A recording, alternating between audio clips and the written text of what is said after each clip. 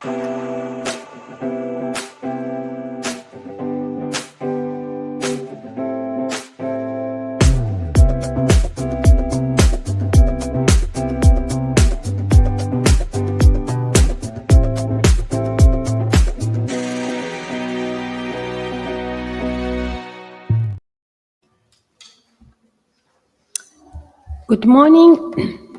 morning, and welcome to the 5th edition of AIWAC, Annual International Women in the Arts Conference. This year's topic is Spectacle and Spectatorship, Interrogating the Female Gaze. Many of you participated last night to the celebratory event to toast with us to this important achievement and milestone, the 5 years of this conference. Adelina Modesti and myself are really grateful for your presence. And yesterday, but especially to be here today and tomorrow to share in your knowledge, your expertise, and to get some inspiring moments and ideas together. Well, last night was again very important moment, not only because of the celebration, but because we had the chance to gather together the 5 years to sum up what we have done, and also to communicate the important achievements and goals we have gotten in these past 5 years. Mainly our partnership with Repulse, the publishing house, and as you know, he's been publishing the proceedings of the conference as well as volumes in the series Women and Gender in the Arts. And the very new, brandly new partnership with the publisher Her Story, a publishing house founded by challenging brave woman, Silvia Palandri from Rome. And we are currently publishing the celebratory volume thanks to her generous help and assistance. And last but not least, we were honored to communicate the gift we are receiving as University of Arkansas Rome program, the library, Maurizio Marini's library, which deals with over almost 20,000 volumes that will be donated soon to by Alessandra Masu Marini and her husband David Schwarzkopf. The name always strikes me, and so now we are really ready to open the sessions, and everyone has been provided to have taken the programs. So you have seen that it is really an intense conference. We have received kind of 70, 60, 55 proposals, and really each proposal worth being here. But as it happens, we had to do a selection, and so here we are. So we have this session, the gaze of patrons, collectors, and dealers, which is a session opening the conference just in a few minutes. The second morning sessions today will be early modern heroines. And in the afternoon, we have Penned Legacies, the gaze into memory, language, and gender. And we will continue later today with the second afternoon sessions, which is kind of weird, we understand, but we had the reschedule some presentations due either time issues or other professional achievements. So we have these two presentations later today in the afternoon, and after it we will be going together. For those who have registered, we go to have a dinner together to one of the most fascinating yet it's not old, it's not correct, but antique restaurants of Rome. It's located in the Jewish ghetto. That's Gigetto. It's very typical Roman cuisine. And then tomorrow morning, again, we have the session, The Gaze of Aristocrats and the Bourgeoisie, and continuing with the really interesting keynote paper delivered by Dr. Laura Leucci from Rome, but based now in UK since long time, and she will be delivering an interesting topic about the body, from the body to the feminist gaze and back, and then in the afternoon the gaze on the body again, and that will be concluding this conference. No, grazie Adelina. And then, yes, we have the second afternoon session, the photographic, cinematic, and performative gaze, with the 1, 2, 3, 4 more speakers and last minute news.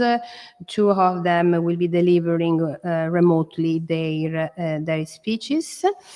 And then we will be concluding with the closing remarks delivered by the director of the program here in Rome, Francesco Bedeschi, who is now in Milan, so was not able to open the session yesterday and to be with us for the celebration, but he will be coming tomorrow late in the afternoon for the closing remarks and for a final greetings. Okay, this said, I would start with the first with the first paper. So the session, this first morning session today, is The Gaze of Patrons, Collectors, and Dealers. And the first to speak is Professor Gretchen Meyers. I invited her to come.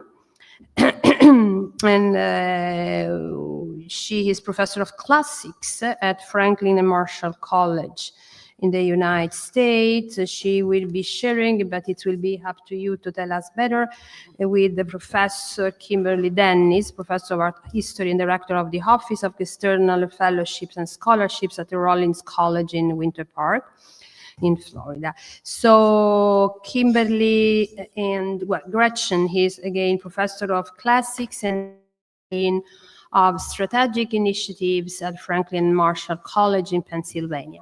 She is a classicist specializing in archaeology of ancient Italy, with publications on Etruscan gender, ceremonial textile production, and ancient Etruscan Roman monumental architecture.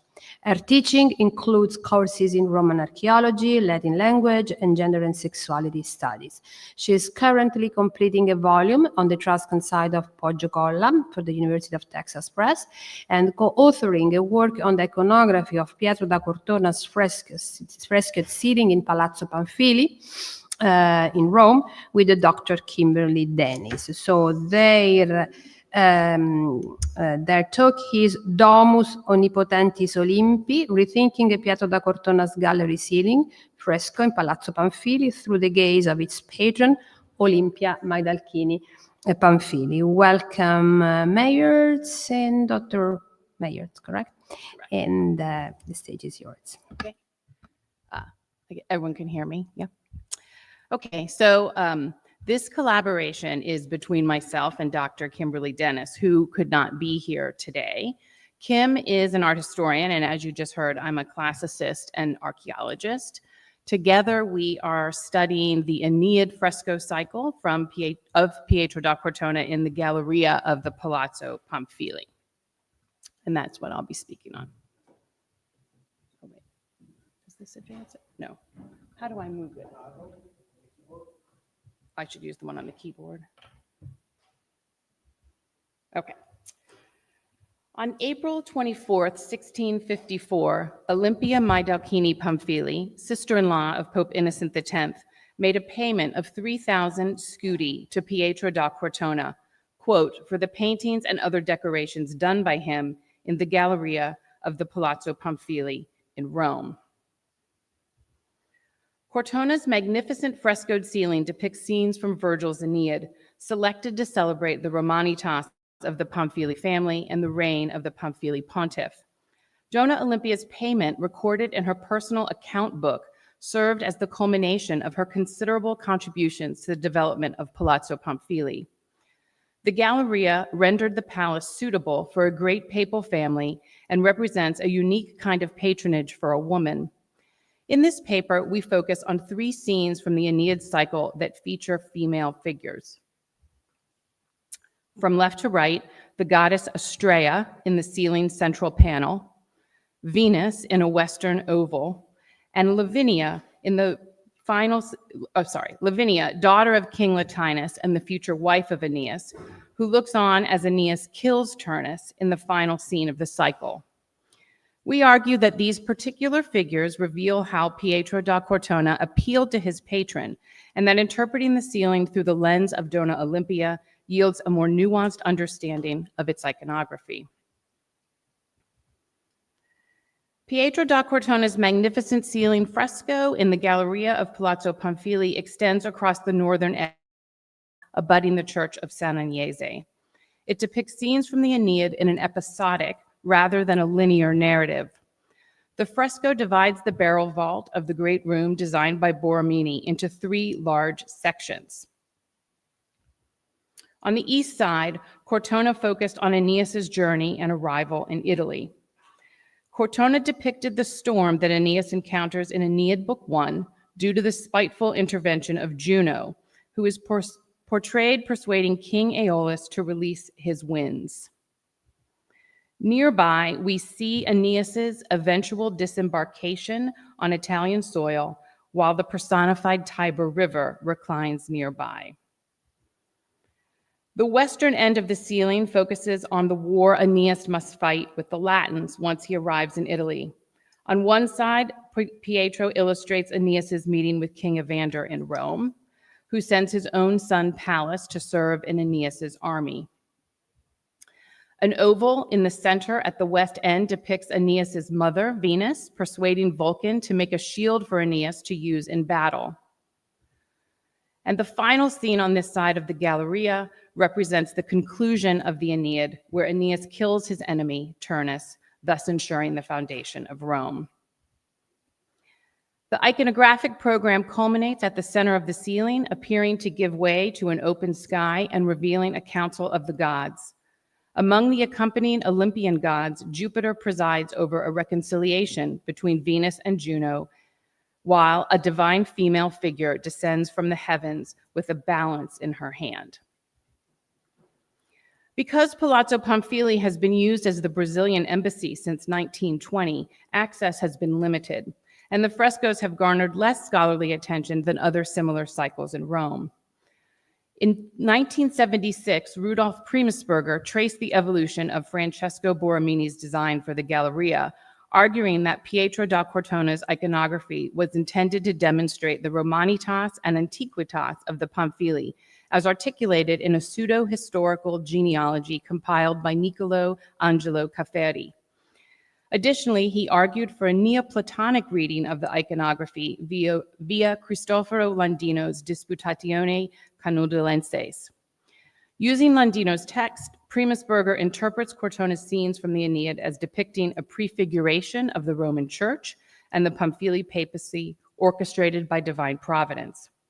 As the forefather of the Roman Empire, Aeneas, a refugee from the Trojan War, paves the way for the church and the papacy, having traveled from the east to fulfill the destiny of the church in the west. In 1997, John Belden Scott proposed a revised reading of the ceiling, arguing for the avoidance of an overly literary approach or one too reliant on the theme of divine providence. Scott focuses on the central council of the gods panel, identifying the female figure at the center of the ceiling and the iconographical program as Justice. He proposes that the arrival of Aeneas at Rome should be understood to signify the establishment of a just reign in antiquity via Aeneas as the forefather to the Pamphilj namesake, Numa Pompilius, the legendary second king in Rome. This in turn set the stage for the Pamphilj ancestors and the predestined papacy of Innocent X. Scott traces iconography associated with justice throughout Cortona's ceiling in other works commissioned by the Pamphilj and in a manuscript housed in the Archivio Doria Pamphilj that describes the ceiling. While Primusberger and Scott, both art historians, focused on the iconography of the painted imagery to understand the meaning of the ceiling's program, classicists have approached the task from the point of view of the poetry. Michael Putnam, a specialist in Virgil, focuses, like Scott, on the central panel. He interprets this as a gathering of the gods to affirm Aeneas's divine status and his role as a civilizer who brings peace. In this way, just as Aeneas parallels the Roman Emperor Augustus in the ancient poem, Putnam suggests a similar evocation of a reign of justice brought by Innocent X. While Putnam agrees with Scott's association of the central figure with justice, he identifies her more specifically as Astraea, an ancient goddess of justice. Importantly for Putnam, Astraea is the Virgo, the maiden, of Virgil's fourth eclogue, whose return to earth signaled the coming of a new golden age. And here from the fourth eclogue, Iam redit et virgo redeunt Saturniae regna, iam nova progenies caelo dimititur alto. And now the maiden returns, the rule of Saturn returns, and a new generation is sent from the heavens.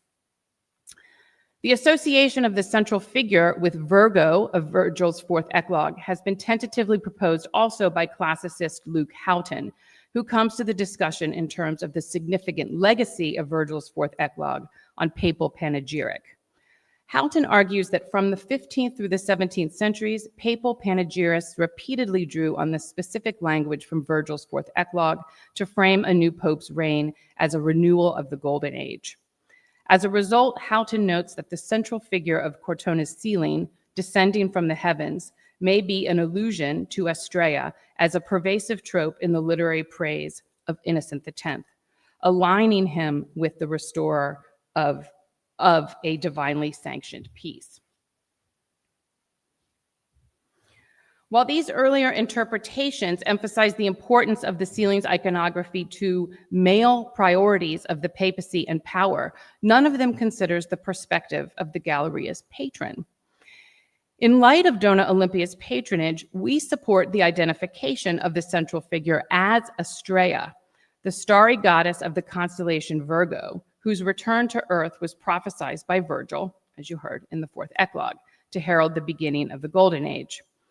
Her name itself alludes to her celestial nature, astra meaning stars, and since antiquity, she was identified with the constellation Virgo. In the 3rd century BCE didactic poem Phenomena, the astronomer Aratus describes the maiden, Virgo, who dwelt on earth during the golden and silver ages of humankind, and during that time was referred to by mortals as Justice. When humanity degenerated in the Bronze Age, she abandoned the earth and took her place among the stars as the constellation Virgo. Later Roman poets elaborated on the myth, Virgil, and after him Ovid, the first to call her Astraea, prophesizing that her return to earth would inaugurate a new golden age. In this tradition, Astraea becomes a richly layered emblem, more nuanced than justice alone, who unites the ideas of divine justice, the heavens, the virgin constellation, while also signifying the cosmic renewal of the Golden Age. As a polysemous figure with multiple layers of meaning, we suggest that Cortona's Astraea references both his patron and her brother-in-law, the Pope. First, Astraea reminds viewers of Innocent X's efforts to promote justice during his reign, celebrating the Pamphilj papacy as a new golden age. Secondly, for the Pamphilj, Astrea's associations with Virgo would have resonated in astrological terms, since Virgo was the zodiac sign under which Innocent X was elected on September 15, 1644. The use of astrology to predict the most auspicious time for an event to occur had been employed since the Babylonian era. In early modern Rome, it was used to select important dates, such as the beginning of the construction of New St. Peter's, and in ceiling frescoes to celebrate the auspicious birth dates of cardinals and the elections of popes. And finally, from the perspective of Donna Olimpia herself, the positive female virtues embodied in the Astrea figure would have provided a counterpoint to the plethora of negative rumors about her that circulated in Rome in response to the influence she exercised throughout the Pamphilj papacy. While Astrea, as celestial Virgo, served simultaneously as a sign of divine justice and an emblem of the Pamphilji's papal destiny, her central placement also refers to Donna Olimpia's natal family crest of the Maidalchini, which prominently features stars, inviting a further play between celestial and familial imagery. Furthermore, due to the context of the figure's placement at the center of the Council of the Gods scene depicted in the beginning of Virgil's Aeneid, Book 10, this interplay between stars, poetry, and patronage becomes even more suggestive.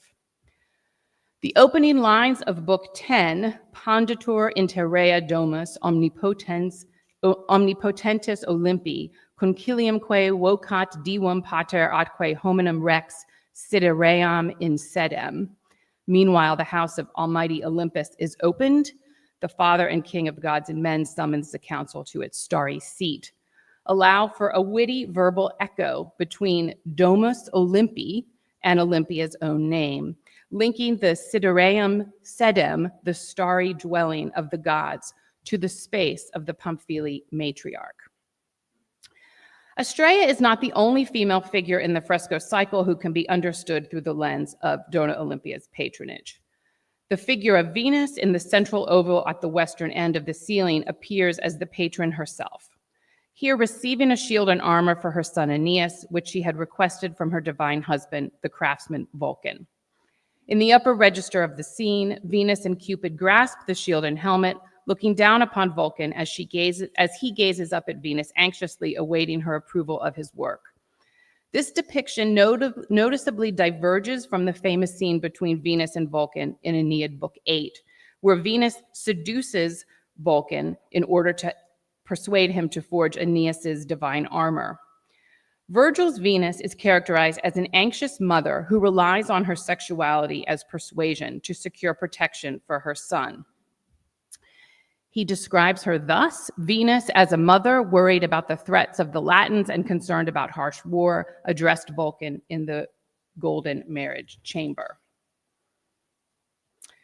Cortona not only tones down the sensuality of Venus, but shifts the focus of the scene from the act of the patron's request to the presentation of the artist's finished product, a clever nod to the tangible results of patronage. In this transformation, Cortona's Venus flatters his patron as a more serious figure whose power and maternal devotion, rather than allure, ensures her success. Moreover, the depiction of Venus in the Pamphilj Galleria is striking in contrast with Venus figures that Pietro da Cortona depicted on major ceiling frescoes before this commission. In the 1630s, as is very well known, Cortona's fresco for the Barberini Salone depicts the central figure of divine providence seated on clouds and accompanied by three theological virtues, faith, hope, and charity, who carry a wreath encircling the bees of the Barberini family crest. This scene of papal authority is supported throughout the ceiling fresco by scenes of Christian allegorical figures paired with mythological figures to represent triumphs of virtue over vice. In this context, a partially covered Venus is represented as the lasciviousness of earthly love, shielding her gaze from the light of piety and chastity, as putti reveal her cowering in a darkened bower. In the 1640s, Cortona painted a strikingly similar Venus on the ceiling of the Sala di Venere in Palazzo Pitti in Florence. This fresco, the third in an enfilade of 9 rooms, celebrates the marriage of Vittoria della Rovere and Fernando II de' Medici and foreshadows the birth of their future heir. In the Sala di Venere, the young Medici prince is rescued by Minerva from the peril of Venus's bed. Here, Cortona has portrayed Venus almost identically to his Barberini version. Her breasts are bared, her lower body is draped in a white garment covered by a red cloth that visually connects it to the drapery borne by Amorini who fly above her. In both the Barberini and Medici commissions, Venus's sensuality is cast as a temptation that must be overcome by virtue or reason. The Pamphilj Venus, however, marks a striking transformation. Here, depicted in a higher position above Vulcan rather than the lower register of the composition, she is a figure whose power derives not from her sensuality alone, but from her authority as a patron and as a mother. One final female figure featured in the Pamphilj Galleria fresco can also be read through the lens of Donna Olympia's patronage. On the western end of the Galleria, Cortona depicts the climactic moment of the Aeneid, when Aeneas defeats his rival Turnus, leader of the Latins, and secures the future foundation of Rome. The scene is crowded with soldiers, but at the center of the composition, behind the 2 combatants, stand Latinus and his daughter Lavinia, formerly betrothed to Turnus and now promised to Aeneas. With Turnus's death, Lavinia will become Aeneas's wife and the matrilineal ancestor of Rome's eventual kings. She observes the violence before her with a calm, almost serene expression, her composure contrasting sharply with the surrounding chaos.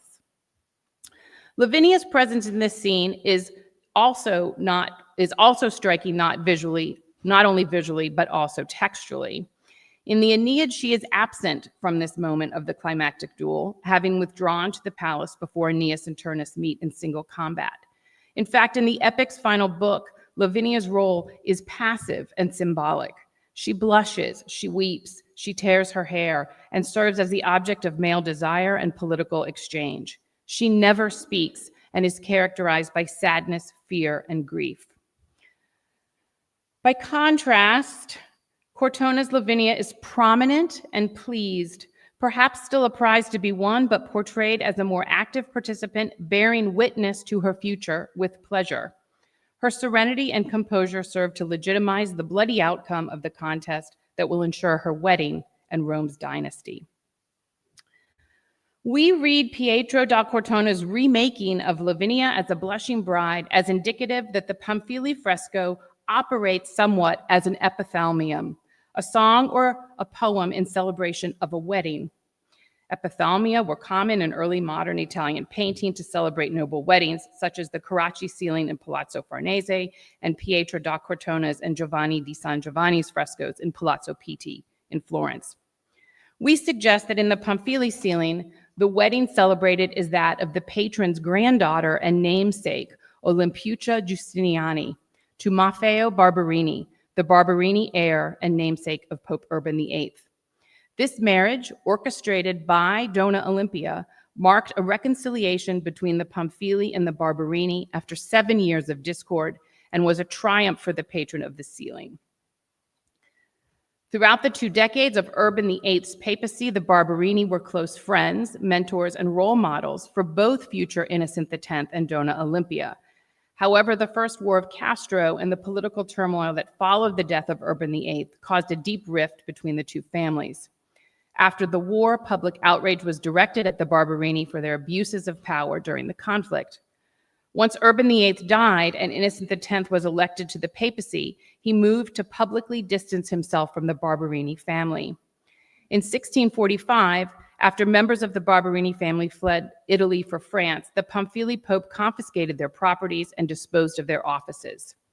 Nevertheless, the fates of the 2 families were inextricably intertwined. The Pamphilj were indebted to the Barberini for their rise to power, and the Barberini still needed strong ties to the new papal family for protection from the anger of the Roman people and to retain their power. Into this space, Donna Olimpia emerged as the broker for the 2 families' eventual reconciliation. In 1653, a reunion was negotiated by Donna Olimpia, who orchestrated the marriage of her granddaughter, Olimpia Giustiniani, to Maffeo Barberini, also providing her with 70% of an enormous dowry of 100,000 scudi. The Pope himself married the couple on June 15th, 1653, in the Sistine Chapel. Thus, we suggest the unusual depiction of Lavinia on the ceiling may allude to the marriage of Olimpiuccia to Maffeo Barberini and simultaneously honor Donna Olimpia's role in brokering the Pamphilj-Barberini reconciliation, transforming the Aeneid's silent bride into a symbol of dynastic renewal. Together, the three female figures in Pietro da Cortona's magnificent Aeneid cycle invite a deeper reading of the ceiling's iconography than previously thought, particularly through the lens of its female patron. While Aeneas's triumph as founder of the Roman line undoubtedly alludes to Pope Innocent X and celebrates the Pamphilj papacy as a new golden age, the inclusion and reinterpretation of scenes centered on Astraea, Venus, and Lavinia articulate a parallel message about Donna Olimpia, one that highlights her contributions to the family's legacy and subtly works to rehabilitate her public image from the slander and suspicion that had shadowed her during the papacy. Thank you very much.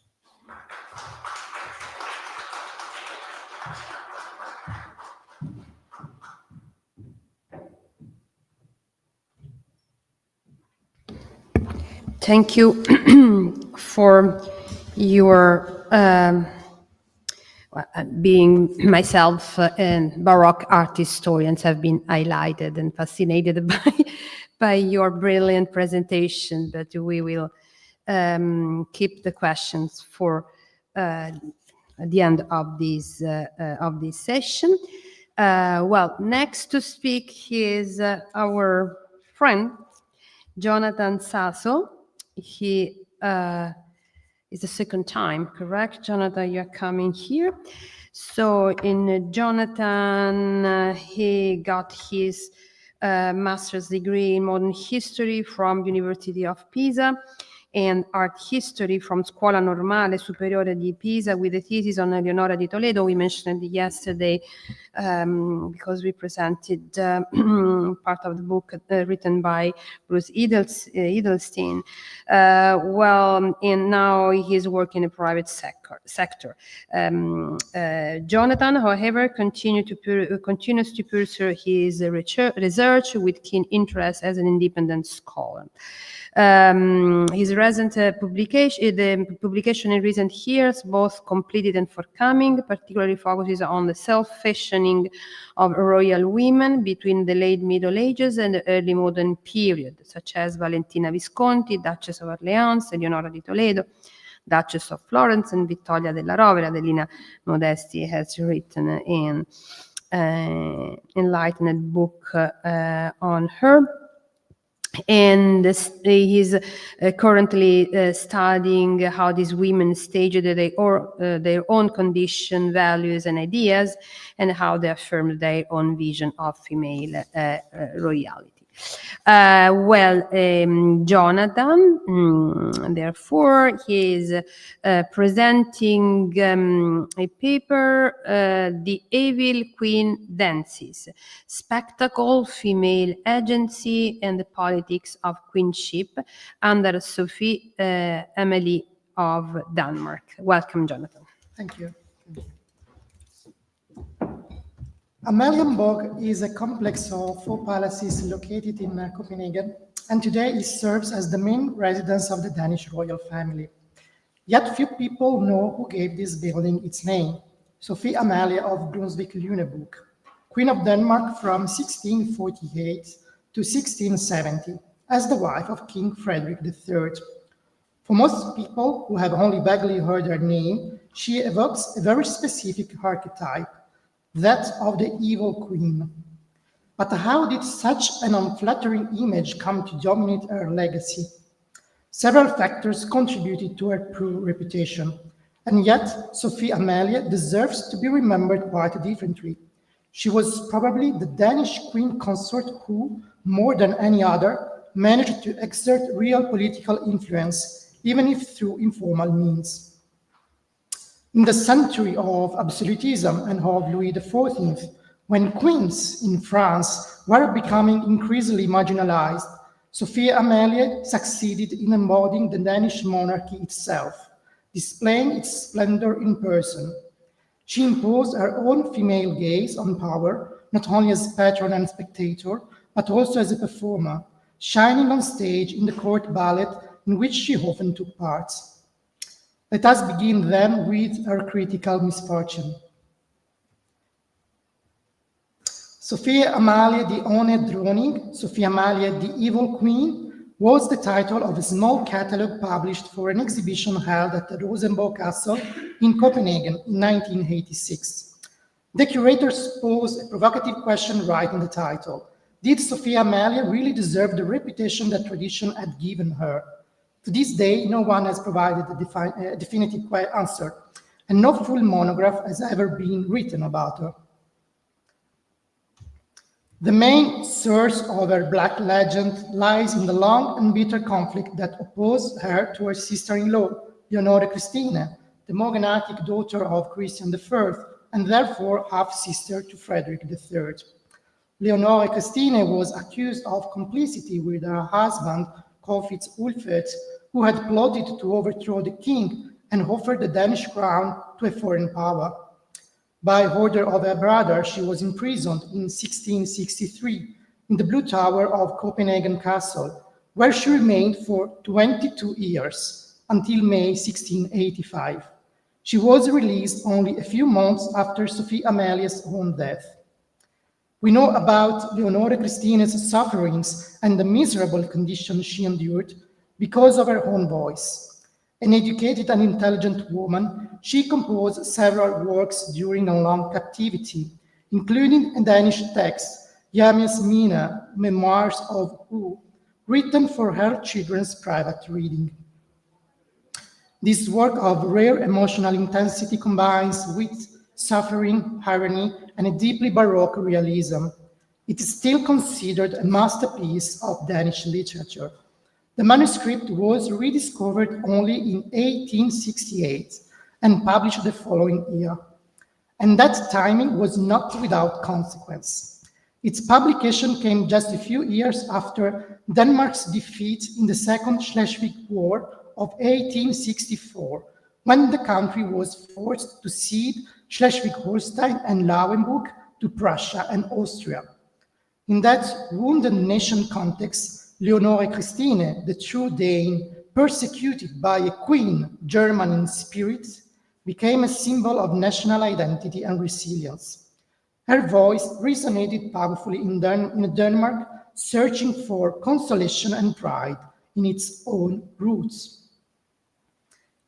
Just 1 year before the publication of Hjemmes Mine, in 1868, Hans Christian Andersen had presented quite the opposite image of Sophie Amalie in his Godfather's picture book, that of a brave queen standing beside her husbands on the ramparts of Copenhagen during the Swedish siege of 1659. And yet, the dominant interpretation would soon become the one proposed by historian Julius Albert Friederiche, author of a monumental 6-volume history of the Kingdom of Denmark, published between 1896 and 1907. Friederiche described Sophie Amalie as a woman fond of pleasures, ambitious, self-willed, vengeful, with a passionate urge to shine and rule, full of hatred and thirsting for revenge, while Leonore Christine was portrayed as one who endured her suffering with the most unmarrable strength of soul. This view found a powerful echo in history painting as well, particularly in two works by Christian Zatman from 1882. On one side, Leonore Christine, gentle, maternal, almost transfigured into a saintly figure. On the other, Sophie Amalie on her deathbed, worldly and vain, elegantly dressed but devoid of grace, her mouth grotesquely open and paralyzed, unable to utter her final command to her son, that he should never release her eternal rival. A very different image indeed from that of Ludwig Holberg, the father of Danish literature, who wrote of her only 50 years after her death. She possessed the mind of a statesman and the heart of a soldier, and all the qualities that adorn a great princess. The distorted image of Sophie Amalie cannot be understood without considering the context in which her political personality was shaped. The hardships, isolation, and rivalries that marked her early years in Denmark became the ground upon which the determined, ambitious queen was forged. The first years of Sophie Amalie's life in Denmark were anything but easy. She arrived at a poor court with limited resources and a position far inferior to that of her wealthy sister-in-law. Perhaps one reason why she felt compelled to stage herself to make her vision of queenship visible to everyone. Born in 1628, the daughter of Duke George of Brunswick-Lüneburg, founder of the Hanover line that would later ascend the British throne, Sophie Amalie received a refined cosmopolitan education shaped by the taste for magnificence that characterized the princely courts of northern Germany. In 1643, at 15 years old, she married Frederick of Denmark, then 34, the youngest son of Christian IV. But soon after their wedding, war broke out against Sweden, a conflict that deprived the young couple of any income and forced them to live in modest conditions for years, relying only on financial support from the king and from their influential brother-in-law, Corfitz Ulfels, husband of Leonore Christina. When Frederick finally ascended the throne in 1648, the new queen found herself in a hostile environment, marked by court intrigues and power struggles. Her coronation, which should have marked her personal triumph, turned instead into a bitter disappointment. On the eve of the ceremony, the festive decorations prepared for the king were ordered to be removed by Ulfels, and the crown made for Sophie Amalie was deliberately dropped and damaged, perhaps, according to famous gossip, by Leonore Christina herself. This apparently small incident symbolically marks the beginning of Sophie Amalie's path, that of a sovereign determined to reclaim her dignity through the public construction of her image, a queen capable of imposing elegance, authority, and grandeur, even in a court that lacked both money and confidence, and where no queen had resided since 1612. Sophie Amalie understood perfectly the power of spectacle, the importance of making herself visible as the embodiment of royal authority. Her name remains forever linked to the French turn in Danish court taste and to the flourishing of theatrical spectacles, particularly the Grand Ballet de Cour. Ballet was the art of perfect control of the body, a wordless form of communication that had emerged in the Italian Renaissance courts and spread to France in the end of the 16th century, and from there throughout Europe. By the 17th century, dance became an essential part of noble education. But the ballet de cour was also a political instrument. The precision of choreography and the discipline in body moving in harmony with music mirrored the cosmic order and obedience owed to the sovereign. A perfect symbol of this idea is the image of the young Louis XIV in the Ballet Royal de la Nuit of 1653, where the 14-year-old Sun King appeared for the first time as Apollo, driving away the darkness of the Fronde. In France, this glorification of monarchy through the arts took a strong masculine tone. Everything revolved around the king, while the queen was merely the first subject to bask in his light. In Denmark, however, it was different. Friedrich III, who as a young man had organized and danced in the very first and only Ballet de Cour at his father's court in 1634, ceded the stage to his talented young wife, Sophie Amalie, who made the Danish court shine with her own grace. The Spanish ambassador Bernardino de Rebolledo wrote in 1655, "The king, who every day loves his wife more, often asks for my opinion about her pantomime performances. I once told him, fortunate is the kingdom which owns such a king, and happy is the king who owns such a queen." A masterpiece of diplomacy, certainly. but we'll return later to other testimonies from Rebolledo, who was in fact a sincere admirer of the Queen of Denmark. Frederick and Sophie Amalie has inherited a monarchy in financial trouble. They could not compete with the splendor of the French court, not even with Sweden's. And yet the Queen quickly gave the Danish court a distinctive cultural and aesthetic identity, accelerating its Francization. In 1653, the French treasurer Philippe Boudon de la Salle stopped in Copenhagen on his way to Queen Christina of Sweden's court. He described Sophie Amalie as tall, fair, with a beautiful complexion, gracious, and most courteous to foreigners, and deeply fond of France and all things French. She spoke excellent French and was surrounded by ladies-in-waiting from Paris, who kept her informed of the latest fashions. A few years later, the French ambassador Hugues de Terlon wrote that Frederick III, Sophia Amalie, and their children all speak French as if they had been born at the Louvre. Their correspondence confirmed it. The children wrote to the king in Danish, but always to their mother in French. Sophia Amalie herself never fully mastered Danish, and the court's theatrical performances were held in French, German, or Italian. Her reign marked a turning point in the image of Danish queenship. Lutheran piety and domestic virtue were no longer the essential virtues of a queen. Brilliance, grace, and cultural sophistication were. In 1648, soon after her husband's accession to the throne, the court hired a French dancing master, Daniel Pillois. The following year, on the 13th of August 1649, what was probably the first ballet de cour of the new reign was performed on the occasion of the baptism of Princess Friederike Amalie. It was titled Des weiblichen Geschlechts Preis und Ruhm, the prize and glory of the female sex, adapted from a French text and centered on the story of the Sabine woman and the Roman heroine Clelia. Nothing in the record says so explicitly, but how can we not see the Queen's hand in the choice of such a subject? Court performances were in fact staged primarily for Sophia Amalie's own pleasure. We know this from the complaints of members of the Royal Council who urged the king to cut back on the Queen's entertainments, assuring him that we are certain that your Majesty takes no pleasure in them.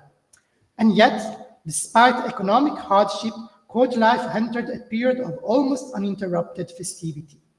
In 1655, numerous spectacles and dances were performed in honor of the prince-elect, the future Christian V. They culminated in a grand ballet de cour titled Unterschiedliche Oracula, various oracles, featuring no fewer than 35 allegorical entrées, self-contained scenes in which a group of dancer characters entered, performed, and withdrew. The performance included Daniel Pillois, the French soprano Anne de la Barre, hired by the Queen as instructor in singing and good manners, and Sophia Amalie herself, who danced in no fewer than 5 roles: Fame, a peasant girl, the Muse of War, a Spanish lady, and an Amazon. The ambassador Rebolledo again was enchanted.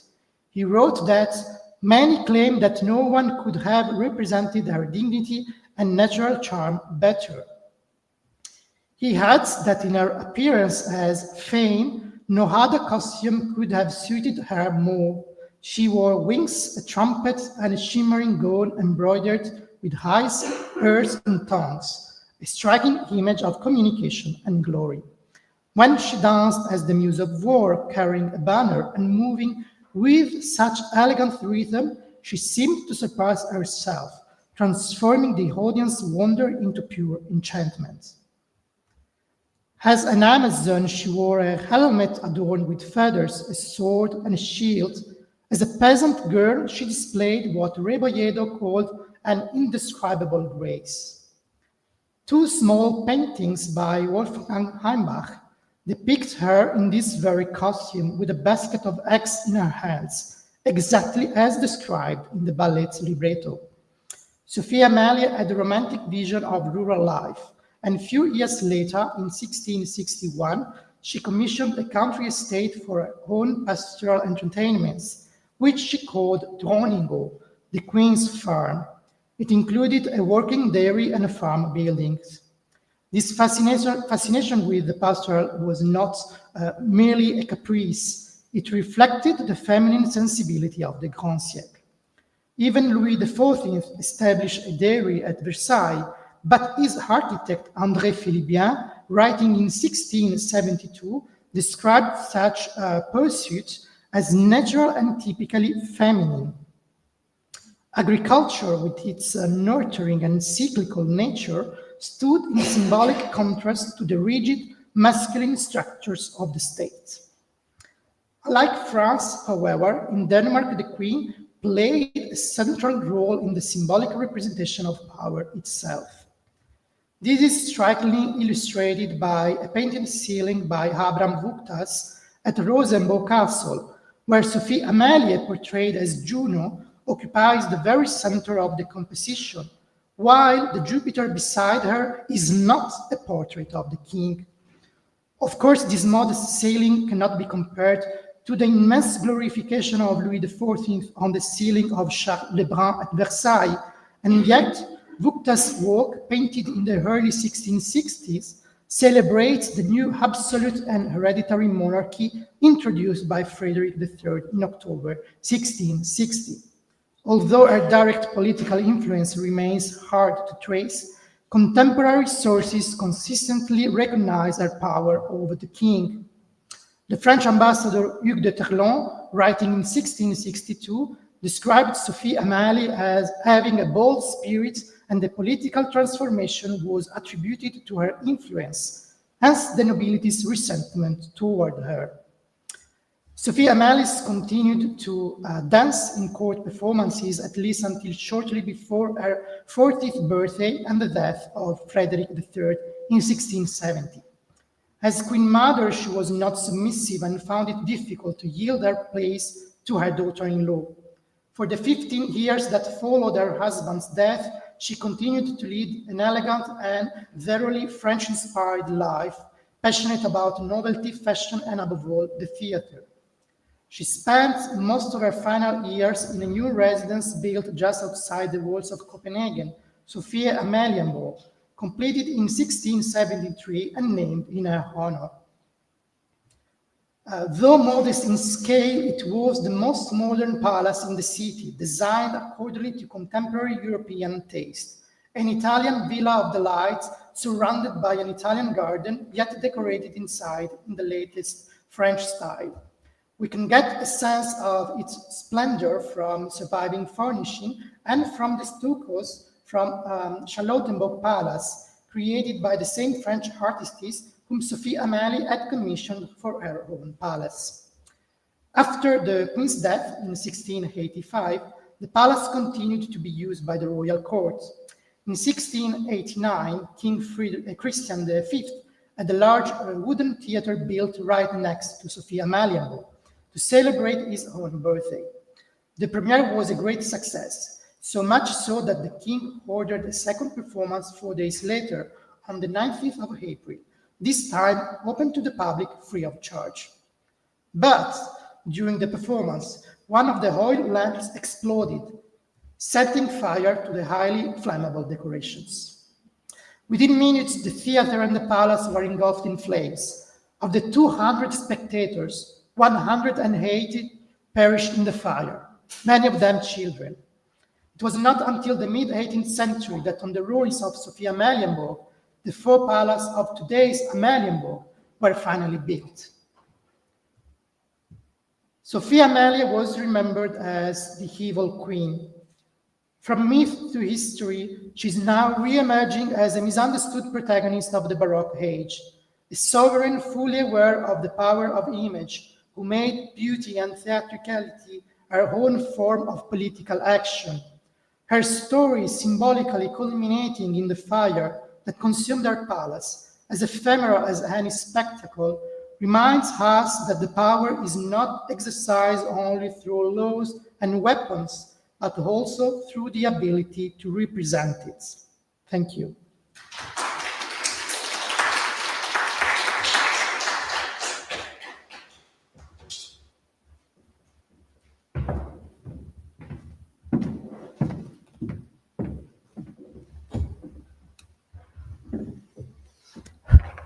Thank you. Thank you, Jonathan. So all these figures of women which have been treated, also Olimpia. So, in Rome, we have still a way of saying, tu sei come la pimpaccia, you are like the pimpaccia, to say that a woman is behaving in very bad ways, just doing incorrect things. And so it's pretty much, but again, we have time later to make questions, comment, and more. Well, next presenter is Agnieszka Ficek.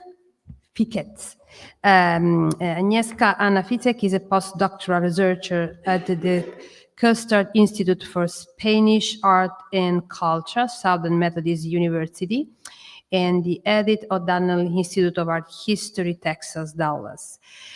She's heading the research, she's part of a research of the Digital Porcelain Rooms project, correct?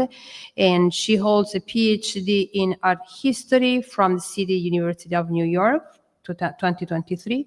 And she is currently working on her first book project, From Allegory to Revolution, South America and the Early Modern French Imagination. So Anna is delivering a paper on fragile patients, Maria Amalia's Porcelain Salottino, and the Queenship Patronage. Welcome, Anna.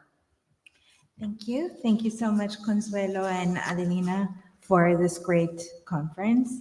I just want to preface my talk by saying this was a 1-hour lecture that I gave at the University of Texas at Dallas. So if anything feels a little bit squished together, that's why. So let's begin. The porcelain Salottino, built in 1757 to 1759, installed at Portici, just outside of Naples, was the most audacious project of European porcelain manufacturing until it was surpassed in both scale and technical skill at Aranjuez a few years later. Produced by the Royal Porcelain Manufactory at Capodimonte, this porcelain marvel is a manifestation of Queen Maria Amalia's cultural patronage, and it is her direct role in its production that I will be exploring today. While the porcelain manufactory owed its existence, at least on paper, to her husband, Carlo di Borbone, Maria Amalia was integral in guiding her husband to open the manufactory in 1743, just 5 years after their marriage. There is no evidence that Carlo had any interest in porcelain until his marriage to Maria Amalia.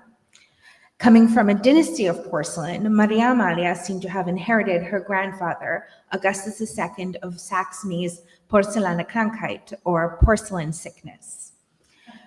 While to the modern eye, porcelain may appear to be the material of your grandmother's plates, the 18th century fascination with it could not be more distinct.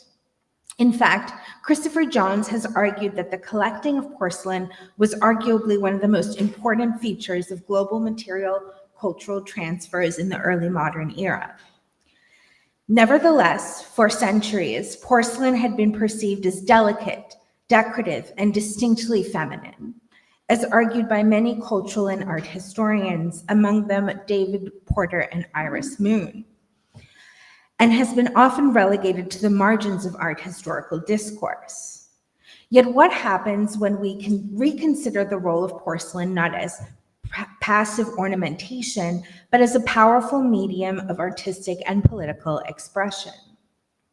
The porcelain Salottino, originally installed at the Royal Palace of Portici and currently at the Museo e Bosco Reale di Capodimonte, is a space that challenges conventional narratives of porcelain's fragility by revealing its deep connections to female agency and royal authority. As scholars increasingly reassess the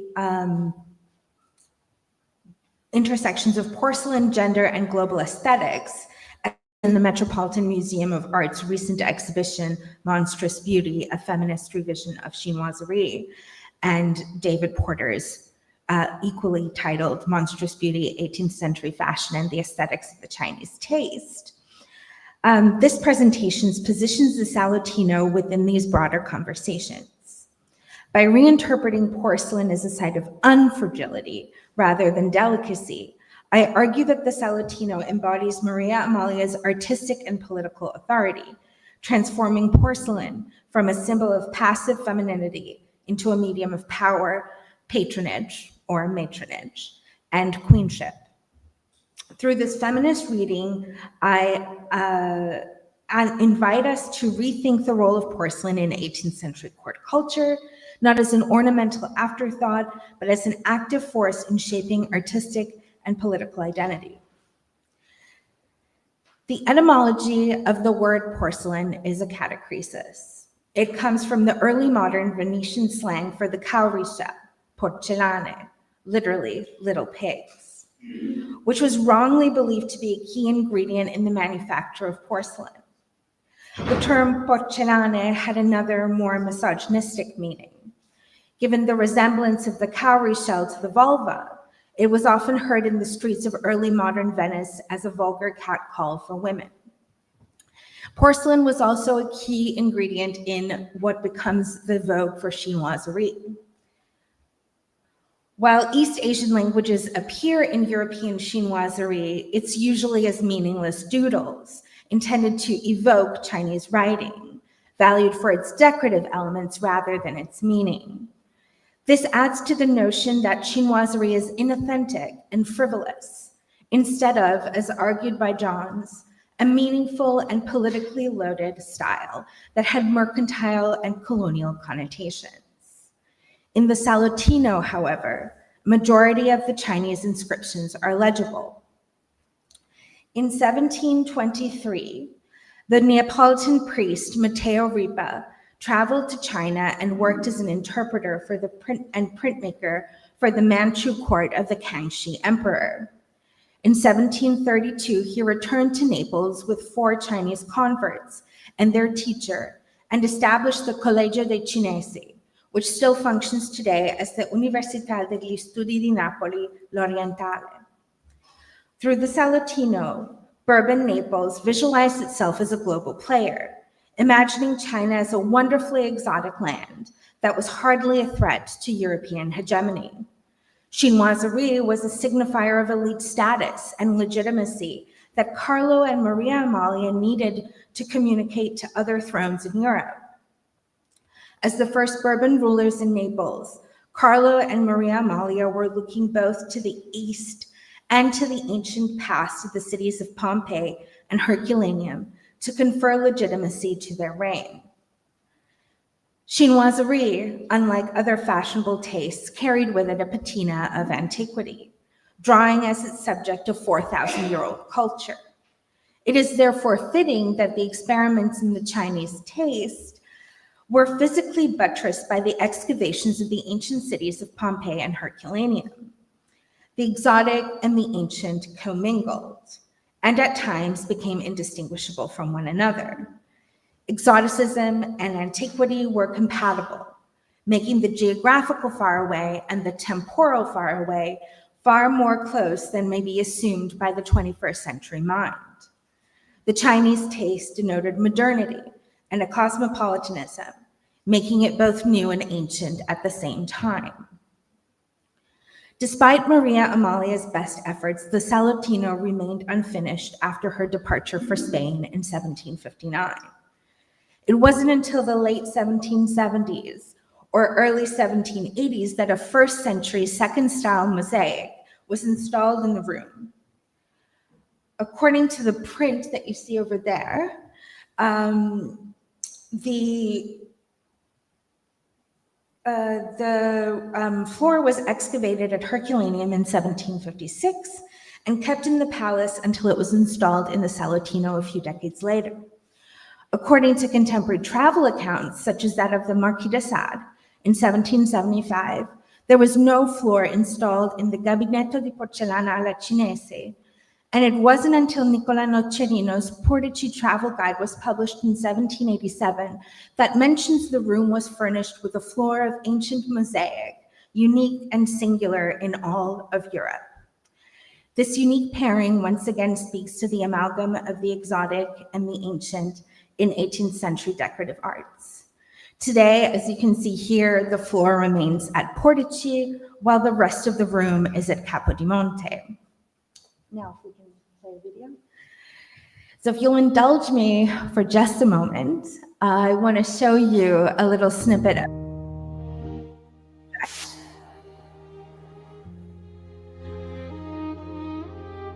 the digital porcelain room project was to reunite the floor with the rest of the room, which we were able to do digitally in 2023, seeing them together for the first time in over 150 years. And we thought it was going to be terrible, but it's actually really beautiful. So we're very proud of it.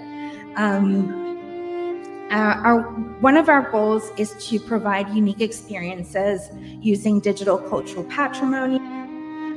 All of this is done using photogrammetry. There are tens of thousands of photographs stitched together to create this.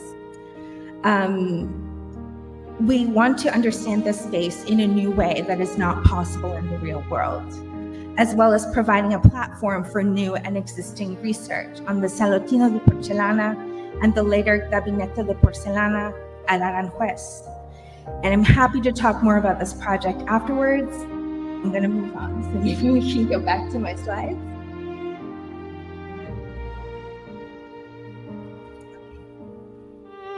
The Salottino had its share of detractors. In 1759 to 1761, the Englishman Christopher Harvey traveled to Southern Europe and visited the royal palace at Portici.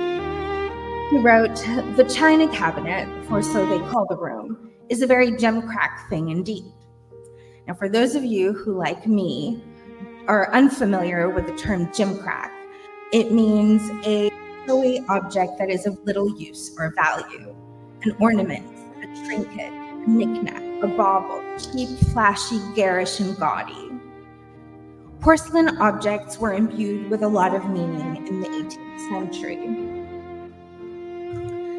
A dinnerware set often displayed a family's coat of arms, for instance, communicating status and identity to its users. And I look also at the porcelain statues of Augustus III, Maria Amalia's father, dressed in both typical Polish court attire and classical armor that communicate not only his kingship, but his legitimacy to the throne.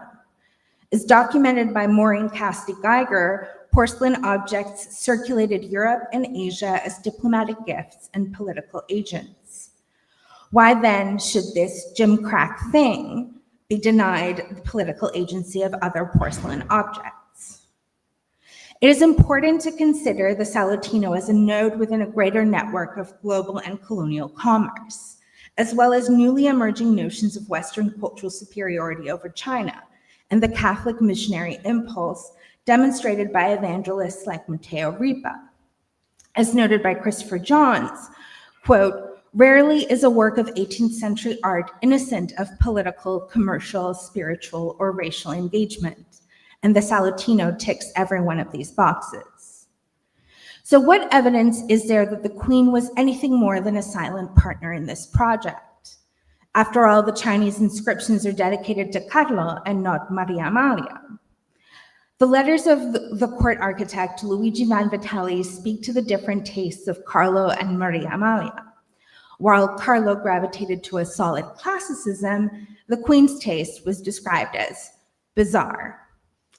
The amalgam of the classical and the exotic was particularly notable as the decorative language of porcelain provided female collectors with a vehicle for expressing agency that was not subsumed in the masculine nationalist taste for classical antiquity. Although Carlo made a majority of the decisions regarding the architecture of the palaces, according to Francesco Di Venuto, he deferred to Maria Amalia on certain designs in the palaces of Portici, Capodimonte, and Caserta. And she worked directly with Vanvitelli, and Vanvitelli was not happy about that. He didn't like her. According to Giuseppe Morazzoni, it was reported by the visiting Abbé Richard that Maria Amalia herself designed the chandelier. Other evidence of the Queen's hand in the design of the room come from a letter from an unnamed workman who said that La Regina Padrona, or the boss queen, was unhappy with the bespoke wooden doors and demanded they be recarved when the room was being installed at Portici. While Maria Amalia's name is evident in this archival record only one time, Carlos' name doesn't appear at all, suggesting that he deferred the decoration of his wife's apartments to her. Furthermore, the evidence of Maria Amalia appearing in a letter dated April 28, 1759, suggests she continued to be involved in the construction of the room, knowing she would shortly be departing for Spain. Carlos' brother, Ferdinand, sunk into a deep depression after the death of his wife, Barbara of Portugal, and was not expected to last the year, and he didn't. The couple was childless, and Carlo and Maria Amalia knew they had to leave Naples for Madrid shortly. Nevertheless, Maria Amalia continued to direct the construction of her Salottino. Similarly, the bizarre presence of Amazons, evidenced by their feathered headdresses, suggests, as argued by Paola Giusti, that the Queen's taste matured during the installation of the room. During the later stages of the installation, the Amazons were covered with removable dragons, more in keeping with the chinoiserie theme.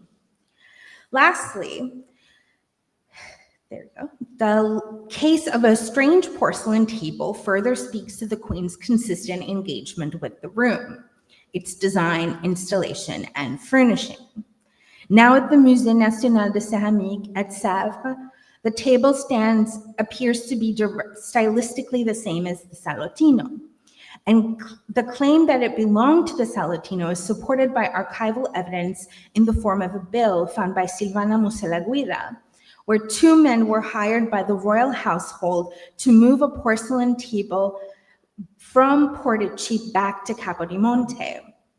This reverse movement of a table back to Capodimonte suggests to me that Maria Amalia was unhappy with the way it fit into the decorative scheme of the room.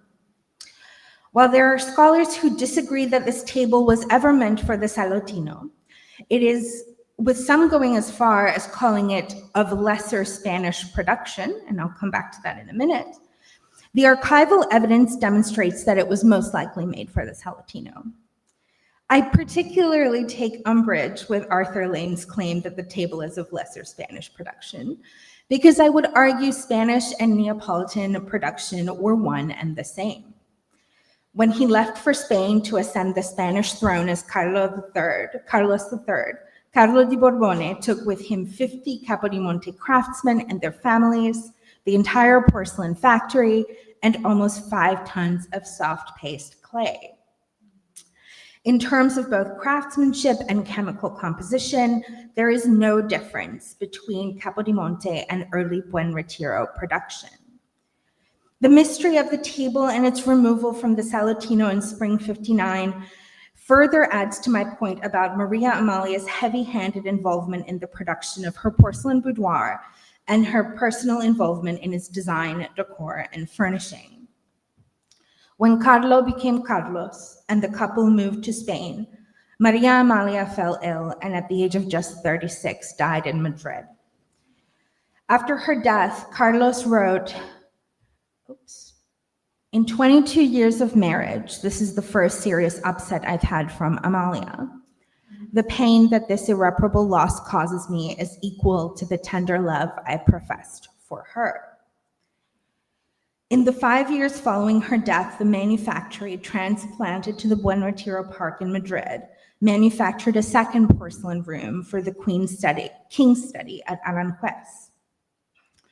As noted by Tara Zanardi, the porcelain boudoir or Salottino of Maria Amalia served as a prototype for the Gabinete de Porcelana at Aranjuez, though there are vital differences. The Aranjuez room is bigger, it's differently shaped, it's octagonal instead of rectangular. It has a more vibrant color palette, larger figures, and animals in heightened relief. Most importantly, the Aranjuez room has a porcelain ceiling that Capodimonte was unable to manufacture, making the Aranjuez room a true totality of porcelain. As argued by Zanardi, the Aranjuez room, serving as the king's office, was more overtly political and aligned with natural history collecting practices at the time, allowing Carlos to forge a modern Bourbon agenda and sense of kingship with an international scope. While Maria Amalia's Salottino was also a political space, it is inflected with the limitations of queenship. That's the ceiling. The porcelain Salottino at Portici is far more than a dazzling feat of technical ingenuity or a whimsical indulgence in 18th century chinoiserie. It is a richly layered expression of cultural ambition, political power, and gendered agency, orchestrated by Maria Amalia with remarkable foresight and influence.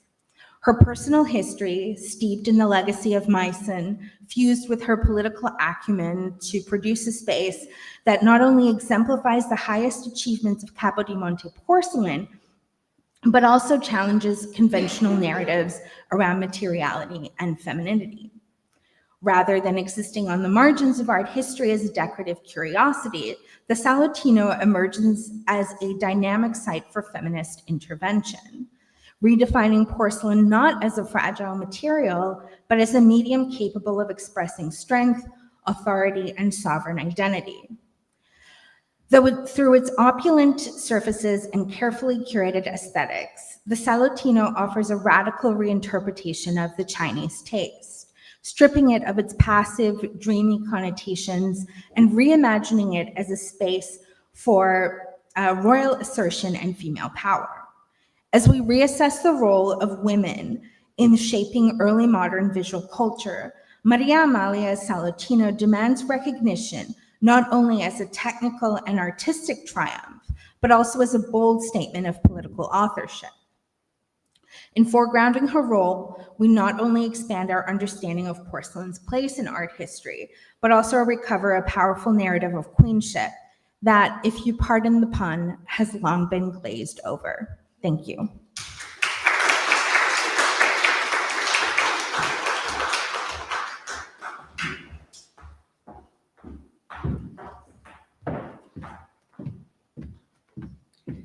Well, thank you. Thank you also.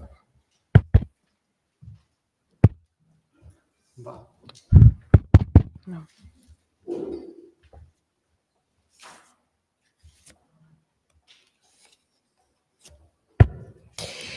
Thank you, Anna, also for showing beautiful pictures of the Salottino and also the other one in Madrid, in Carlos' office. Well, next, can you hear me? Yeah. Next in the program is Fiona Riclo, but she has just sent us an email that for unseen circumstances she cannot be here either with us or remotely, and so she is very upset, but she has to withdraw right now from the conference, and we wish her the best, of course. And so we go straight to the Ilaria Sola's presentation. And Ilaria Sola is a PhD candidate in cultural heritage at the University of Turin. Her research focuses on Ida Giannelli's directorship at Castello di Rivoli from 1990 to 2008.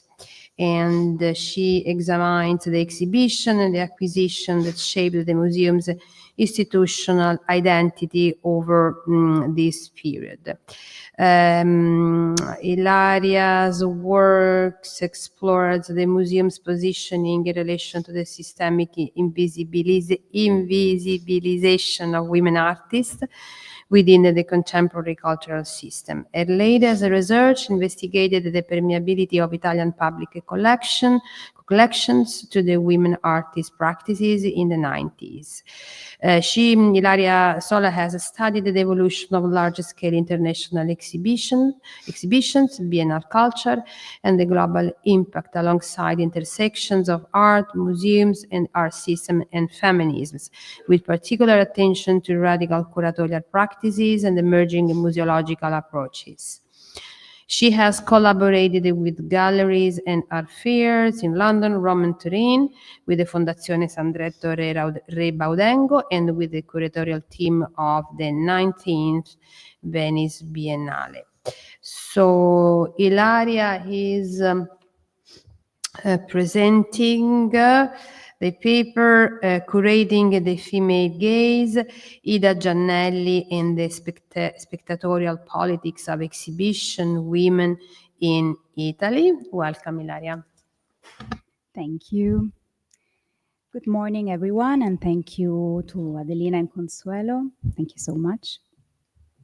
Today, I will discuss curating the female gaze through the curatorial trajectory of Ida Giannelli, a figure who, despite her central role in shaping the contemporary museum in Italy, remains largely underexamined in international scholarship and marginalized within the museological discourse at the turn of the millennium.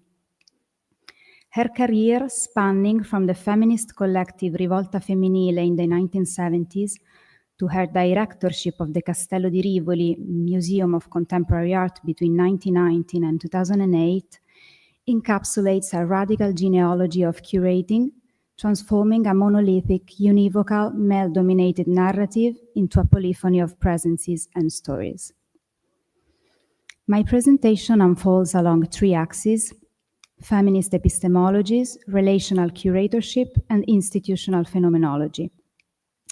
Through these, I aim to show how Giannelli's work reframed spectatorship as an ethical and political act, one capable of recasting the museum into a space of multiplicity and self-representation.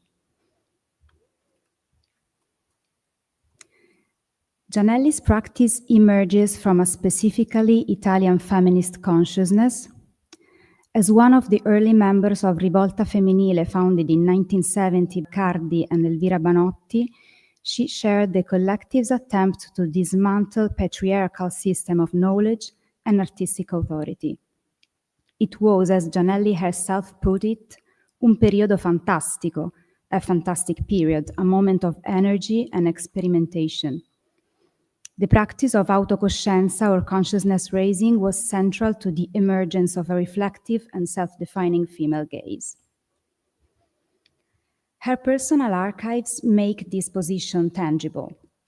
Materials produced by the Milanese feminist collective L'Anabasi, typescripts by Lonzi such as Clitoral Woman and Vaginal Woman, and letters exchanged with Lucy Lippard, whose dedication in Heresies acknowledges their shared commitment to introduce US feminist demands into the Italian context. But also annotated copies of the Feminist Art Journal, newsletters of the Web, the West East Bag Collective, where she appears alongside the artist Laura Grisi as an Italian reference, programmatic texts, and strongly political pamphlets. The density and the specificity of these archival traces reveal not passive sympathy, but active militancy. Giannelli's curatorship was built upon the epistemic ground of feminist publishing, correspondence, and translation. Through this lens, curating becomes not merely the organization of exhibitions, but a mode of knowledge production, what we might term as a feminist epistemology of curating. As she told Francesca Pasini in a 1991 interview, and I quote, "Through art, I actively entered feminism, fascinated by Carla Lonzi, who was both a feminist and an art critic. For me, feminism and art never conflicted. They enhanced each other. Fragilities associated with the feminine could be transformed into strength. Freedom must be achieved individually, but genealogy is the key through which women are rewriting their own history. This idea of genealogy, an affective rather than hierarchical model, will remain fundamental throughout her practice. Before Rivoli, Gianelli's most radical curatorial laboratory was the Saman Gallery in Genoa. Far from a commercial gallery, Saman functioned as an experimental platform for feminist and conceptual practices, what we might call today an early research-based or a proto-artist-run space. Within this pre-institutional context, Gianelli provided the first Italian or European exposure to artists such as Laurie Anderson, with her first Italian concert performance in 1975, Sandy Sherman with her first European exhibition in 1981, and Rebecca Horn with her first Italian solo in 1976. In 1991, Horn was invited to Arte in Arte, Gianelli's first group show at Rivoli. During the Rivoli years, she discussed an unrealized project, and she was commissioned to create an installation still absolutely iconic for Lucida Artista, which is the annual cultural event which engages contemporary artists to make like installation in Turin. She and Gianelli shared a profound feminist communion of thought, sustained by a sincere and intimate epistolary exchange. Exhibiting women artists at Saman Gallery also meant encountering bias and systemic resistance. Gianelli recalled a collector refusing to acquire Horn's work because she was a woman.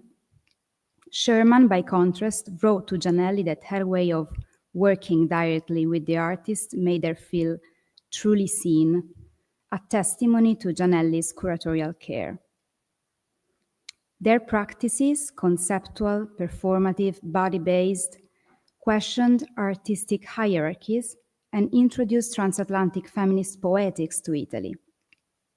The conceptual and corporeal lexicons, founded upon a politics of presence, redefined the space of the gallery as a phenomenological and relational arena, fostering connections and mutual understanding. With Meret Oppenheim, Gianelli shared an enduring dialogue that culminated in the artist's 1983 retrospective at Palazzo Bianco in Genoa. In that catalogue, she wrote, and I quote, "With this encounter, I nourished my love and respect for those sirens, writers and artists who, like Meret Oppenheim, move silently yet with magic and strength through the territory of delicacy, achieving and proclaiming extraordinary autonomy." That passage, beautiful, condenses a spirit, tenderness and strength, silence and autonomy. In our conversation with Oppenheim, Gianelli reaffirmed the importance of recognizing the history of art as shaped by women's voices and presences. Already at this stage, one can perceive a shared sense of sisterhood and a desire for representation, an impulse that would continue to guide their curatorial vision at Rivoli, though in different forms. Oppenheim herself, as early as 1977, rejected the notion of a specifically female art, anticipated later feminist debates around Nochlin, Parker, and Pollock between additive and deconstructive epistemological approaches.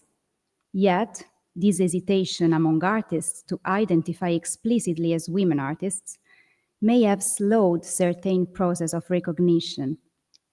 In one interview, Oppenheim described her decision to pose nude for Man Ray simply as a personal anti-bourgeois gesture, stripping the act of the political meaning it inevitably carried at that time.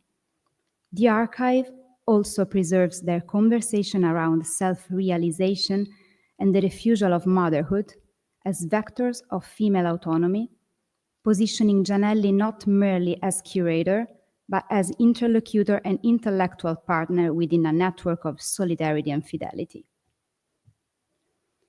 The gallery functioned as an ecosystem of care, critique, and co-production, where dialogue and recognition themselves become transformative acts, while resisting the tokenistic inclusion of women artists. Through this ecology of exhibitions, practice, publications, and friendships, Gianelli conceived of curating as a lived encounter with the viewer, the artist, and the curator, to co-produce meaning. Grounded in a continuous act of mediation between research institutions and the public, her work takes shape as a threshold practice aimed at constructing the material and discursive condition for the inclusion of alternative and unforeseen voices within this system of contemporary art. In this sense, the female gaze does not merely invert the male gaze. It becomes a transformative process, a relational event where new subjectivities can emerge. When Gianelli became director of the Castello di Rivoli in 1990, she translated this feminist critical attitude and the contemporary debate into an institutional framework.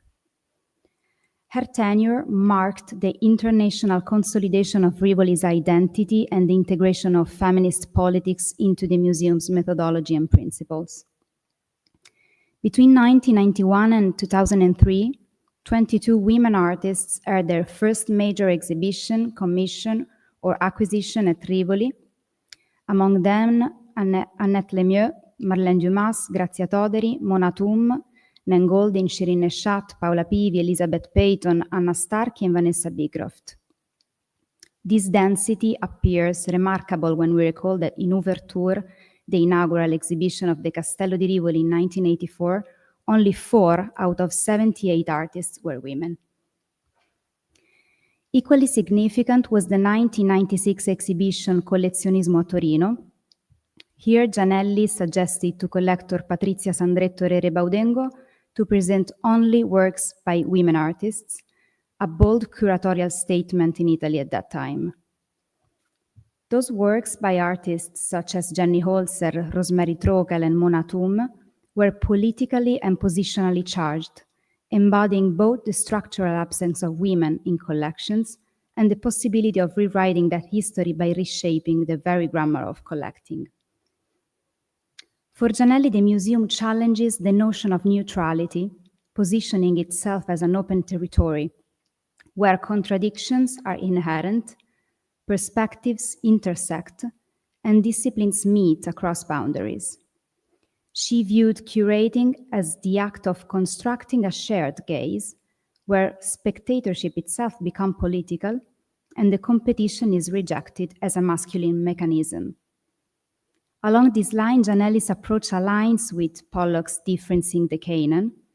She did not add women and stir, but tried to embed feminist methodologies into the museum's epistemic structure. At Rivoli, curating and commissioning exhibitions evolved into what we might call a feminist curatorial phenomenology, a way of exhibiting that foregrounded embodied spectatorship, intersubjectivity, and the relational politics of vision. Long-standing relationships with the artists form the backbone of Gianelli's curatorial ethos.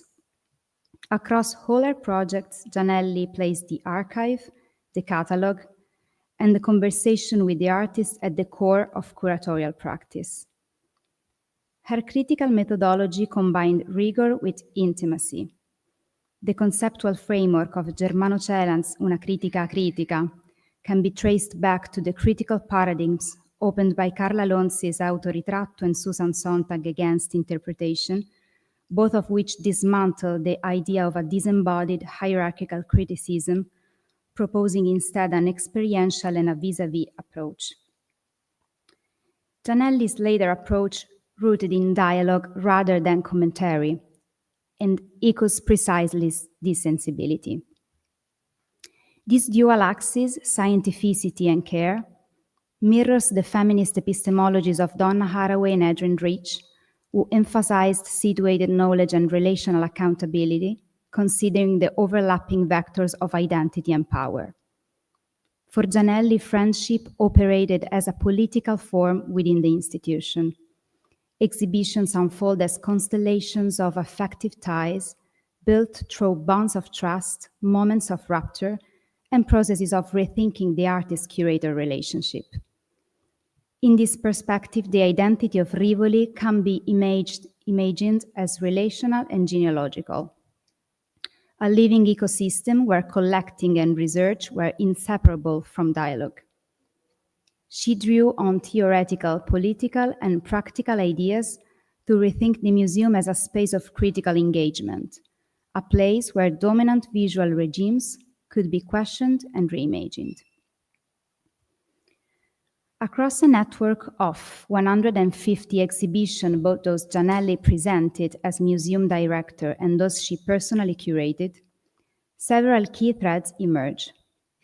A sustained focus on Italian art, an openness to the global scene, the plurality and the indeterminacy of artistic languages, the embrace of politically engaged perspectives, the creation of new transgenerational dialogues, and the visibility given to women artists' practices. All this takes shape within a context defined by new expressive and semantic paradigms, and by a widespread sense of uncertainty in cultural production. From this tension between contemporary matters, generations, and geographies emerges a genealogy of exhibitions that captures the zeitgeist of the 1990s with its heterogeneous and prismatic character. 3 key exhibitions illustrate this multifaceted and feminist turn. The first, Soggetto-Soggetto, una nuova relazione nell'arte di oggi, challenged the idea of a universal gender-neutral subject. It advanced instead an intersubjective model attentive to difference. Photography and video became tools for reclaiming female subjectivity, moving beyond objectification toward visibility. The second, Il Logos del Corpo Vivente, 14 artiste tedesche, foregrounded the female body as an epistemic site, a place of knowledge, vulnerability, and political agency. The exhibition opened alongside the feminist conference Scrivere, Vivere, Vedere, gathering 11 female scholars in dialogue, a clear sign of Gianelli's effort to merge academic, artistic, and activist discourse. A third milestone, the Carla Accardi retrospective of the 1994, curated by Gianelli and Berzotti, marked the first solo exhibition of a woman artist at Rivoli. It emerged from extensive archival research and symbolized the recognition of an artist who had herself been central to feminist aesthetics. These excerpts from the press review offer a strongly biased lens on the reception of the exhibition. The artist is turned into Carla, mother, a woman. These exhibitions collectively propose the museum as an epistemic arena where the female form was reclaimed as a site of knowledge and transformation, displacing its traditional role as a spectacle through a process of subjectification. At Rivoli, these female presences, especially those addressing socio-political and radical themes through unexpected media, might have appeared as an unforeseen subject, yet throughout Gianelli's career, they had already been embraced as a continuous and defining thread. In tracing Gianelli's trajectory from feminist militancy through the experimental autonomy of Saman Gallery to the institutional framework of Castello di Rivoli, we uncover a curatorial and a methodological genealogy grounded in continuity and transformation. Her work demonstrates that representing the poetics of women artists entail a structural rethinking of exhibition making and museum polities, rather than a merely additive approach. Curating for Gianelli was a mosaic of intellectual and emotional exchanging, both critique and care, rigor and empathy. It is indeed through this gendered lens that one can grasp the decisive role played by this director in advancing the permeability of public museum collections to the gaze of women artists. What emerges is a way of exhibiting women in Italy that avoids overdetermination, allowing the female gaze to surface through a form of complicit curatorship and critical projectuality. Her approach balances radical museological policies with transatlantic inspiration, resulting in an authentic and deeply personal formulation. Her legacy anticipates today's intersectional curatorial practices attentive to embodied spectatorship, transnational dialogue, and decolonial sensibilities. It invites us to understand the museum not as a static archive, but as a responsive organism, capable of absorbing contradictions and generating new meanings. To reinterpret Gianelli's role today means also to recover a network of women's artistic expressions and visualities, as well as the representational spaces she purposefully created for them within collections and exhibitions in a male-dominated system. Ida Gianelli's curatorship and directorship thus reveal that the act of exhibiting women in Italy was never just about representation. It was about rewriting the conditions of visibility and authorship, relation, and co-production. As she herself once described, it was an arte a più voci, an art of multiple voices. Her work shows us quite simply that curating can be both critique and care, a politics of vision that redefines spectatorship itself. Thank you for listening.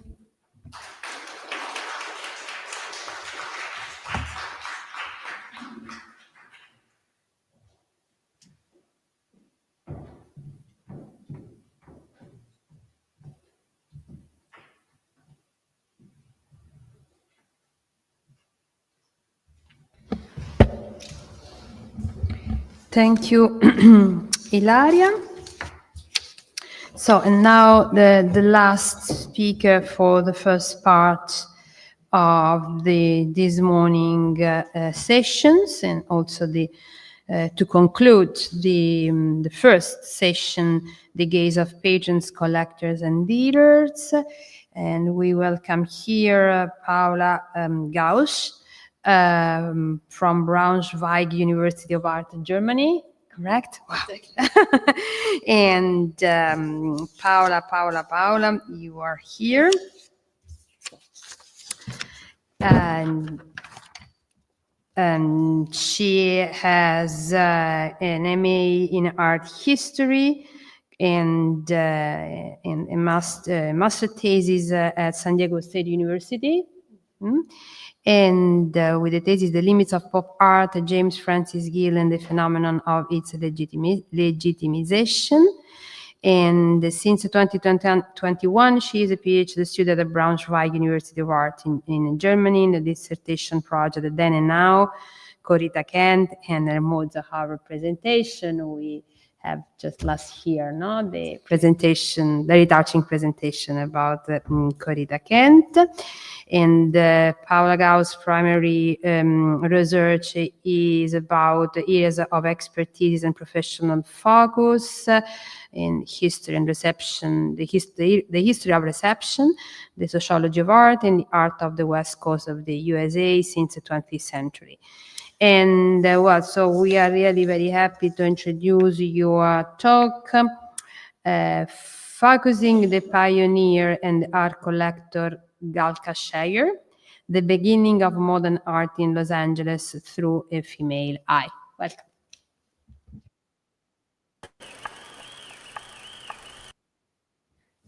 Dear Consuelo and Adelina and dear colleagues, thank you for the invitation.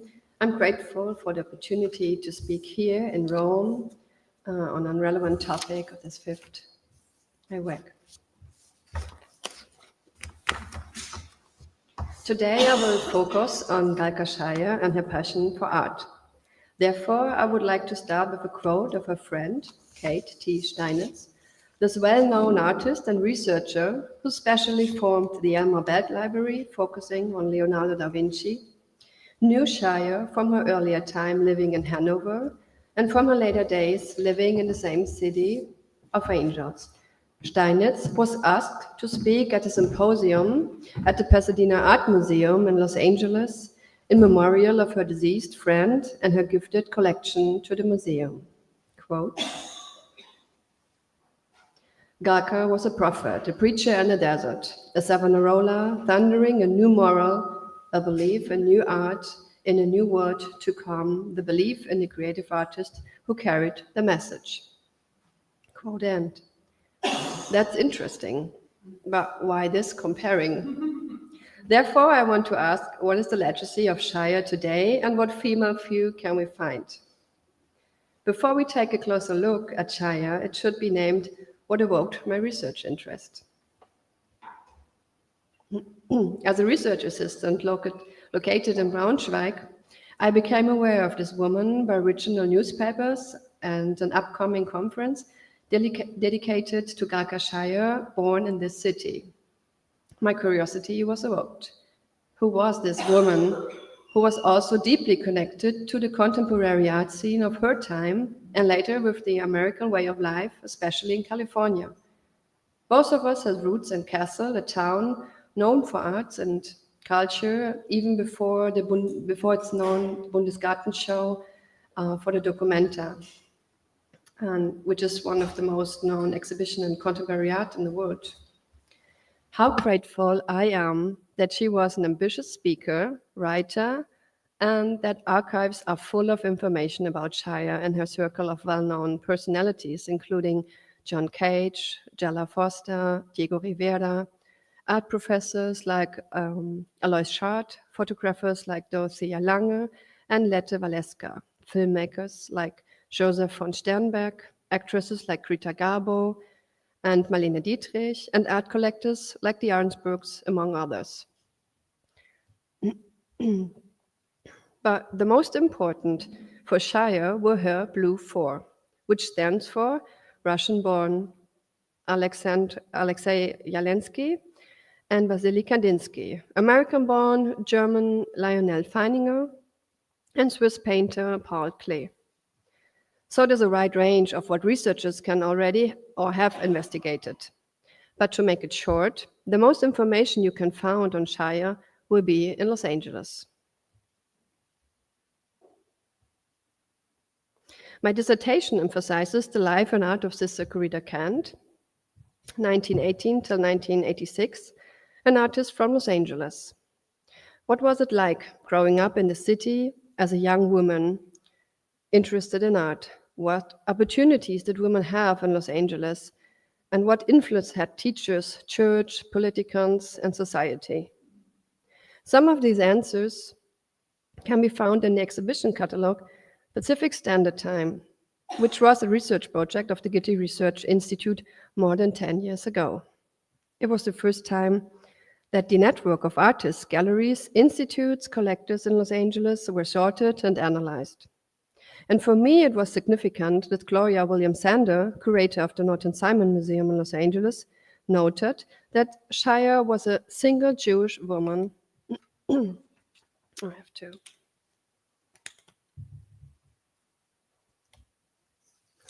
Jewish woman working in a man's world without social economic connections, who in the end became one of the important persons who built the foundation of the modern art scene on the West Coast. Or, as the Pacific Standard Time press release acclaimed, quote, "Before the Second World War, Walter and Louis Arnsberg installed their incomparable collection of Dada and Surrealist art in their home in Hollywood, where it had an enormous impact on the local art scene. At the same time, the German immigrant Galke Shire brought her definitive collection of German Expressionism to Los Angeles, where it was eventually donated to the Pasadena Art Museum. A third indicator of the developments to come was the emergence of regional styles in architecture, the mild climate of Southern California, together with the modernist sensibilities imported by Austrian and German immigrant architecture, were destined to have a great impact on the rest of the nation, quote, end. Returning to the central question about Galka Shire's legacy, it becomes clear that her contacts with collectors such as the Arnsbergs, the climate, and the possibilities for architecture played a crucial role in shaping the modern art scene of Southern California. Thank you.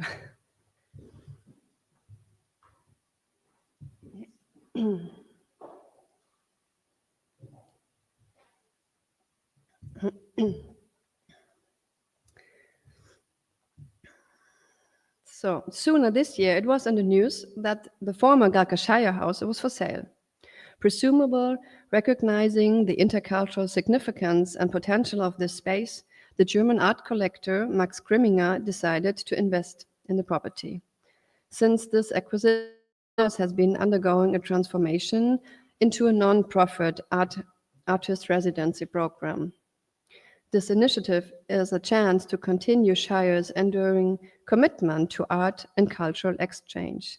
The potential benefits are obvious. First, the space represents a link between German and Californian history of art and culture and can be a chance for transcultural approaches of curating. And second, it could serve as a common base for researchers, scholars, as well as artist residency. In addition, the place could host exhibitions, conferences, and lectures revitalizing Shire's vision.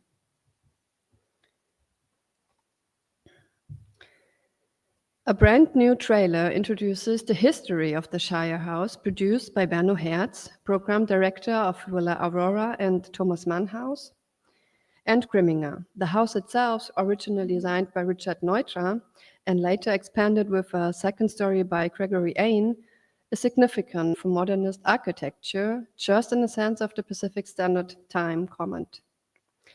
The gallery served as an exhibition space, lecture room, and Shire's living room. It still offers an expansive view of the mountains, city, and the ocean. And we can show the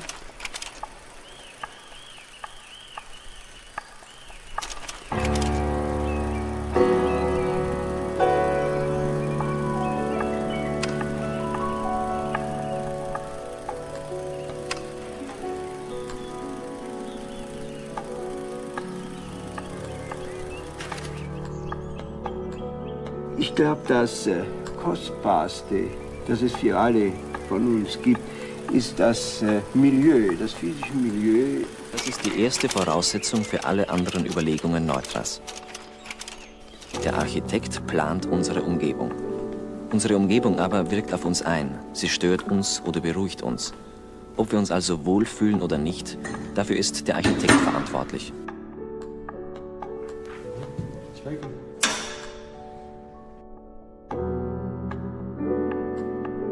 Raymond, greetings. Welcome back to the Shire House. Thank you. Well, it's always great to discover one that you didn't know before. So this must be a 90-year-old piece of paper. Yes. I just trying to imagine what it was like in 1934 to be up here. It would be how she even got a road up here. Yeah, is astounding. Yeah, I mean, there was no other house in the immediate vicinity, so the road had to be extended to reach this house. And because she was sort of the first resident, she got to name the street. And the name that she chose was Blue Heights Drive. Of course, this is Blue after her beloved Blue Four. Vasily Kandinsky, Paul Klee, Lionel Feininger, and Alexei von Jawlensky. But it was a sort of unfulfilled dream of hers, this fantastic airship, as she called it, almost in the sky, overlooking Los Angeles below, could be a place where artists could receive inspiration and develop their vision. So let's start with your father. And where did he stand circa 1933, 1934 when this house was built? He had known Galcashire because they had interacted at King's Road, and for whatever reason chose my father to design this house.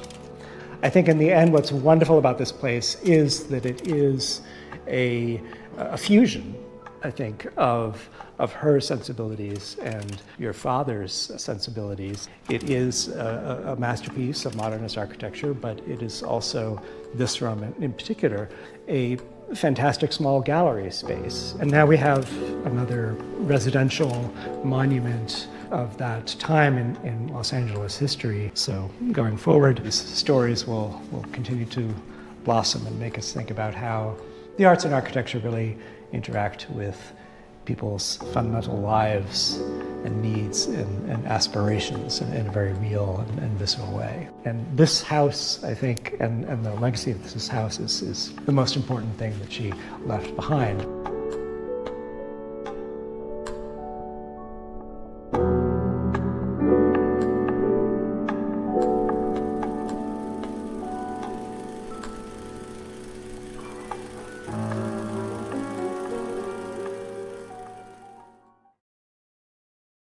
So yeah, just 1 week ago, the full film is online now. This was the trailer a month ago coming up, so you're welcome to watch this too.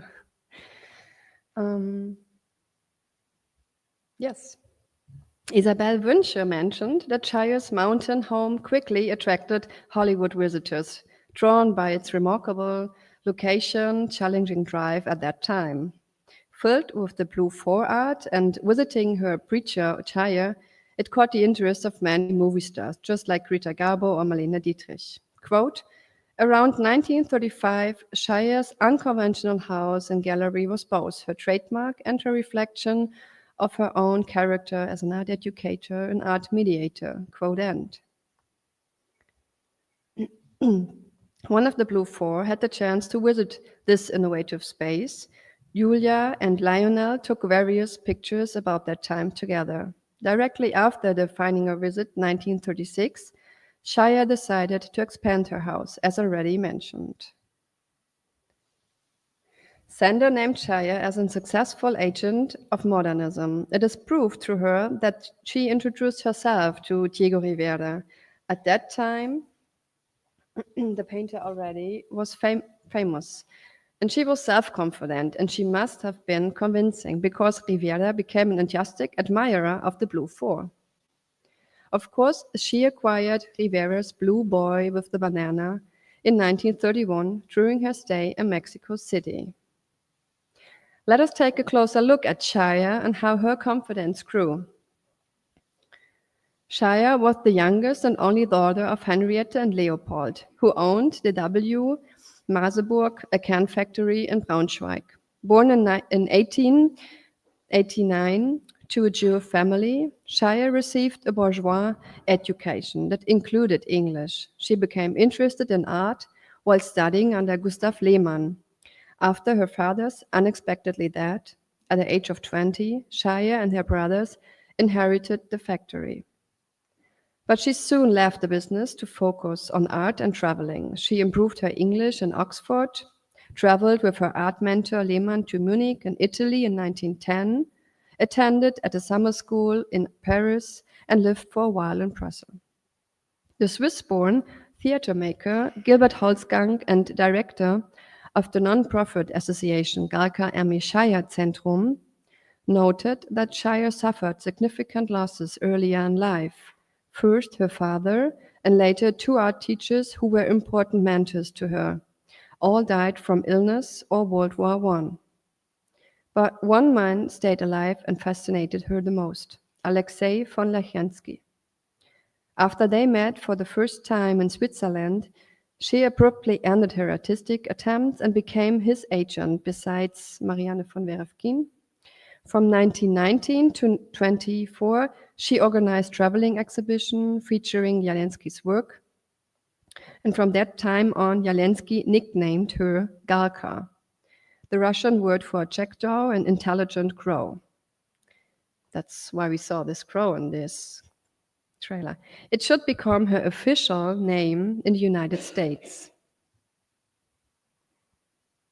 Her later connections with Paul and Lily Klee emerged from a recommendation from Jawlensky. Shire first saw Kandinsky's artworks in 1920 at Herbert Waldensturm Gallery in Berlin. She met the artist and his wife Nina later when she visited the German art school Bauhaus. She became friends to the Feiningers. After some misunderstandings, who she had met first in Hanover at a lecture at the Art Association Kästner Gesellschaft, Lionel Feininger became a big admirer of her, mostly named Papi Leo Feininger, which is a combination of the German term for father, Papi, and an appellation Leo or Lionel, which we can see on the left. In Braunschweig, her ambition took form. She founded Die Blaue Vier, the Blue 4, in 1924.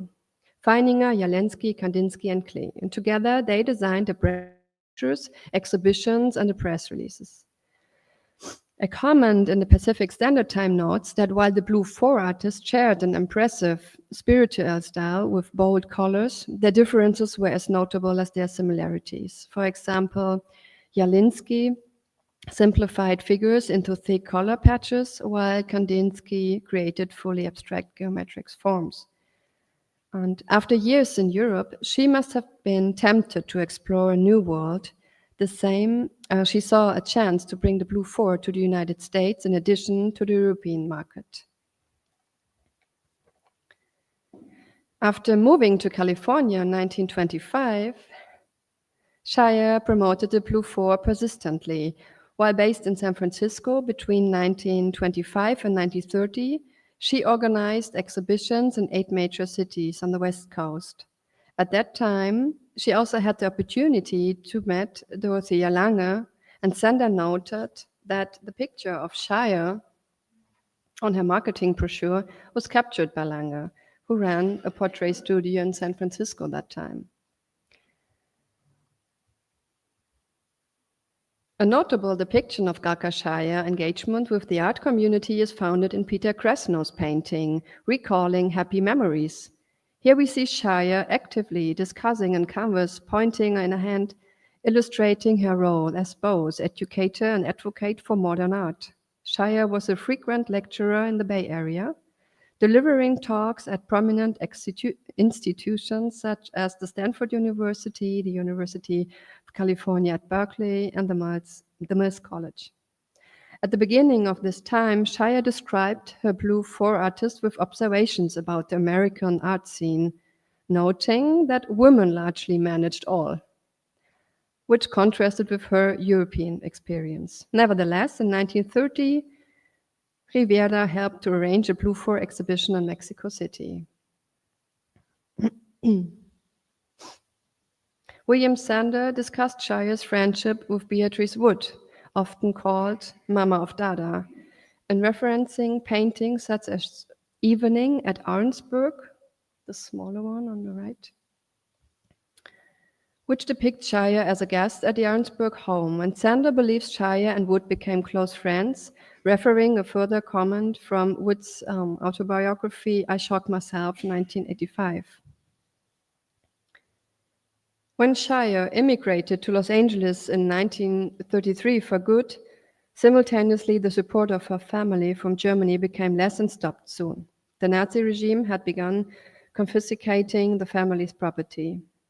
She could not keep the Blue 4 pleased anymore with canned food. Shire visited Germany for the last time in 1933, but left abruptly, alarmed by her experience and realizing the ongoing fascism. In September 1932, the Bauhaus closed in Dessau and relocated to Berlin, with Kandinsky and Feininger following. By spring 1933, Paul Klee was suspended from teaching in Düsseldorf, and in 1934, without support and banned from exhibiting, Kandinsky and Klee left Germany. Jalinsky, also prohibited from showing his artwork, suffered from arthritis, but did not leave and stayed in Wiesbaden with the artist Allo Altrip, who supported him. At that time, also the Great Depression, Shire stayed at Rudolph Schindler's Kings Road house in Los Angeles, where she became attracted in modern architecture through Schindler and his circle. Exactly. As we know, later she founded a high-valued Austrian immigrant Neutra to design her house.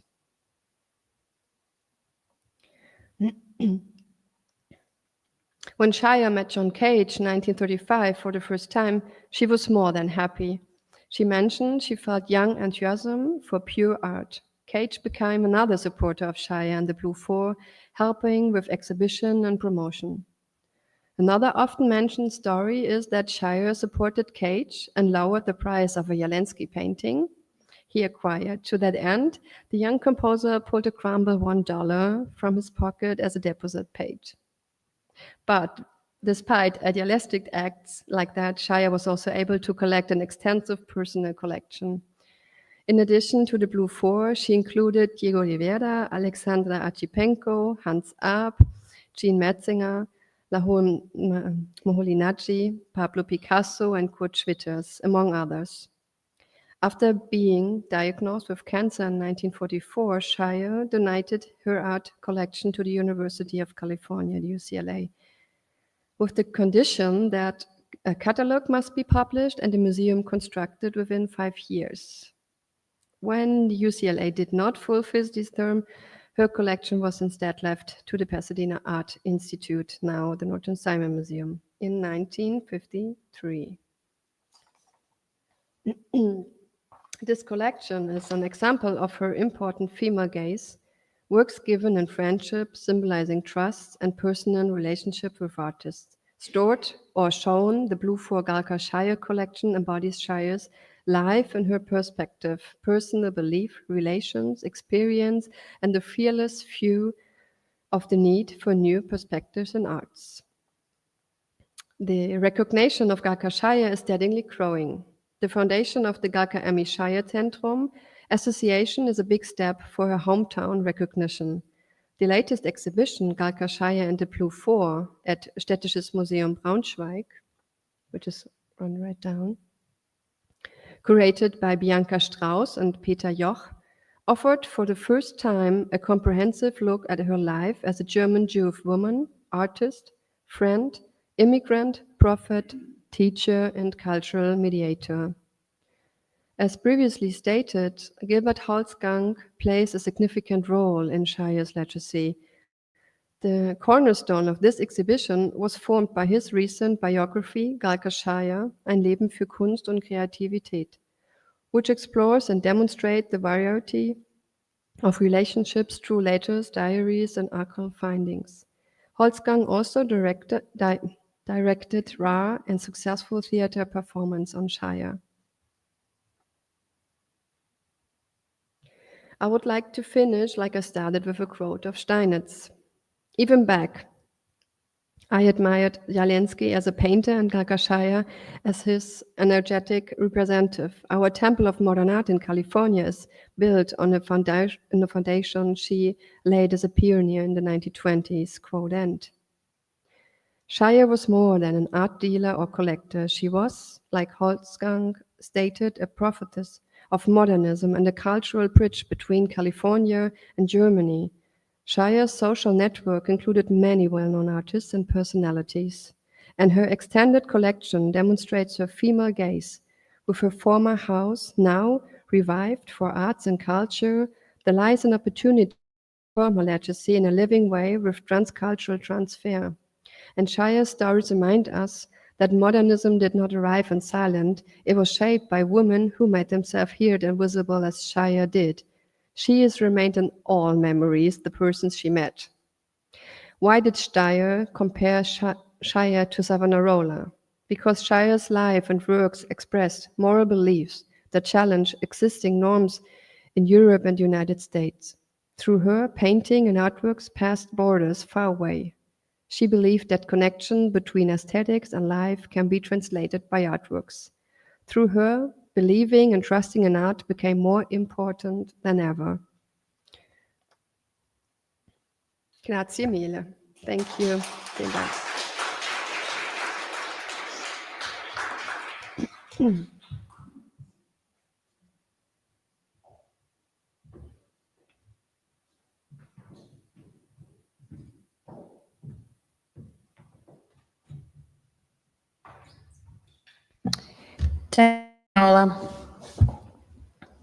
And well, we are a little bit in late, but we have to open the Q&A session.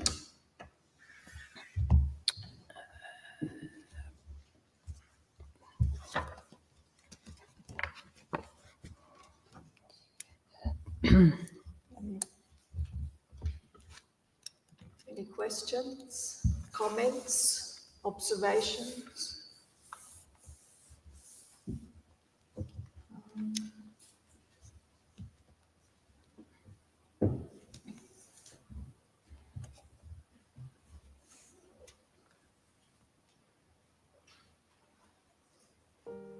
Yes.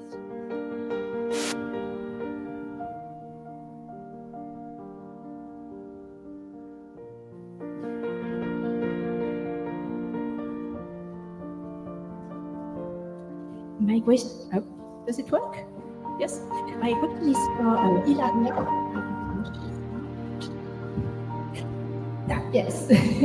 I was wondering with Ida Janely, it was really interesting to know about what she did as a feminist.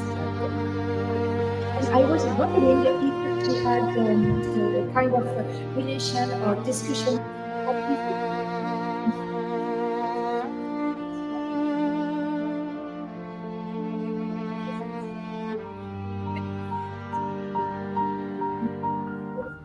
Relationship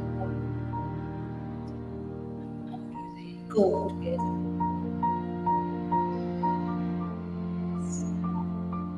Lucky enough to have a direct conversation with you.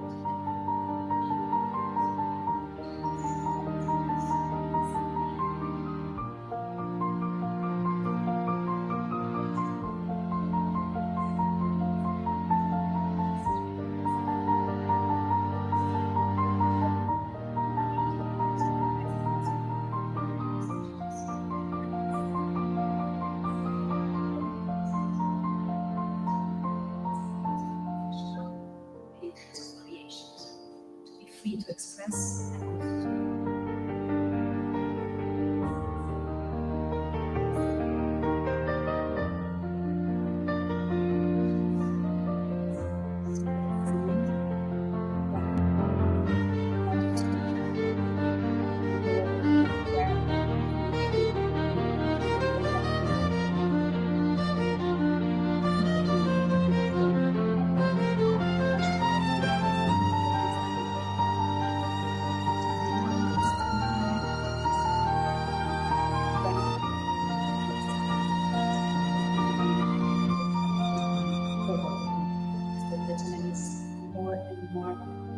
present with the idea of being feminist and professional in the arts to enhance souls, I would say.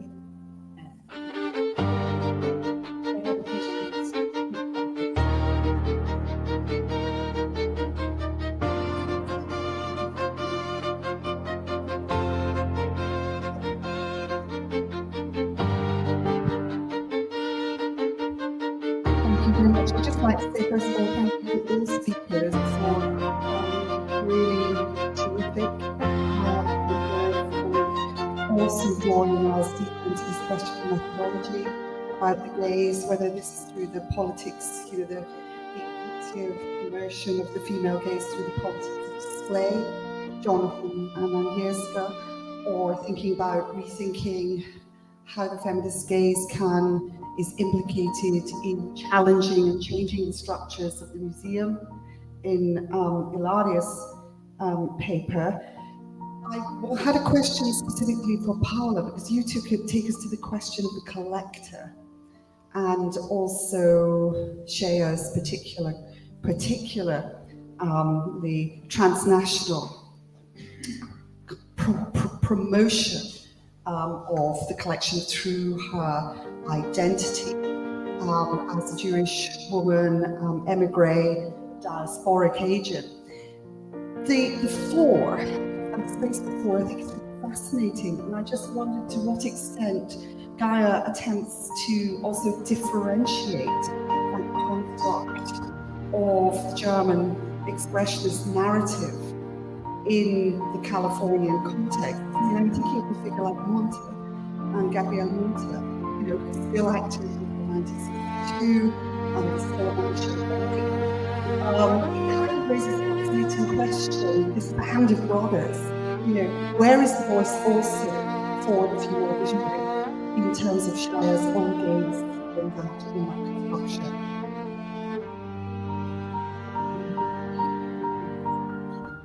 I think she realized the chance first to go about to also in Belgium, Patron House, who was also selling, collecting, and doing exhibitions. She felt like she could go abroad to support them, to show her vision. And she also then felt really, first it was Zelensky, probably outside of the in her mind the concept of the school as educator, and that was something she really flourished.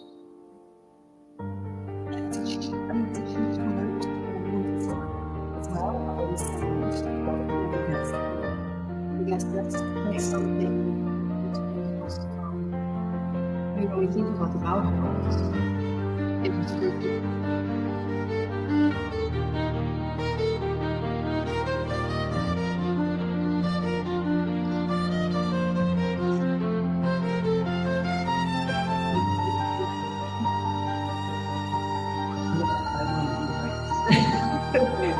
Those raise intriguing questions. But then I think she did it like her own way, and she did it, and she was searching for supporters. That's what I tried to show us, like John Cage, Diego Rivera. She found men who supported her and the idea. Very interesting. So further questions as well that it raises.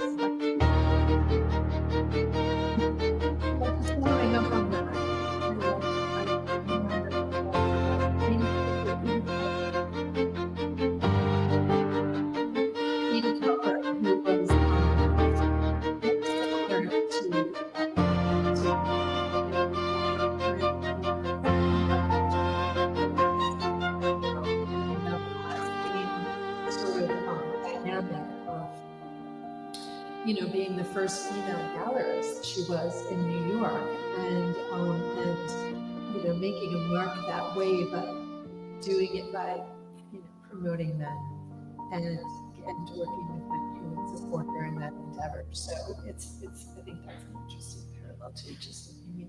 Yeah, I can comment on that. Totally. I know that Shaya started in New York, but yes. But she saw no field for her, and then she left West Coast, San Francisco, and then Los Angeles. Anyone else?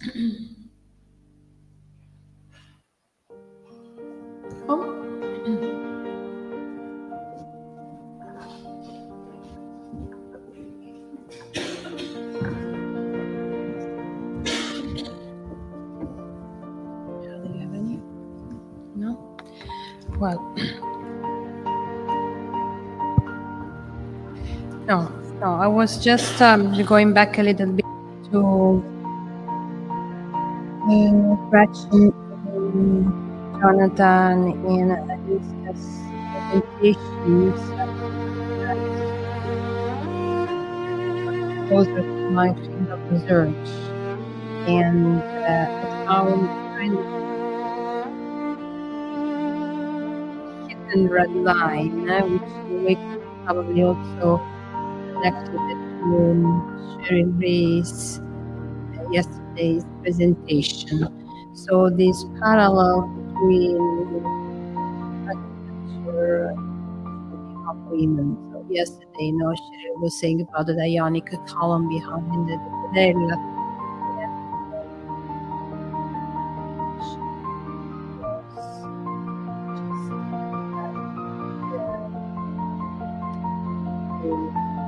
Yes, so yeah, weakness of women in relation to some symbolic aspects of the decoration of the ceiling, Pietro da Cortona ceilings, because we are all pretty much standing by 1997 readings.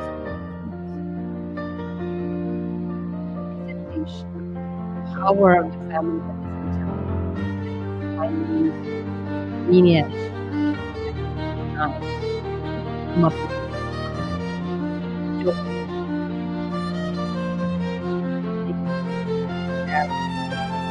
think that Donna Pamphilj started her, she was more again kind of prejudice in planning her figures instead. So, and as for, I didn't know, I knew nothing about Amalia, but just listening and making the note seemed to say.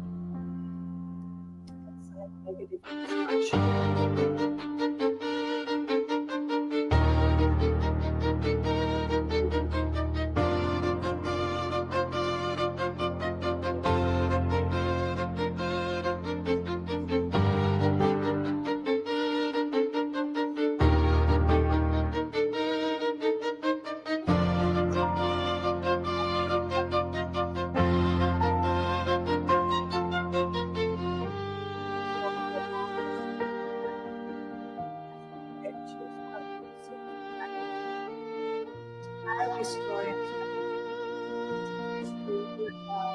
develop these tropes of negative characteristics to play down the power that women actually had. And I saw that come, and I think Olimpia was considered a very strong, powerful woman, but she's seen in a negative light by her biographers, etc. So we have to look at, and even Cheryl talked about the way that women's voices were and putting words in women's mouths, the reaction to as a child, and be affected by seeing the birth of Christ.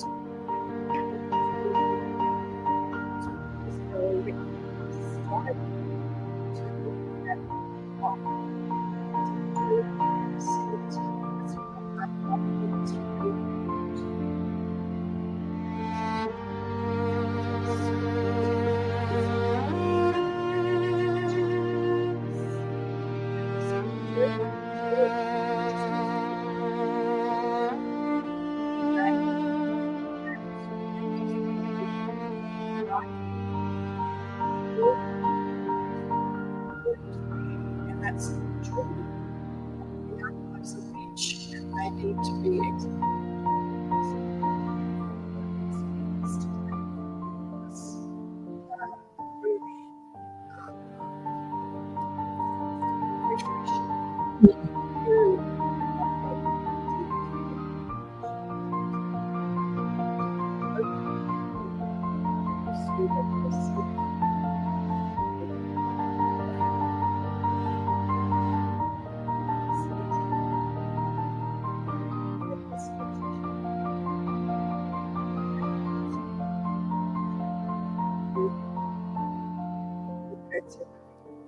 Marinelli, and all the feminist movement in Paris, early 70s Paris, very it started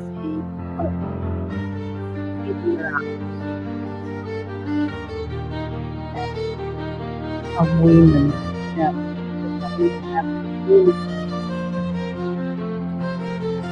better. And better and properly inspired with the historical context.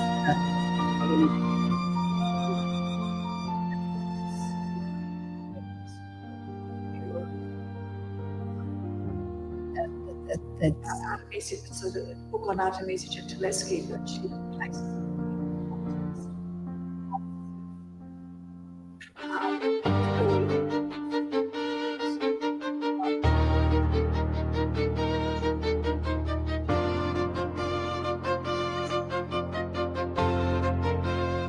And then just last, because your Salottino has been really interesting and include parallel putting in the fragility of porcelain to the fragility of women. And so what you're doing to put into light instead, the other side of ours, it's really again a voice to consider. Well, and of course, thanks to Ilaria for your presentation, for bringing to us another interesting figures of women. Well, I'm very, I have not your expertise about the century, the 20th century art. Not that I was just thinking of like Guggenheim, which is of course everything. It's like Artemisia Gentileschi. So I think that we should start thinking and studying his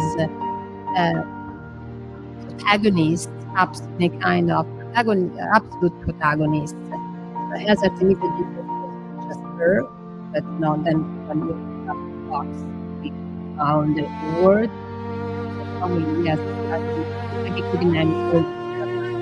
Who is this? You are him, and you are bringing it to our attention.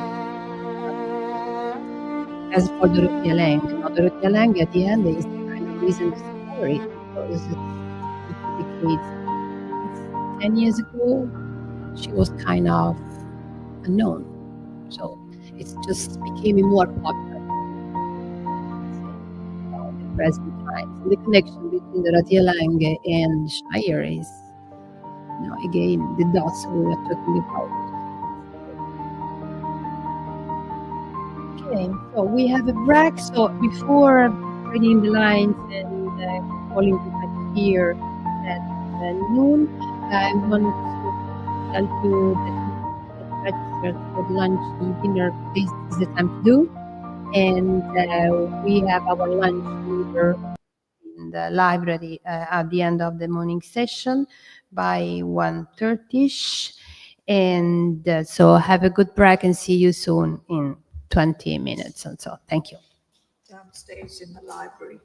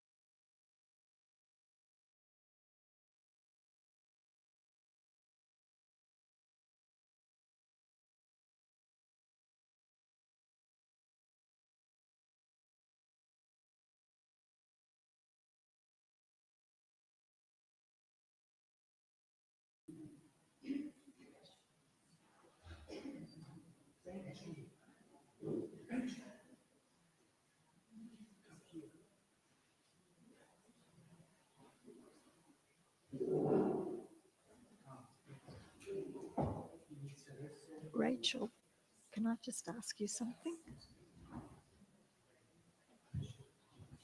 Is this paper available? Is it published? Yes. Oh, I have to look it up. It's on my academia website. Yeah, I'm fascinated by it. Yeah, thank you.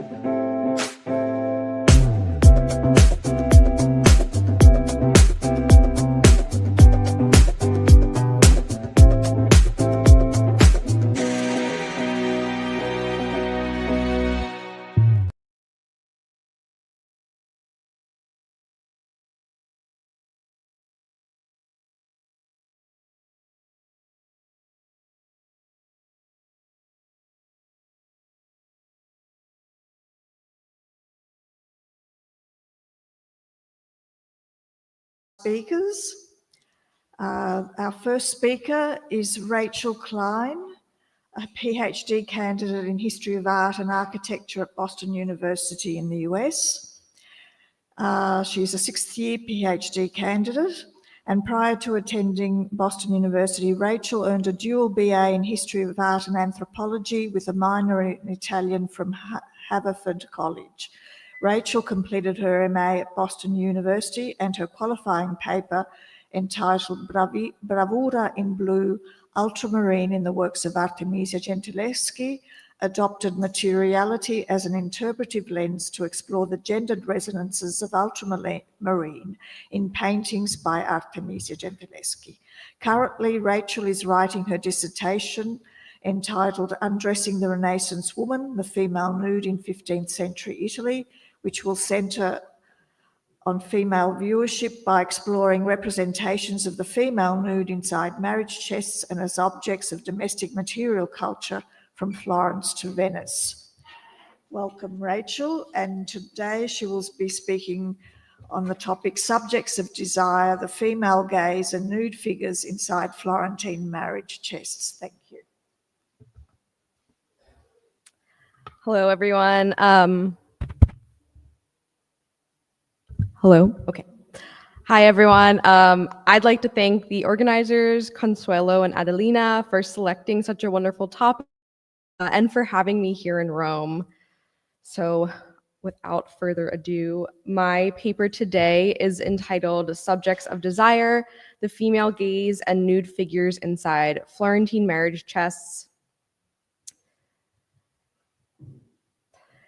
In Ways of Seeing, art critic John Berger theorized that, quote, in the average European oil painting of the nude, the principal protagonist is never painted. He is the spectator in front of the picture and is presumed to be a man.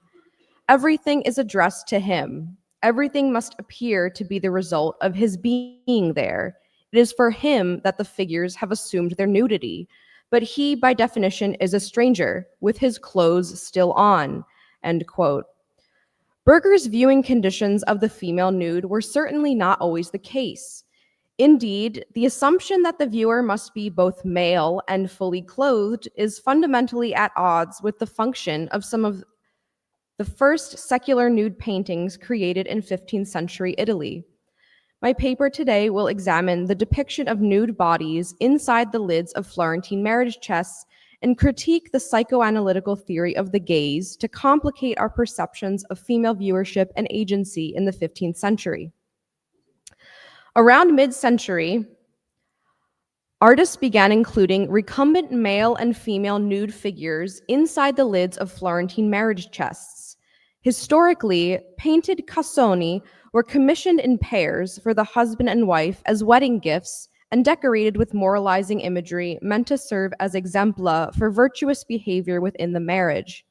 Yet a small corpus of distinctive chests with nude figures painted inside the lids exists alongside the more typical cassoni, whose interiors might be decorated with textile patterning or left blank altogether. These nude figures, devoid of narrative context, contrast with the moralizing narrative mode of the chest's exterior decoration, and consequently provoke questions regarding their function, presence, and hidden interior location. The nude figures have perplexed art historians, in part due to their enigmatic meaning and their overt eroticism that has challenged assumption about the rigid social regulations surrounding sexuality and female virtue in the Quattrocento. The only surviving verified pendant chests with nude figures are now housed in the Copenhagen Statens Museum for Kunst, and can provide significant insight into how these types of cassoni would have related to one another, the viewer, and the spatiality of the marital camera. The female figure appears completely nude, lying on her side with weight resting on her elbow, and the other arm wrapped around her torso to conceal her breasts. Her eyelids are gently closed and her cheeks flush pink, which suggests that she is not asleep, but rather demurely avoiding the gaze of the beholder. The rest of her body is openly on display, and Lo Scheggia's delicate modulation of light and shadow across the surface of the woman's naked flesh provides the figure with a sense of dimensionality and physical presence. The male figure is depicted nude except for a small undergarment, and lies recumbent with a posy of roses in his right hand, the left hand draped languidly over his pelvic bone. His eyes are downcast as if to provide the viewer with uninhibited access to his bare body, and his glossy musculature and golden hair align with contemporary male beauty standards. A similar interior panel, formerly housed in Avignon, indicates the extent to which the male nude body could be equally eroticized, purportedly to invite the gaze of the bridal beholder. The figure rests his cheek on his folded hand and averts the gaze of the viewer, looking instead beyond the picture plane, perhaps awaiting his female beloved. Pale pink highlights emphasize the contours of the figure's bared torso and thighs, and suggest skin that has just recently been caressed or burns with the desire for his lover to do so.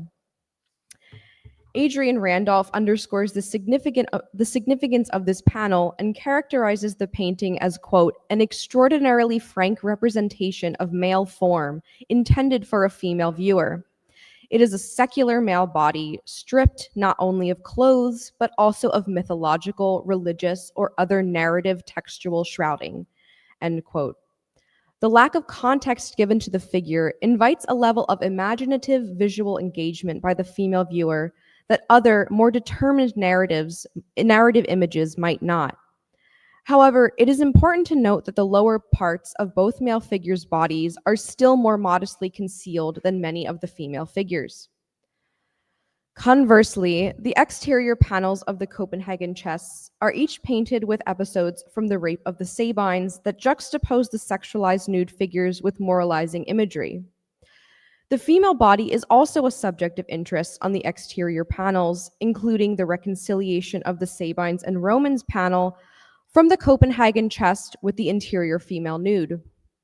Here, the Sabine women are piled into the archway of a structure like a heap of war trophies, while the men skirmish outside.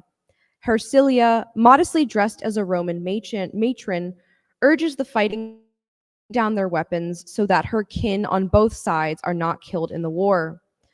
Hersilia, though a victim of kidnapping and forced marriage, plays an active role in ending the conflict between the Romans and the Sabines, and her frontal body is situated in the center of the composition.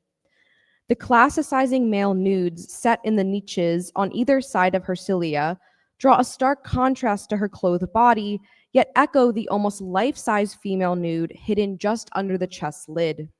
It is no coincidence, then, that the chest, including the recumbent female nude, contains the only female characters on the two exterior panels, as the narrative panel on the pendant chest depicts only male figures. Given the implied female viewer of this chest, we can conclude that Hercilia's duty to both her husband and her father's kin was meant to serve as an exemplar to the bride. Yet the modest representation of the female body on the exterior is almost completely at odds with the erotic nude figure hidden inside, thereby presenting a more complicated picture of female virtue as understood in the Quattrocento. In other examples of moralizing exterior panels, the nude female body is terrorized, brutalized, and the object of unwanted male attention.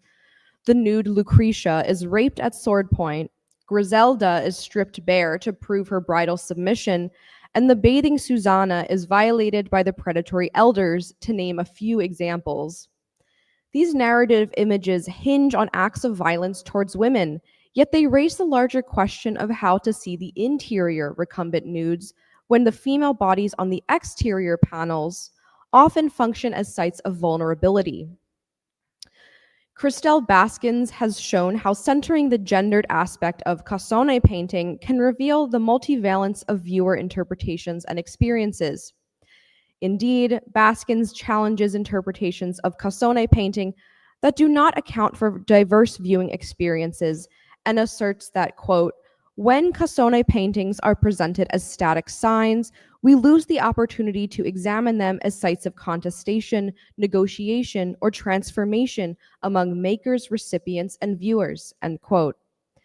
As such, the female body emerges as a non-dependable signifier with a range of meanings experienced by viewers of the Cassone, both male and female. The Renaissance recumbent nude has traditionally been interpreted by many feminist art historians as the objectification of the female body for the pleasure of the male gaze. Yet the ownership of these Cassoni with nude figures by women calls into question how the female viewer might have experienced such erotic images. In most studies of painted marriage chests, the expectations of the bridal viewer are reduced to the patriarchal interpretation of the painted narrative without considering the sexual or erotic content of the marriage chamber in which a woman's gaze could not be so predictably controlled. By reinserting female viewers into this period of the Quattrocento that saw the flourishing of Cassone decoration in Florence, I aim to challenge our associations of the female nude with objectification and consider the broader implications this approach could have for the Renaissance female nude beyond Cassone painting.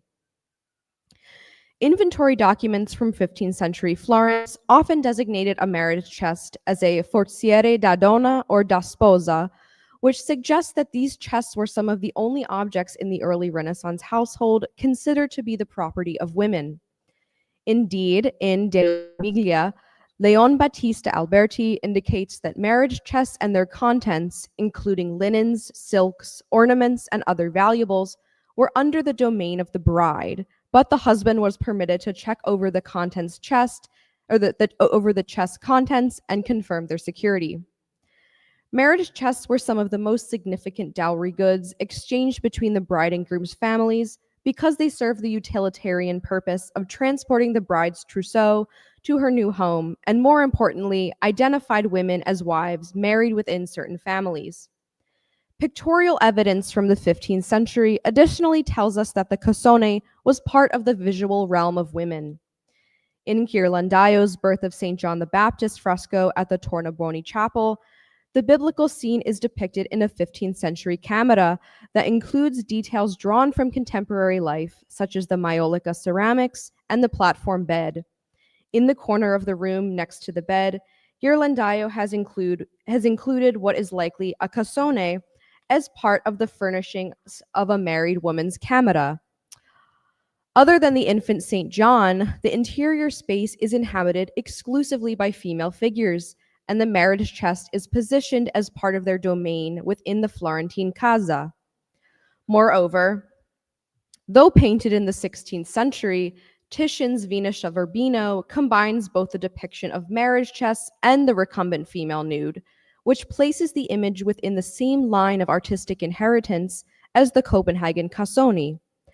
In the right corner of the painting, two handmaidens retrieve a dress and other items out of the cassone, decorated with ornate carvings rather than narrative images in the style of the 16th century. Again, we are presented with a domestic scene occupied only by women, in which a cassone is opened and touched by female figures. David Rosand has demonstrated how the Venus of Urbino recalls the furniture format of the 15th century recumbent nudes, but here Titian has lifted the female nude out of the cassone rather than hiding it inside. Indeed, Kenneth Clark and later Rona Goffin have identified the recumbent nudes painted inside marriage chests as the predecessors to the Venus of Urbino, which Goffin has characterized as a marriage picture that functioned in the specific social context of the mid-16th century. Further, Giorgione and Titian's Sleeping Venus, almost certainly inspired of Titian's Venus of Urbino, and the explicitly horizontal construction of the painting can perhaps be connected to Giorgione and Titian's training as furniture painters in the Bellini workshop. Rona Goffin has suggested that in the Sleeping Venus, quote, the caressing gesture of her left hand makes explicit the subject of her dreams, end quote, as Renaissance gynecological thought held that women needed to experience orgasm in order to conceive a child. I would argue that the 15th century type of the cassone recumbent nude had specific associations with marriage and sexuality that continued to influence artists such as Giorgione and Titian well into the 16th century. We can see this through line most clearly in a comparison between the Venus of Urbino and the female Copenhagen cassone, in which both recumbent nudes are physically and compositionally disconnected from the exterior panels of the marriage chests. Most scholars, including Ernst Gombrich, Christiane Klappisch-Zuber, and Jacqueline Musacchio, largely agree that the nude figures functioned as talismans to enhance the fertility of the bride during consummation and represent a form of sympathetic magic intended to mediate women's sexuality. The erotic depiction of the nude figures in the Copenhagen cassone therefore speaks to the Renaissance culture of licit sexuality within a marriage for the purpose of conceiving children. As a result, the social function of cassone necessitated the active role of a female beholder, which can perhaps invite us to rethink the gendered reception of later recumbent nudes that can trace their origins back to the marriage chests of the 15th century. Given the range of meanings ascribed to representations of the female body, women's viewing experiences of Quattrocento cassoni cannot be faithfully represented as the uncontested absorption of patriarchal values via narrative exempla. To view women as agents is to provide them with the ability to look and think as their male counterparts did, and to develop their own opinions and interpretations apart from those imposed on them.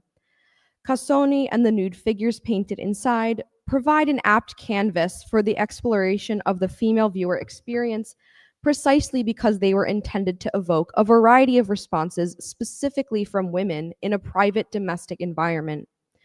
When we adopt the male gaze as normative, we obscure the transgressive or destabilizing aspects of images and flatten their complexities in favor of interpretive harmony. I would therefore contest the idea that women's responses to images in 15th century Florence were predetermined by their male creators.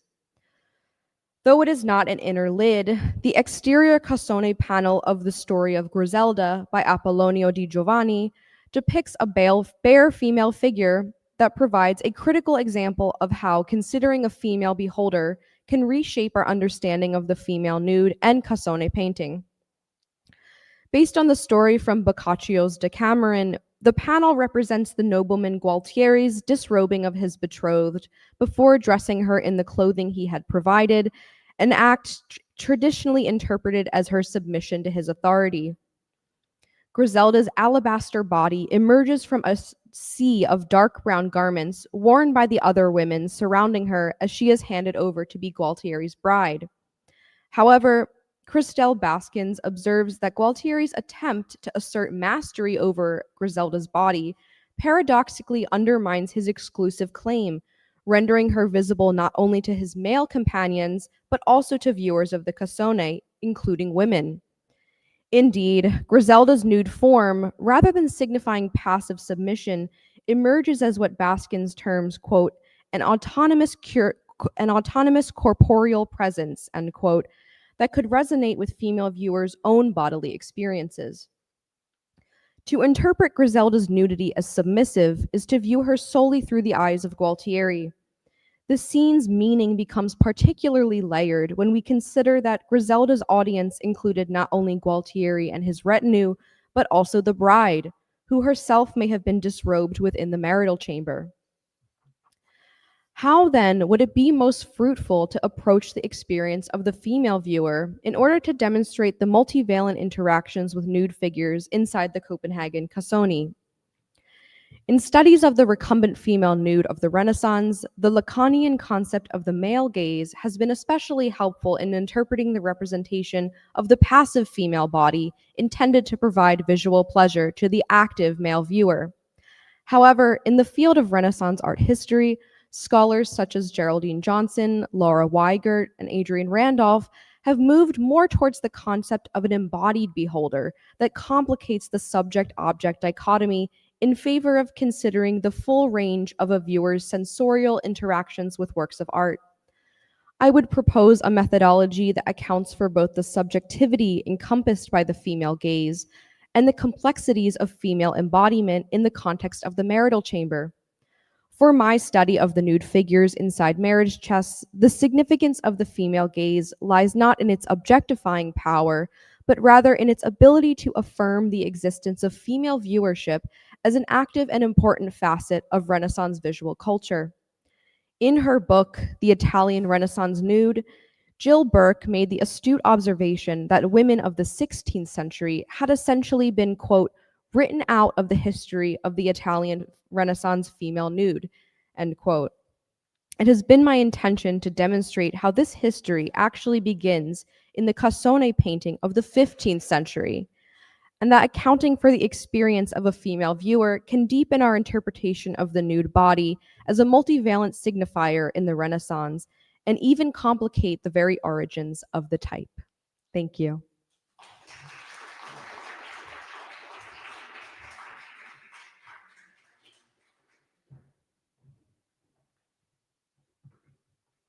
Thank you, Rachel, for that fascinating insight into your challenge to John Berger's objectification of women and their presentation for the exclusive male gaze. Really very good work. Thank you. Now we have Alessandra Massini and Sara Patta. Welcome. Alessandra Massini is Professor of Art History at the Accademia Vivarium Novum, and Sara Patta is an independent researcher in the history of theatre.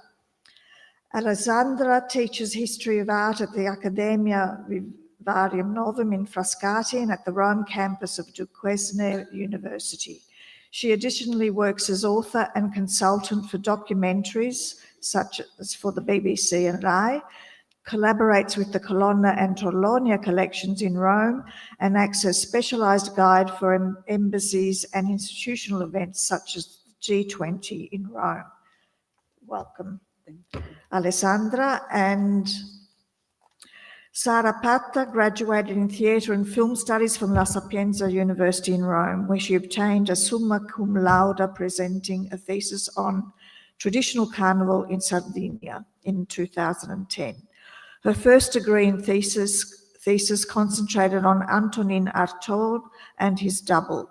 In her university years, Sara worked as editor-in-chief for student-run publications in the Department of Performing Arts and researched art therapy in context of social marginalizations.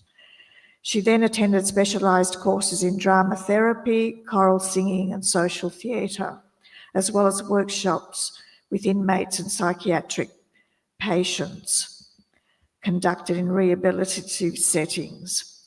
Sara has taught theatre, film and media studies at the High School of Communication and Human Sciences, Madonna di Bonaria, figlia di Maria Ausiliatrice in Macorna, Sardinia, while also leading social theatre and short film workshops for people with disabilities and mental health conditions at the Laboratorio delle Strategie in Alghero. Passionate about art in all its forms and driven by the desire to share its educational, cultural and human value, Sara is additionally pursuing an official certification to teach history of art. Since 2012, she has served as coordinator of education on conference at the Accademia Vivarium Novum. And today, Alessandra and Sarah will be speaking on Isabella Andreini. Yes. Acting It Out, Isabella's Madness, Gendered Role Play and Female Self-Projection in Late 15th Century Italy. Thank you very much. Thank you, Adelina, for this wonderful introduction, and thank you for having us in this wonderful 5th edition. And I'm particularly fond of this course, and when actually Consuelo started it all out and you helped on in the subsequent editions, I thought this was a wonderful opportunity for bringing to the stage women's stories. And in all these 5 editions, it was just great to hear about them. So this is a joint collaboration, as you have heard, because I'm an art historian and Sara is a specialist in theater. And since we try to demonstrate that actresses actually had an influence on how women were portrayed in the late 16th century, this is why we decided to join forces. And we had great fun, and we hope that the results are pleasing to you as well. Okay. On May 13th, 1589, in the Uffizi Theatre in Florence, the newlywed Grand Duke Ferdinando de' Medici and Christine of Lorraine were treated to an exhilarating show interpreted by Isabella Andreini, a famous and versatile actress who performed in 4 different languages and could transition from female to male roles with a simple change of voice and costume. The comedy bore the title La Pazzia and was defined by an eyewitness as Commedia di Isabella Commediante, suggesting that the play was not only performed but also written by its namesake actress. La Pazzia di Isabella staged the fury of a woman who had been tricked by an unwanted suitor. The story mixed tragedy and comedy, reason and folly, in a whirlwind of events worthy of the greatest tradition of the Commedia dell'arte. It also confronted the viewer with a choice between freedom or narrow-minded conformism. Considering that the play appeared when Gabriele Paleotti had banned secular performances and Federico Borromeo was beginning his counter-reformatory career, it was remarkably avant-garde. Andreini's own performance established the typology of the innamorata, henceforth called Isabella. It also consecrated her as the first diva in theatre history, one whose fame reached beyond the confines of Italy and lasted for centuries. She certainly played the part. That Isabella cared for elegance is also documented in a letter written by Francesco Andreini to Emilio de' Cavalieri during the preparation of the show of 1589, where he notes that Isabella refused to wear cheap theatrical fabrics and borrowed a dress, abili nobili et apparenti, from the patrician Camilla Rucellai. This was a daring request, had it not been advanced by an actress of a certain caliber. Praised as a professional actress at a time when other women in her trade were regarded as courtesans, Isabella was also known as a skilled poet and as a devoted wife and mother, wearing many hats and displaying an authoritative competence in all these roles. Isabella Andreini is in fact the only Renaissance actress whose likeness is known in traits. Most of these were prints destined to serve as frontispieces to her publications. They therefore depict her in a formal style, appropriate to the official image of Isabella as a respectable poet and member of the prestigious Accademia degli Intenti, a male-dominated literary academy which she entered in 1601.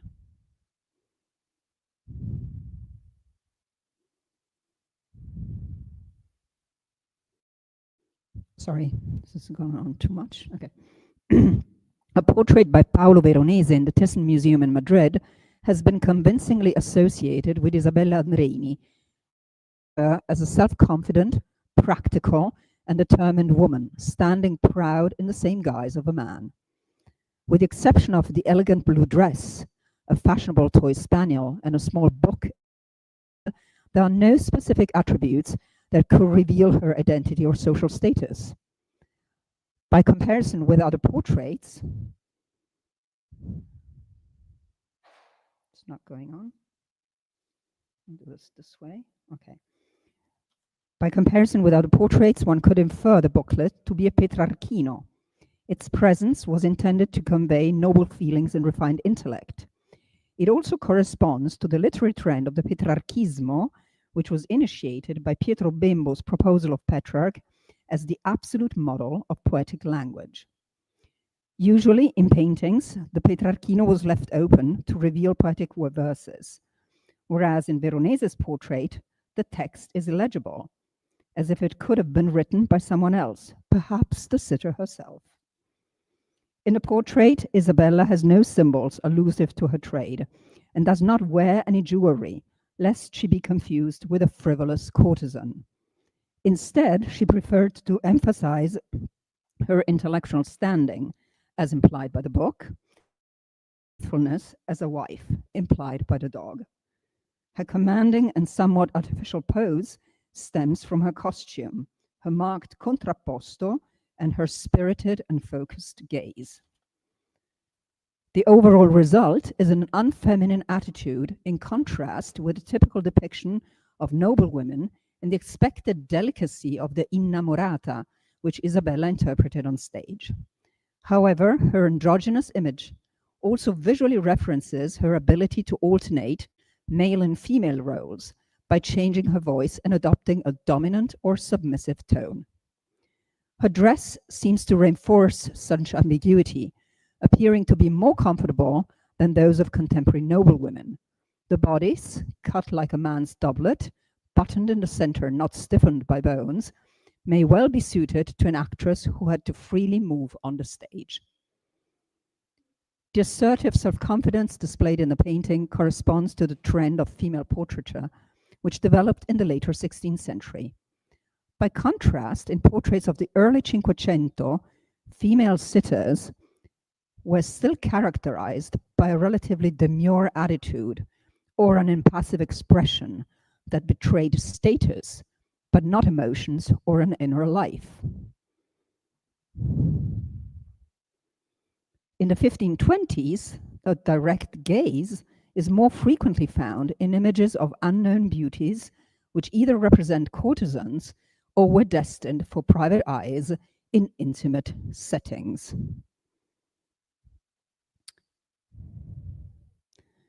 Self-portraits of women painters, such as Sophoni's Banguissola, as well as paintings depicting women poets, make their appearance from the 1550s and represent the sitters with eloquent glances that address the viewer. Such images, commissioned either by the sitters themselves or by their devoted companions, were intended as statements produced for a new category of women: the creative genius, the artist, the poet, and the self-standing woman.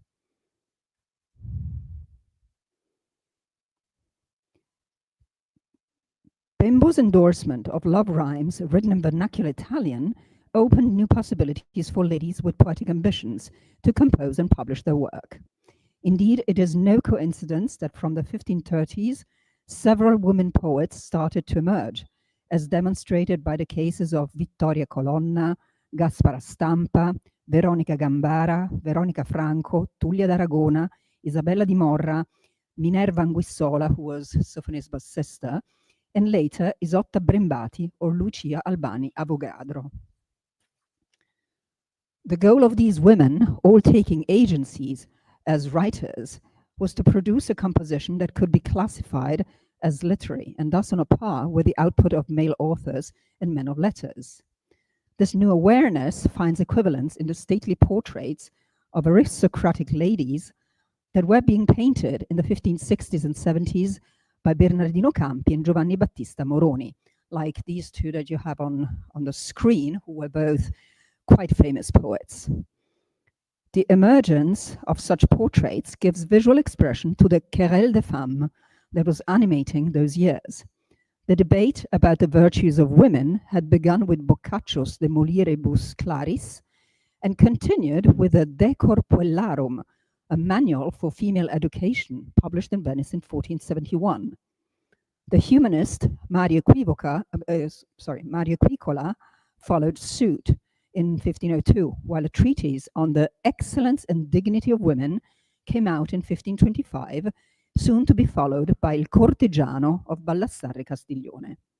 Then there were the treatises of Heinrich Cornelius Agrippa von Nettesheim and Ludovico Dolces della Instituzione delle Donne of 1545.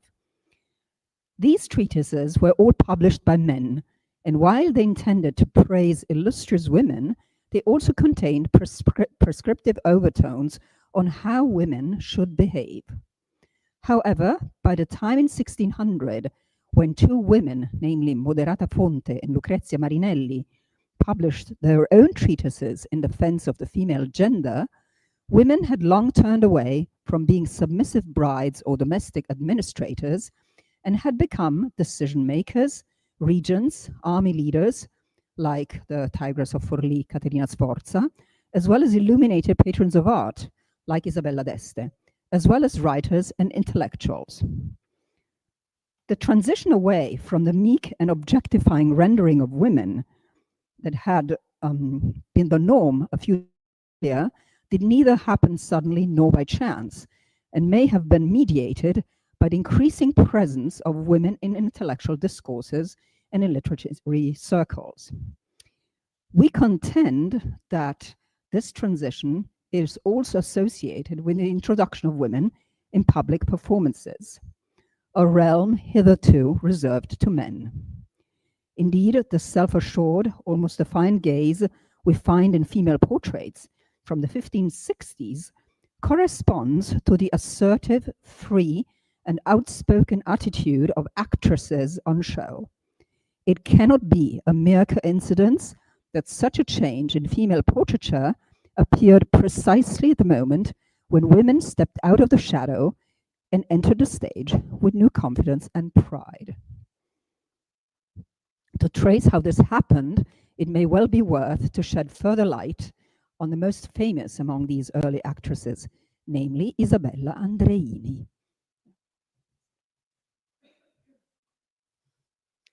In the 1570s and 80s, Isabella Andreini became the most celebrated actress of the Commedia dell'arte and the archetype of the modern diva. Her fame is best exemplified by the enthusiastic reception of the Pazzia di Isabella, which was presented, as we have seen, in 1589 in Florence, to entertain Ferdinando de' Medici and Christine of Lorraine. According to the eyewitness Giuseppe Pavoni, Isabella, speaking in multiple languages and singing in French, greatly pleased the bride, eliciting such wonder that her beautiful eloquence would always be remembered. Pavoni's enthusiasm across the board was shared, among others, by the poet Gabriele Chiabrera, who dedicated a sonnet to Isabella's madness. Yet Andreini's fame resulted not just from her charismatic stage presence, but also from her ability as a writer and her virtues as a loving wife. These diverse aspects she cultivated in a strategy of self-promotion that appears surprising for a woman comedian who was active in the very years when sanctions were passed against public performances of a secular kind. Isabella's aim was in fact the conquest of social legitimacy and the acknowledgement for her value, in spite of her identity as an actress representing the lowest theatrical genre and trade that, in the case of women, was generally associated with courtesans. Much has been written about Isabella's acting talent in cross-genre roles, a fact in itself unusual for up to the mid-1560s. It was male actors to recite in the role of females and not the contrary. The first actress to play in the role of men was actually the Venetian Vincenza Armani in 1575, but it was only with Isabella Andreini that such role change became common practice. It was also with Isabella Andreini and her colleague Vittoria Pissimi that the Innamorata in the Commedia dell'arte became associated with the notion of prima donna. Indeed, Vittoria Pissimi was the first actress of the Comici Gelosi and in May 1571 performed in Paris at the presence of the Queen Caterina dei Medici. Their success was such that in July 1574, King Henry III of France traveled to Venice just to see their show, with Vittoria interpreting Pallas Athena. 2 years later, in May 1576, Henry requested the presence of the troupe at the French court. When the invitation arrived, Isabella was already part of the Gelosi. Although scholars are divided on the chronology, it seems that in 1575, Isabella Canali, aged 13, joined the company as the wife of Francesco Andreini, who famously invented the character of Capitan Spaventa. Their first child, Giovanni Battista, was born and baptized on February the 9th, 1576.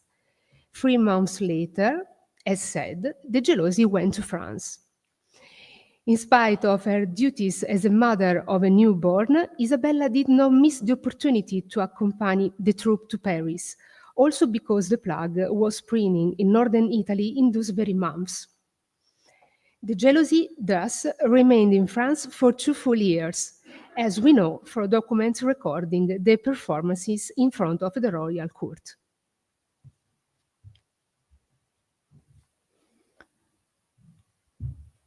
One of these Parisian performances was recorded in a painting preserved at the Musée Carnavalet in Paris and attributed to the Flemish painter Hieronymus Franken.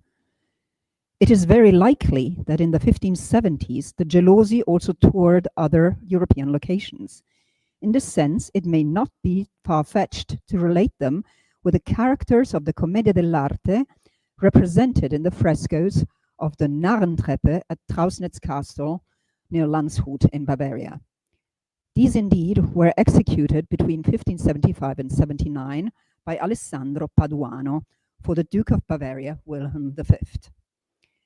The involvement of the company with the House of Bavaria seems also supported by the fact that in March 1568, Italian comedians performed in Munich for the Duke's marriage to René of Lorraine. Moreover, in January 1579, the Gelosi, probably with Isabella Andreini, recited in Venice, in the presence of the Duke's son, Ferdinand of Bavaria. Whether the image of the Innamorata, depicted at Trausnitz, represents Vittoria Pissimi, or the young Isabella Andreini, or simply a typified figure, is open to dispute. Nevertheless, the similarity with known portraits of Isabella appears very striking. Isabella's presence in the company may have triggered a competition with Vittoria Pissimi, who from 1580 eventually left the company. Which role Isabella and Vittoria respectively played during the years of co-presence is unclear, but is likely that the 2 actresses alternated in the role of the prima donna innamorata, and that, given Vittoria's seniority, Isabella may have played secondary roles or even male parts. This, for example, was the case with Tasso's Aminta, which became a standard of their repertoire, with Vittoria Pissimi interpreting Silvia and Isabella the male role of the young Aminta. As an actress, Isabella began her career after the birth of the first son in 1576. The exact number of her offspring is still debated, possibly 8 or 9. Isabella, in fact, died of childbirth in 1604 in Lyon, and she was returning from another Parisian tour. How Isabella was able to juggle her pregnancies, her responsibilities as a mother and a wife, her profession as an actress, the tours, and her writing is a fascinating topic for debate. Documents are patchy in these regards, but we know that her 4 daughters entered the convent. One son became a monk, one a ducal guard, while Giovanni Battista was the only one to follow in his parents' footsteps, becoming an actor and playwright himself. It is like that during her pregnancies, Isabella reduced her tour. Indeed, she doesn't regularly appear in the list of actors performing with the Gelosi. However, these were also the years in which bans were called or theatrical activities like the one issued by Cardinale Gabriele Paleotti, which specifically targeted woman comedians. In spite of such prohibitions, the company kept performing in any city where control was less stringent and was repeatedly engaged by Vincenzo Gonzaga in Mantua, receiving enthusiastic reviews. Isabella's fame kept increasing, especially in 1588 with the publication of her pastoral play La Mirtilla, which combined the imitation of Petrarch and Tasso with classical sources. The work is the first pastoral comedy written by a woman in vernacular Italian and was met with such favor that by Isabella's death in 1604, it had been reprinted 10 times. The connection of Torquato Tasso and Isabella is well documented. The poet was a long-standing friend of the Andreinis. When Tasso was imprisoned in the hospital of Sant'Anna in Ferrara in 1579, Isabella wrote a madrigal to pledge for his liberation, at which the poet responded with a very famous sonnet, La signora bella d'Asia quando urdiva il prezioso velo. In 1595, at Tasso's death, Isabella also wrote a heartfelt eulogy, which she published in 1601 in her collected Rime. When Isabella died too in Lyon in 1604 at the age of 42, the poet Giovan Battista Marino honored her with verses that acknowledged her status. While Guillaume Dupré, official sculptor of the French king, was entrusted with casting a commemorative medal with her effigy on the recto and the personification of fame on the verso. After her death, Isabella continued to be remembered not just in verses and the work of her husband and son, but also in paintings, including a fresco by Bernardo Poccetti in Santissima Annunziata in Florence, and the Veronese portrait, which may have been painted when the Andreinis were in Venice in 1583.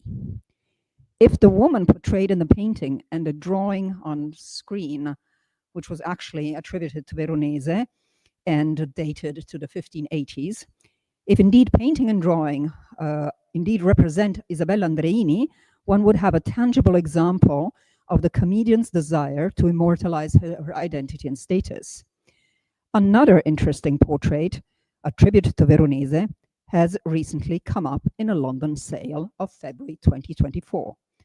It was sold for £45,000, a ridiculous price, and an identification as Isabella Andreini, in spite of the inventory label listing her as Margaret of Austria.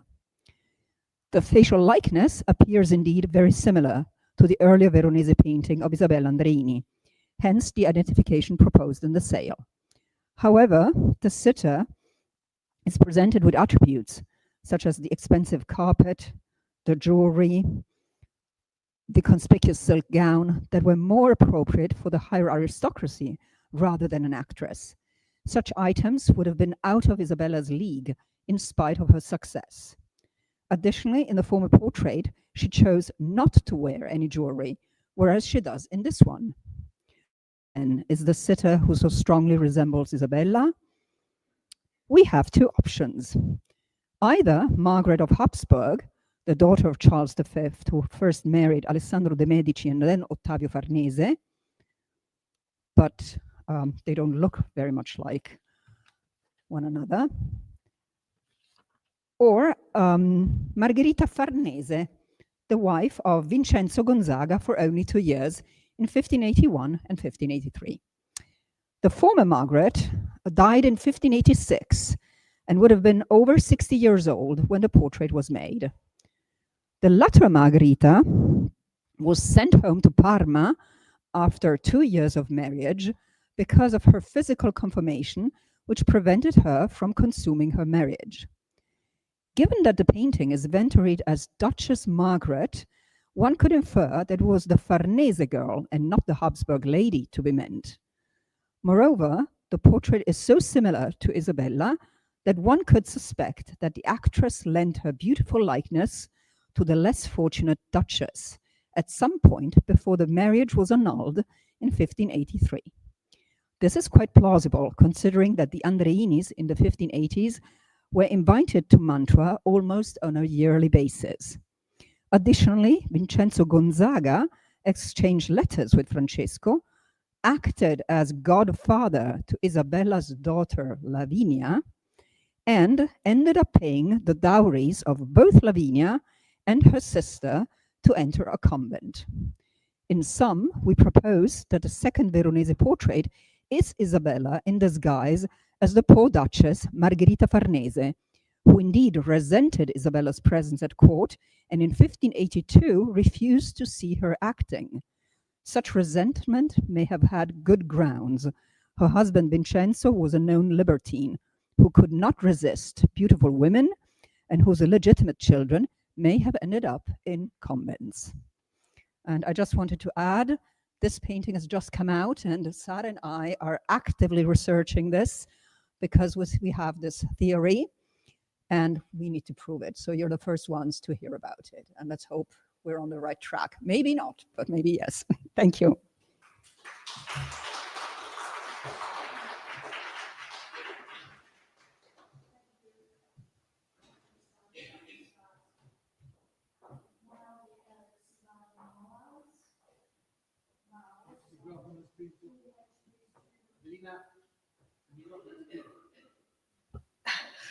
Grazie. We have Sivan Meyers, PhD student in art history at Ben Gurion University.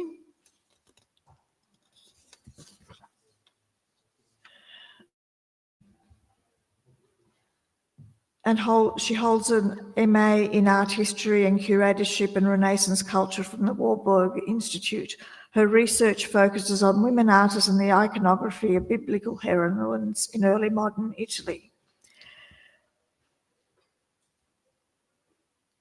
Her MA dissertation looked at the real Judiths, visual strategies of female agency in 16th and 17th century Italy, looking at Lavinia Fontana, Artemisia Gentileschi and Elisabetta Sirani, how these women artists crafted alternative female authored representations of Judith.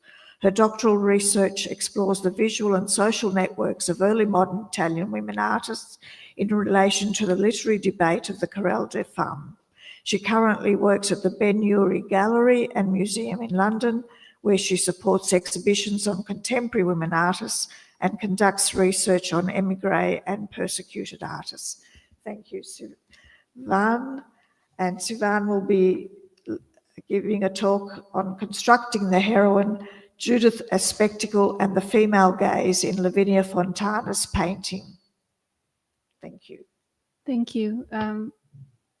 Do you hear me? Okay.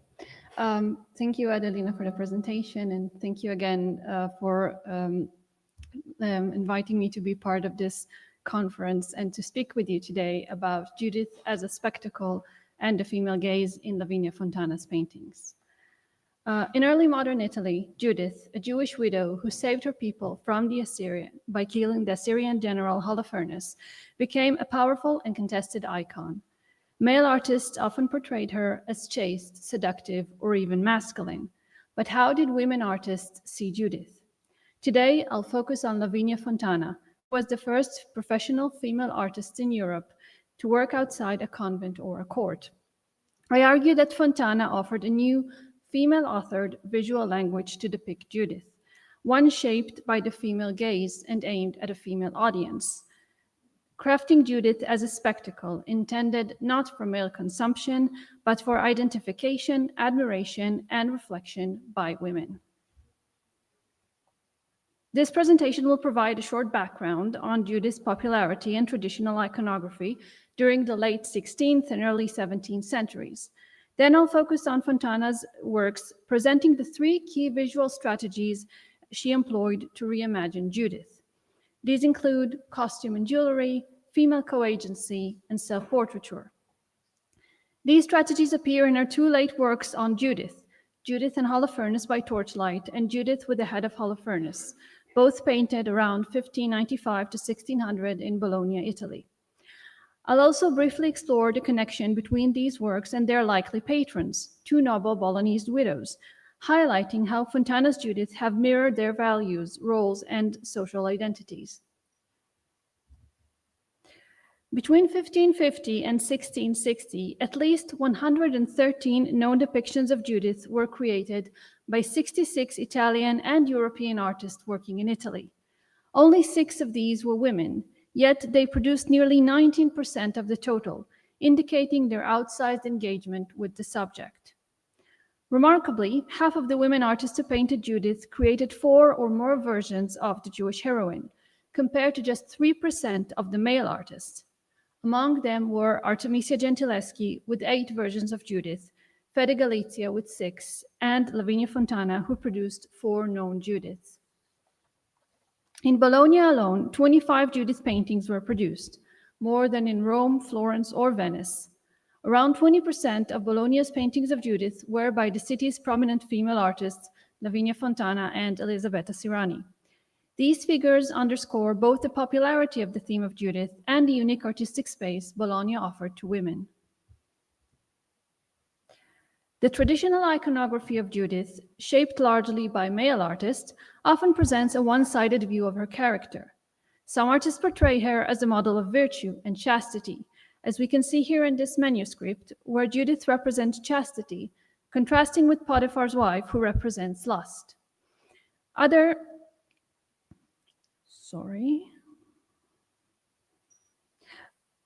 Others, like Peter Paul Rubens, depict her as a dangerous seductress who uses her sexuality to overpower men.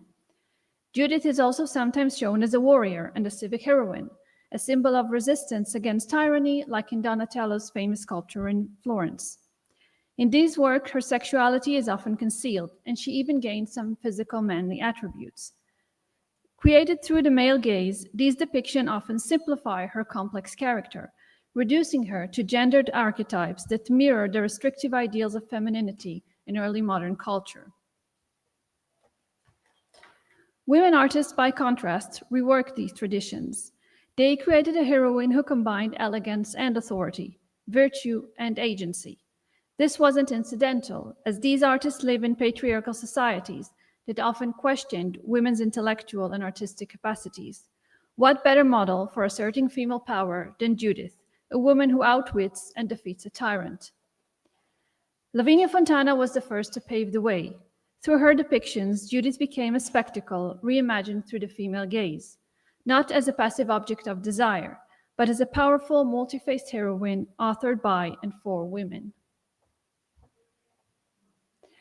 The Judith and Holofernes by Torchlight, which belongs to the Oratorio del Pellegrini in Bologna, and the Judith with the Head of Holofernes from the Davia Bargellini Museum are distinct in their composition and iconography.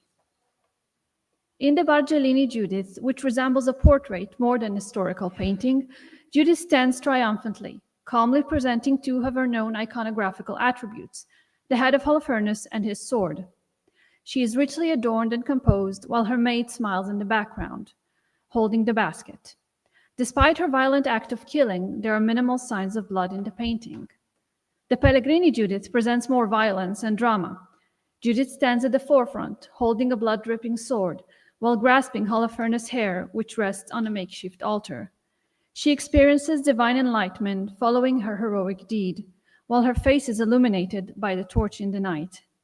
In the background, Holofernes' body lies in bed, while her maid pulls down the canopy, a symbolic gesture marking the general's fall. Fontana's first visual strategy fuses courtly elegance with martial symbolism in Judith's costume. Her shoulder ornaments recall warrior epaulets, while the tightly knotted sash at her waist evokes a weapon's belt. While not functional, these details visually align her with the iconography of military commanders or classical warrior heroines such as Athena or Minerva, as we can see here in this sculpture. The act of grasping the sword upright, not in haste, but with composure, positions Judith not as a passive agent, but as a figure of deliberate power. Cameos on her costume reinforce and expand this reading. The peacock pendant at the center of her dress was considered in the 16th century as an emblem of generosity, loyalty, and vigilance. The artist highlights Judith's loyalty to God and generosity to her people, as she presents the Assyrian general's head in the Pellegrini Judith. However, she must remain vigilant, as danger can lurk as long as she is in the enemy's camp. In the Pellegrini Judith, the central cameo on Judith's breastplate shows a winged figure riding a sea creature, likely an allusion to the personification of triumph or Fortuna. A similar image of Fortuna appears in a drawing by Fontana and her father for Achille Bocchi's Symbolicarum Questionum from 1574, where she is depicted riding a shell and replacing the head of Alexander the Great with that of a tripartite monster. The accompanying motto, "How foolish pride is," aligns Fortuna with the danger of arrogance and the theme of moral downfall. This connection deepens the interpretation of the cameo, where Fortuna, in her scene form, references the moral theological representation of Holofernes as pride, who is vanquished by Judith, who stands for humility. The presence of Fortuna on Judith's armor strengthens her role as an agent of justice and virtue, reinforcing the painting's message of female moral authority and divine justice. Other cameo shows a helmeted profile bust of Athena, goddess of war and wisdom, and another shows a reclining Diana, goddess of the hunt and moon, whose virginity symbolized her independence from masculine domination. The link between Judith and her classical ancestors, such as Diana and Athena, who served as prototypes of Virgin Mary, highlights Judith's figure as a classical female warrior. Fontana's visual strategy of combining an elegant feminine costume with adornments that associate Judith with classical heroines was later employed in Artemisia Gentileschi's depictions of Judith. Bolognese male artists like Orazio Sammarchini used lavish costumes and jewelry to eroticize Judith, while Lorenzo Sabatini masculinized her through armor-like elements and androgynous features to evoke classical heroism. Fontana, however, deploys costume and ornament to express a distinctively feminine moral authority that signals virtue, agency, and civic identity rather than seduction and martial virility. Fontana constructs Judith as both courageous heroine and a noble woman, bridging heroic action with elite Bolognese femininity. Her costume and jewelry are part of the spectacle, designed to be admired by her female patronage audience and not objectified by men. Her Judith communicates strength, wisdom, and social status through the framework of the female gaze. Another distinctive strategy Fontana used in her Judith paintings is the figure of the maid, who plays a crucial narrative and symbolic role. The maid's portrayal not only reinforces the heroine's status, but also reveals underlying attitudes towards female solidarity, virtue, and hierarchy. Judith's maid, Abra, is young and active, nearly Judith's equal. In the Pellegrini Judith, she symbolically helps bring down Holofernes' authority, while her mistress is focused on her divine triumph. In Judith, she stands behind Judith, ready with a basket, mirroring her gaze. Their partnership elevates Judith's act from solitary heroism to collaborative triumph, underscoring the strength found in female solidarity. Fontana anticipates Artemisia Gentileschi's later works, where Abra physically helps Judith in the beheading. Male artists, by contrast, often depict the maid as old, masculine, or passive, as seen in Caravaggio's and Leonello Spada's works. In these paintings, the maid contrasts and accentuates Judith's active agency and feminine beauty. Fontana stages a scene of spectacle, but it is a shared one. Two women, side by side, enacting justice with purpose and poise. In the Bargellini Judith, Fontana modeled Judith after herself. As Babette Bon has noted, it was the earliest known historiated self-portrait by a Bolognese woman. Her features are idealized, resembling earlier self-portraits, like her self-portrait at the Spinet with the Maid from 1577. This may have been the patron's request, reflecting Bologna's pride in its exceptional women. Fontana's distinctive historiated self-portrait served as a subtle commentary on the constraints faced by female artists, especially within the genre of history painting. As Patricia Rocco has argued, Fontana responded to such limitations by incorporating a narrative structure into the genre of portraiture. Building on this, we can see how Fontana effectively conveys a nuanced message about herself and Judith as public figures, exemplifying virtue and courage. Just as Judith assumes a public role in a male-dominated spheres of Bethulia and the Assyrian camp, female artists like Fontana entered the predominantly male domain of professional painting, particularly within the intellectually esteemed genre of history painting. By invoking Judith, a figure who combined courage, piety, and moral integrity, Fontana found a meaningful framework through which to assert her artistic authority. This association allowed her to situate herself within a tradition that recognized strength and virtue as inherently compatible with femininity. Like Judith, she confronted male-dominated arenas and emerged triumphant, aligning herself with civic virtue and moral purpose. Fontana's innovative self-fashioning through the figure of Judith likely influenced Elisabetta Sirani, who positioned herself within the same biblical narrative 6 decades later. In contrast, male artists who included themselves in Judith's scenes, like Cristofano Allori or Agostino Carracci, used it mostly for biographical reasons. Allori portrayed his features in Holofernes' severed head and his mistress as Judith in his painting Judith with the Head of Holofernes, while Carracci portrayed the deceased wife of the patron as Judith and the patron as Holofernes in his Judith with the Head of Holofernes, serving as an expression of grief related to the husband's loss. These works, in contrast with Fontana's Judith, place greater emphasis on personal narratives rather than biblical or historical interpretation. Their Judiths often avert their gaze, expressing shame or ambivalence, in contrast with Fontana's Judith and her maid, who look directly at us, asserting control, authorship, and claiming their place within the spectacle. Fontana's attention to fabric and jewelry was likely influenced by her experience as the portraitist of Bologna's noblewomen. Her patrons understood these visual codes and values. As Caroline Murphy has suggested, the patrons of the Pellegrini and the Bargellini Judith were two noble Bolognese widows. Laertia Rossirata was the recipient of the Pellegrini Judith, which was part of the Rata collection, and was created close to the time she lost her husband, while Constanza Bianchetti likely commissioned the Bargellini Judith. Both were part of Fontana's network of noble women patrons. Judith, a pious and courageous widow, resonated with these women. Just as Judith took on a public role in a patriarchal society, so did they, as patrons of the art who participated in the city's social and cultural lives. Fontana offered them a mirror, a noble woman framed not by the male gaze, but as the subject of a female-authored spectacle. Through costume, self-portraiture, and female co-agency, Fontana redefined the figure of Judith as a model of feminine virtue and public strength. Her paintings challenge dominant male typologies and offer something new, a model of female agency who is capable, complex, and worthy of emulation. In doing so, she projected an aspirational ideal for her contemporaries, a woman who could occupy public space, exercise moral authority, and make meaningful contributions to intellectual and artistic life. Judith becomes not just a biblical heroine, but a lens through which Bolognese women could see themselves. Fontana's work doesn't just add a feminine voice to Judith's tradition.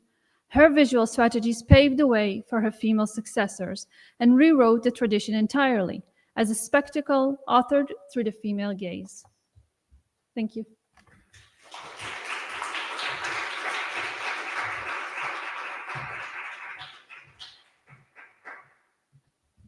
Thank you, Sivan, for a very rich, both visually and intellectually interpreted paper. Thank you very much.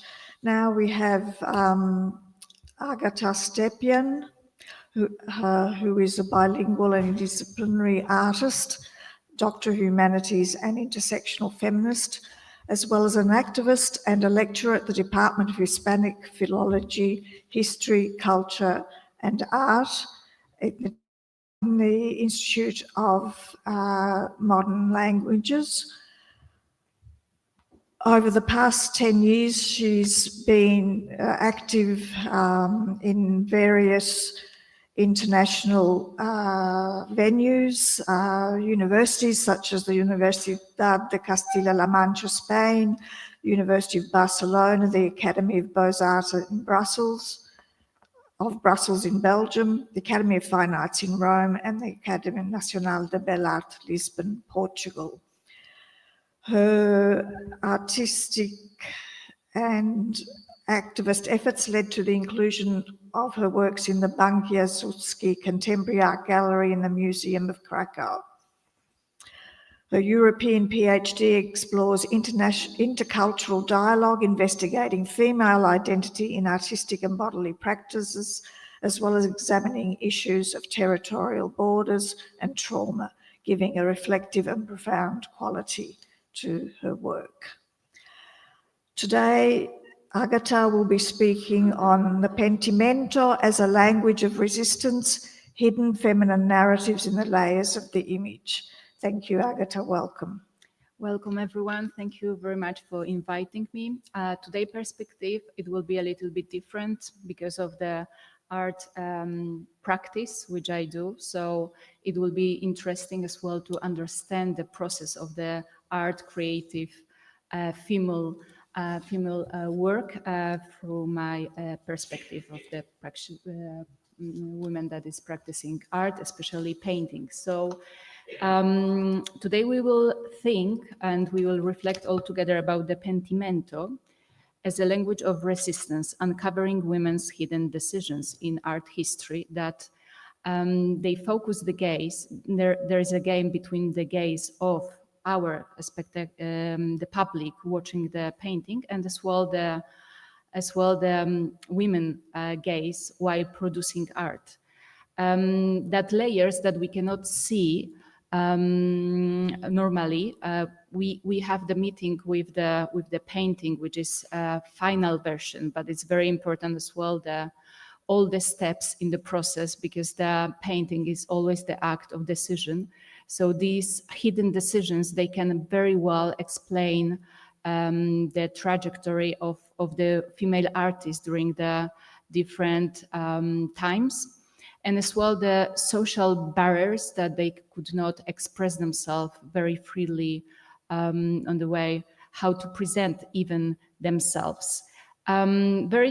Very sad information is that not many of the art works made by female artists has been worked on, so we don't know exactly how many hidden stories they still are there to discover. So that's my reflection as well, just to show some examples.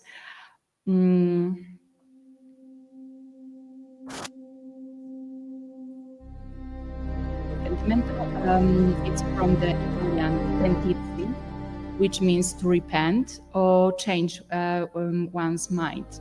It refers to visible trace of earlier version in painting revealed through time or imaging. For women artists, pentimenti are especially significant. They can reveal hidden decisions, suppressed gestures, or changes made due to social norms and expectations of gender. Socially, we will have some examples as well of women that they can present in some way of canon, the pride of being a painter, but as well we can wait for some more interest to make more scanning of the paintings to know better the story of the female artists. And I would like to show you as well how it looks, the example, because I can describe in words the things, but visually and speaking about the gaze is very important to see how it looks the pentimento and how it looks the main version. So if it's possible, I will ask to share as well that short video where you can see the process, which is very interesting, of the final version.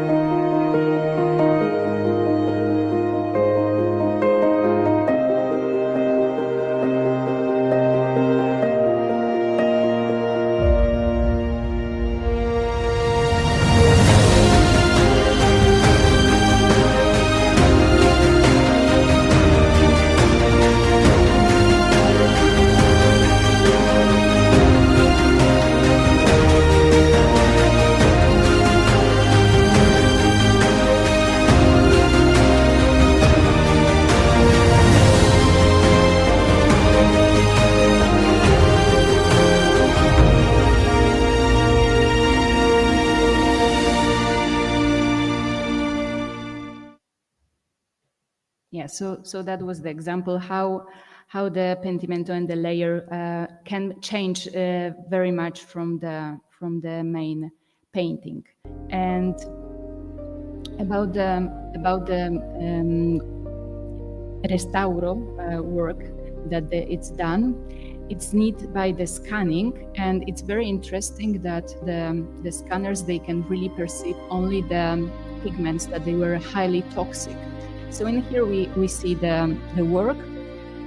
Pentimento, of course, comes from the Italian pentirsi, so everyone still now it's seeing it as a sketch or as the first step. But we can as well understand that it's a really main base of understanding as well the context in which the painting was done.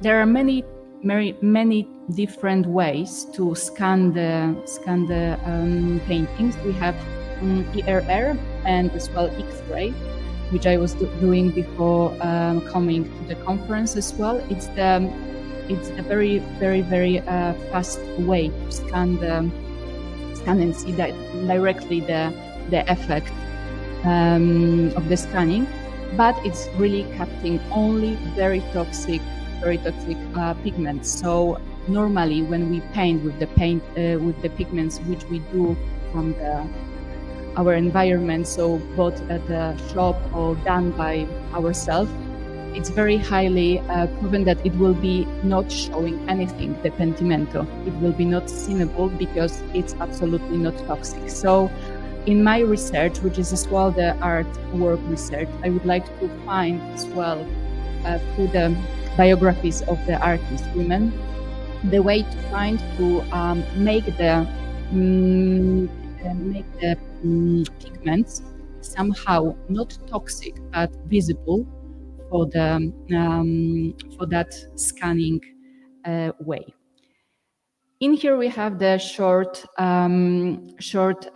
colors, which are really very well seen in the scanning. So we have zinc white, very high, have high visible option. We have as well, which is the blue as well, and the greens. They are the mains that they are very toxic and very well seen to be seen in today investigations of conservatory way. In here we have as well, you can see that the most important is the lead white, so it's the strongest X-ray absorption. As well, a way that it needs to be checked, but really natural pigment that could be seen as well is carbon. But of course, there's nothing to see it's in vermilion or green, esmeralda green being precise.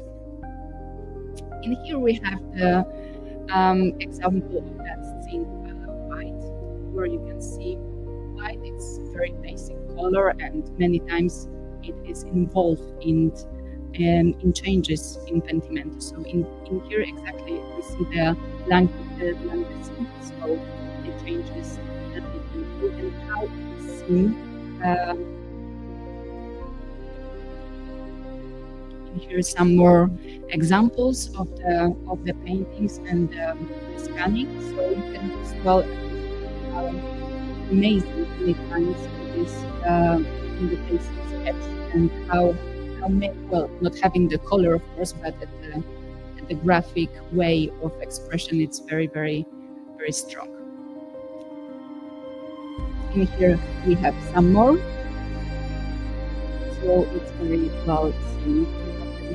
Main painting, and there the in red base where of course some changes cineable. And how that that research of women artists in art and their own biographical elements that can be seen through that scanning method. Male artists continue to museum collections and industrial research, and that's very, very, very well known and through information. But historically, women artists represented only 70% of exhibited works in the 19th century. In modern and contemporary collections, women works have been represented worldwide. As of 2024 and 25, approx 9 out of 10 artworks studied, collected, or exhibited worldwide are by male artists, demonstrating the persistent structural gender imbalance in the canon of institution of art history.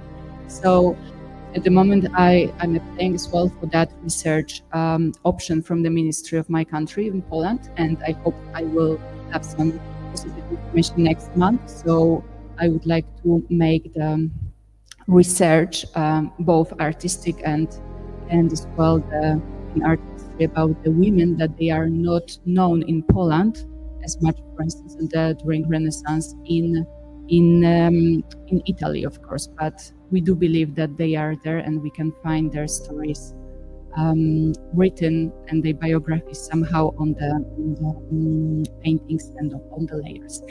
In here, the example that's been studied, for instance, to give you the example how much the changes of the gestures and things, they were frozen in the state of pentimento, is that portrait of Judith Manbury. That's quite late painting actually, but we can, after that non-invasive investigation summary, they found out, for instance, that the gesture was very different, and it was changed because of the social requirements to be seen like noble and more correct. So in here we have the representation of women, how it should be, and I believe that it can happen many paintings of women, and paintings as well of where the women is represented. So in here we have that painting that is simplified, reduced expression, and adapt bourgeois intention expression, soft gesture change, reinforced controlled visibility of female sitter. In here we have Sophonisba Anguissola, which actually is the collection in Poland, in the Museum of Krakow, but in Castle of Mainz. And that example was, you can see that work was X-ray and all that things that passed through the studies. And in here we have the example of the woman that is very proudly showing her with the brushes and with the canvas. It's one of the options that was accepted during the time, and that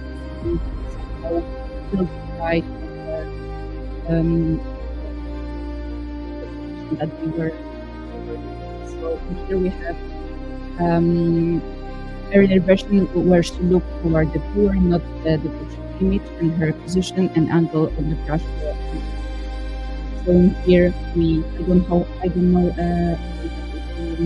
the scan to show you, but that's what I found during that investigation of the presentation of that options. So that article explains the abstract, summarizing the research techniques, especially for treating and knowing more which swell pigments they were used in her. Of course, we have Lavinia Fontana, all of that very important figures, and Sofonisba Anguissola and Lavinia Fontana, the works of Sofonisba, particularly her self-portraits. We find subtle revisions around the hands and gaze, zones traditionally controlled by the male authority in portraits. Technically, imaging reveals that Sofonisba initially depicted her hands painting the face of another woman, later replaced by self-gesture. This correction, this pentimento, can be read as an assertion of agency, the land of women artists becoming the hand of creation itself. Lavinia Fontana, by contrast, often opened the implied pentimento to refine draperies and jewelry, areas loaded with social meaning. The access of ornament was not merely a stylistic choice, but a code statement about the female visibility. By adjusting the fabric, she reshaped the boundaries between the virtue and sensuality, between the woman and subject, as expected. So that we have the example, and the Katarina van Hemsen and Marie Gabriel Capet. In here we have the no serving X-ray, so still many of the works they need to be worked on. But in here we have the early portrait, self-portrait, painted when she was barely 20. Includes a visible undergoing that shows a more tentative composition. Beneath the surface lies the record of her hesitation, a rare testimony of women artists negotiating with her self-image, with a male-dominated guild system. In the case of Marie Gabriel, typically studies have revealed reward areas in the the ground side. Painter correction emphasized intimacy, self-awareness, translating the internal into the physical. So we can see basically the archaeology of the image. And in modern conversation laboratory technologies such as integrated X-ray fluorescence allow us to read the painting as an archaeological site. Beneath the varnish and pigments, we uncover not only technical artisans, but also psychological and social layers of meaning. For women painters of the early modern period, those who autonomy was constantly negotiated within patriarchal structures. There were layers often embody the focus between the personal vision and the conventions of the act of uncovering pentimento is not only the technical discovery, it can be encounter with the alternative version of artistic identity that has been systematically suppressed. So we can see in here the pentimento as a feminist resistance. If we read these through Jungian and feminist frameworks, the pentimento becomes a manifestation the repressed content of the collective and personal unconsciousness, returning the consciousness. The erased line, the hidden contour, the ghost of the earlier gesture, all embody the persistence of a female authorship that refuses to disappear. In this sense, the pentimento operates as a feminist archaeology of the image, testimony of the women were forced to hide, and they could not help but express. It transforms technical representatives into epistemological resistance. Through the lens of the conservation science, we uncovered patriarchal historiography as well to cover. The technologies that penetrate the surface of famed mirror and theoretical effort to penetrate the ideological surface of art history itself. in here we have the work as well, the interpretation of the work with self-portrait of two pupils. And we have the revision raised as a potential male witness, focusing on the lineage of the female mentor. And the mentor became feminist editing, rewriting hierarchy. We have as well Marie Area.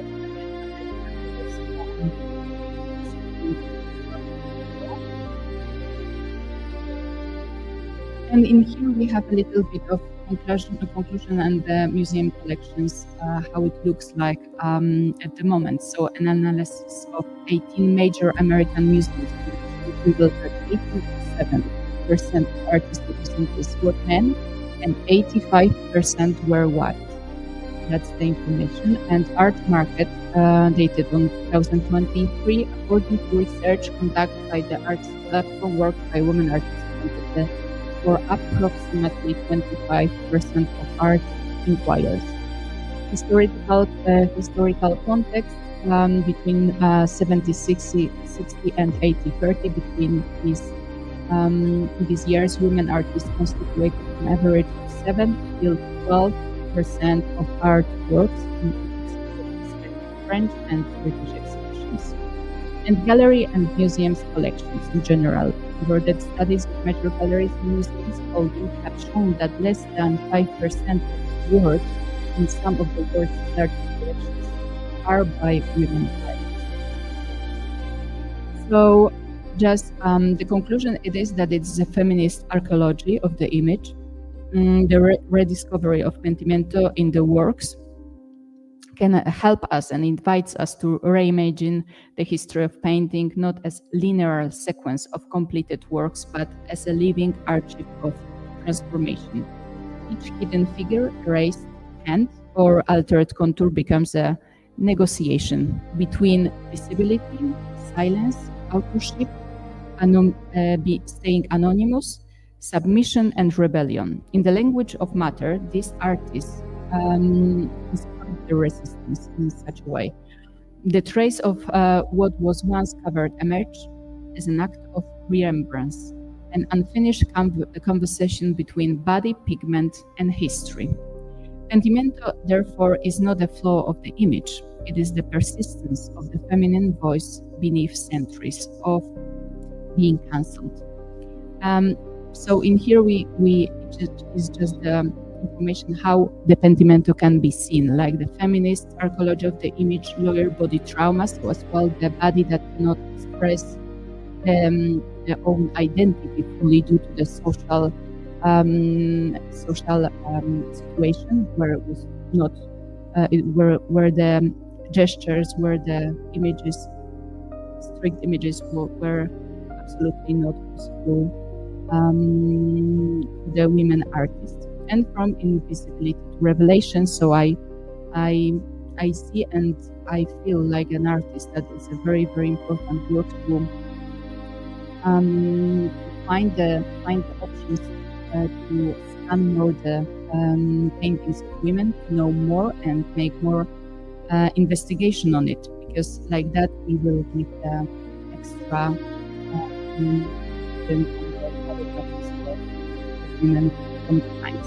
And the ethics regulation, so this also invites the ethical reflection by uncovering hidden lawyers. So in here we have the game by being seen by themselves, and show to be seen lawyers that are secret, uncovered.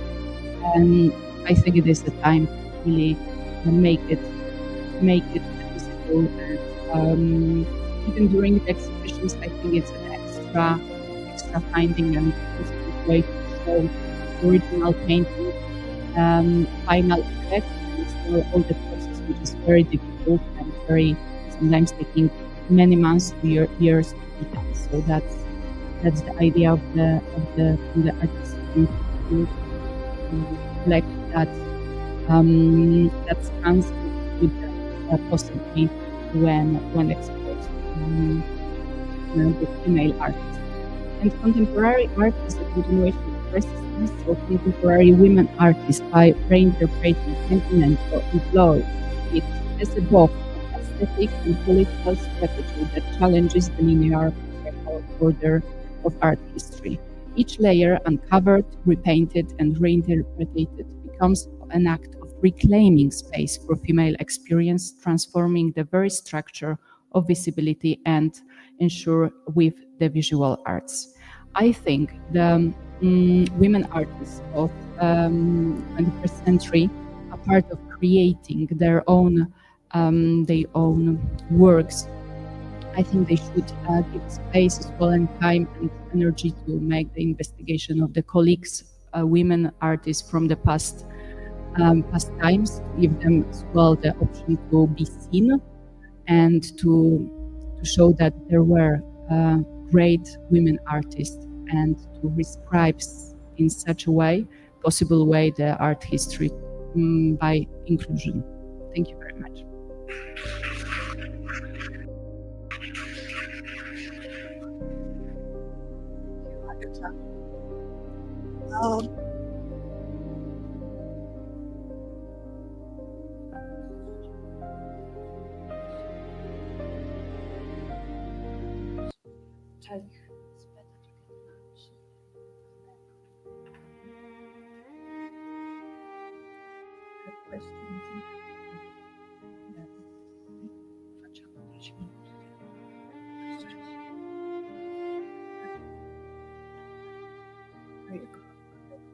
Okay, so we'll postpone lunch to come back after lunch at 3 o'clock, and we'll have a few minutes of question and answer now. Does anyone like to ask a question of our speakers, make a comment?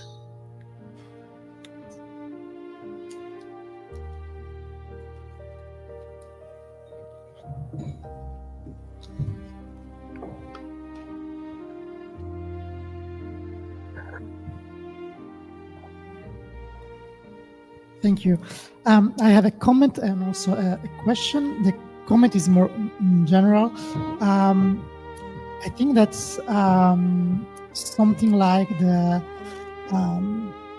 story of Isabella Andreini, but also, for example, I quickly mentioned a soprano in my lecture, Anne de la Barre, really help us to reevaluate the position of these female artists in between the 16th and the 17th century, because I always had the impression that we usually say singers and dancers and in general those women interpreters were considered like courtesan, but actually we see that they were really part of the court, also really with a high social position. I'm also thinking about something that Adelina and me know well, the Monastero della Crocetta in Florence, where Vittoria della Rovere and Anna de' Medici have been instructed in music by famous artists from the time, as Francesca Caccini. And so, well, this is for just a general comments. So how we can, thanks to new studies, reevaluate the position of those women. But my question was about Isabella Andreini indeed. And we have seen that she has been active in Mantua and also in Paris, in France.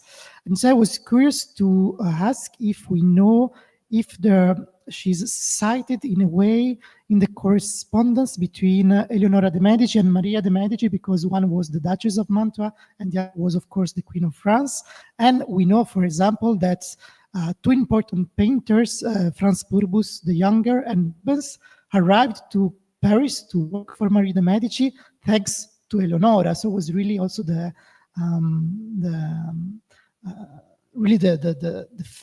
of course they were sisters and they talked to each other, that moved the painters to Paris. So I was curious to know if for Isabella, if indeed we know that there has been a contact between the two sisters.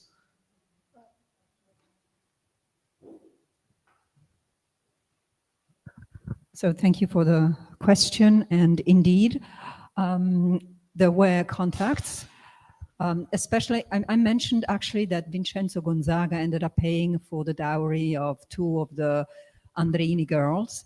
It actually was rather more Eleonora, for reasons that I believe in, but I'm not going to talk openly about it because I'm going to get myself in trouble. But Eleonora was, I mean, she really liked Isabella Andreini, and we know that Andreini very much appeared in Florence. So definitely there was this connection, okay, between Eleonora and Maria and the Medicis in general, because otherwise they would not have been able, the Andreinis, I mean, and the Gelosi, they would not have been able to perform at this paramount important wedding, which was in fact the very place where the opera started, because that was the first time when La Pellegrina was staged with intermezzi, where you had Peri and Caccini. And so that is indeed also the originating moment of the opera. So it is indeed, there is a very strong connection. And besides, I mean, I did not want to bore you to death, and also it would have been like a 2-hour-long paper, but, you know, the movement, places where the Andreinis are going are very well documented, and they're all everywhere, in all the courts. So not just Mantua, they're also called by the Doge of Genoa, they're always in Ferrara. So they really tour around all these aristocratic settings, which was also the norm at a time when you had restrictions. They could not really, you know, show in public. So the only public spaces where they could perform were theaters that were being set up in Venice and that had to close afterwards. For example, the Stanze di Michele. You know, Michele was this entrepreneur and he had to close shop. And so most of these comedians had to move from one court to the other. It was absolutely fashionable. And I mean, this is all very well documented by lots of scholars. And there was also a little bit of a competition and identifying a particular comedy or a particular group of performers who would always be called at a particular court, distinguish them from others. So, you know, if the Gonzagas call the Andreinis, then the Medicis too, and then, you know, the Este as well have to have them. That's sort of the trend. Thank you.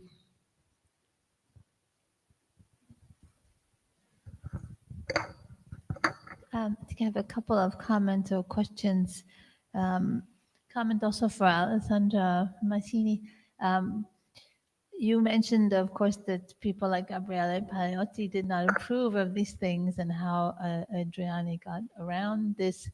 And you mentioned all the places that she had performed. So I imagine that Bologna was out of the question. No, Bologna was there, but only at moments when these bans sort of weakened a little bit, because the Paleotti ban targeting specific women dated 1582, but before that they could still perform more or less.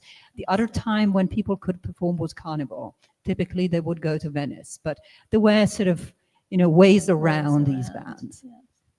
Yeah, and I loved the presentation discussing the literature of women at the time and the relationship to the development of portraiture with a certain amount of agency.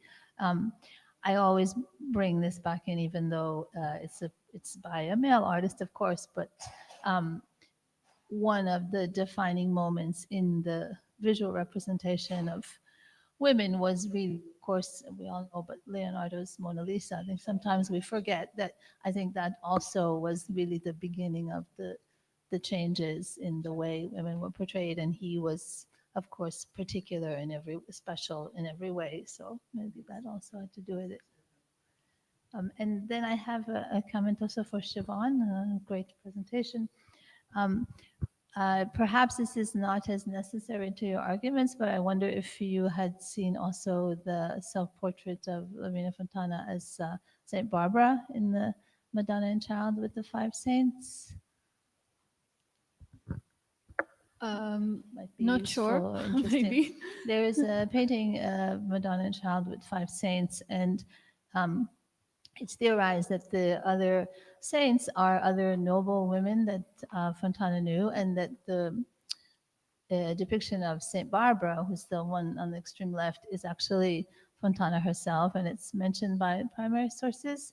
And one of the key giveaways there is that St. Barbara's usually represented by the tower, but in this case, she has a large book, which looks like a quaderno di disegno that she's holding, so that it's not Judith, but it might also play into your theory of women and virtue, virtuous portraits.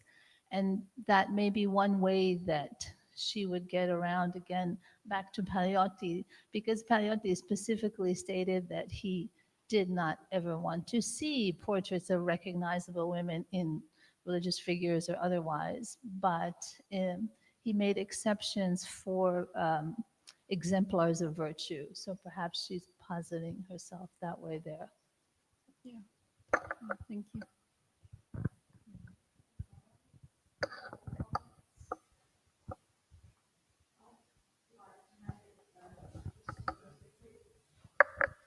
Grazie. To Agatha, I found your paper very, very interesting. The argument that pentimento can be seen as a sign of female resistance, but the examples that you show were mainly of women artists who, and at the portrait of of a woman that has been changed so that they conform to more traditional notions of what womanhood and femininity should be and their role in society. So can you say a bit more of artists that perhaps did the opposite, did actually use it as a sign of resistance? There are... Hello? Yes. Yeah, so there are plenty of women that they were changing their positions from the outside. I mean that they were seen, the final effect was very composed, like the society was asking and permitted, but there were the composition changed radically. So for instance, the face and the gestures of the hands, which is very important in the psychology of portrait, were changing, and plenty of them were from the Netherlands, the artists.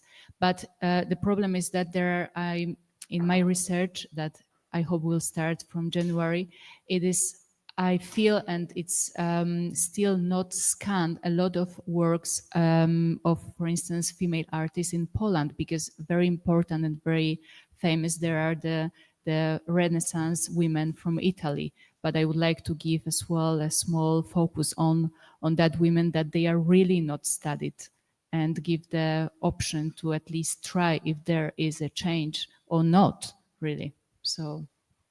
Yeah, I want, I'm sorry, how many works have you gathered so far?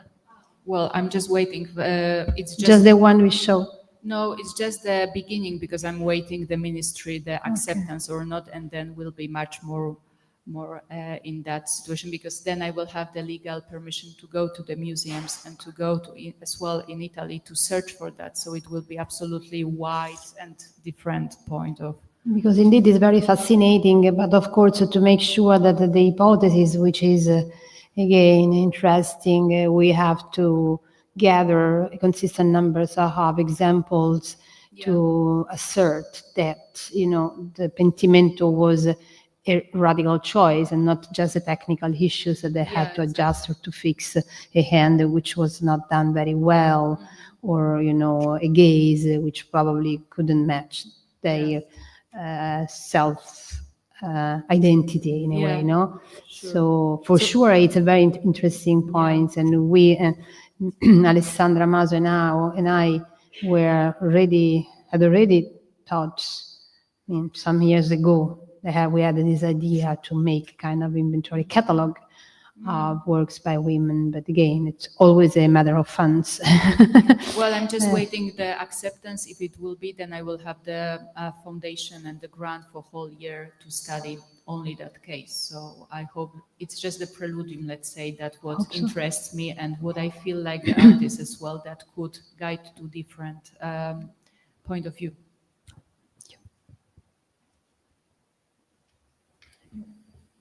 Thank you. Any other questions? For Rachel, I just wanted to comment on or ask you about the spatial arrangement of the marriage chamber and how these cassoni were owned, or that they were in the realm of the female member of the household, the bride, and so that these paintings, both the inner nude paintings and the exterior, were projected for a female gaze. And if you could just say a bit more about that, please. Thank you. Sure. About the actual arrangement of how the furniture would be arranged. So we know from a couple images from the 16th century that they were likely placed against the wall. It's not, 100% reliable, but it's also not clear when they would be opened. So we see them being used as like surfaces to put things on. They could also be used as seats. It's interesting to see them juxtaposed. They would be juxtaposed with small religious devotional paintings. Exactly. So you have the two sides of the coin of the sort of the devotional aspect of the virtuous woman, and also the moralizing images, but then you open the cassone and you have the nude images, which were also directed at the bride. Yes, exactly. And one, I couldn't include it in the presentation because of time's sake, but I also found just an image of the Virgin and Child for the camera, with the recumbent nude Eve at the feet of the Virgin. So placing those two very different types of nudes in conversation with one another, that's kind of my current project right now, working on that. Yeah. Thank you.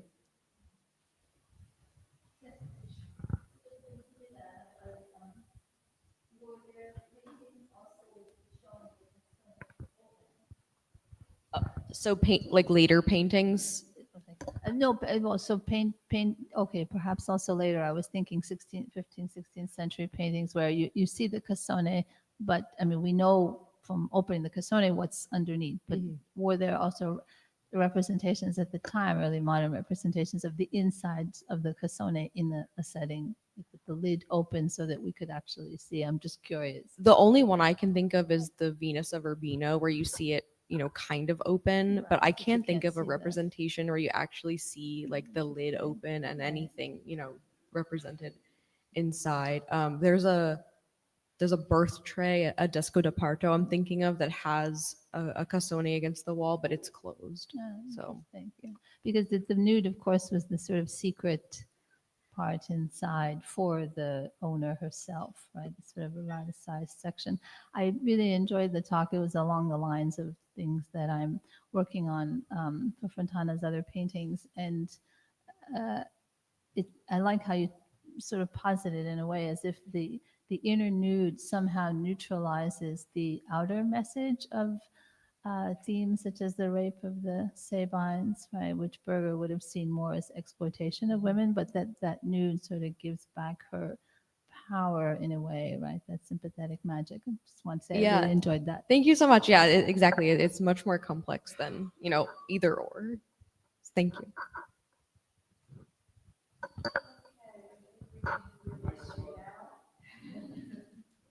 And go to lunch, and we meet back here at 3:00. Thank you very much. Down in the library is lunch for those of you who have registered. Thank you very much. And thanks our last speakers.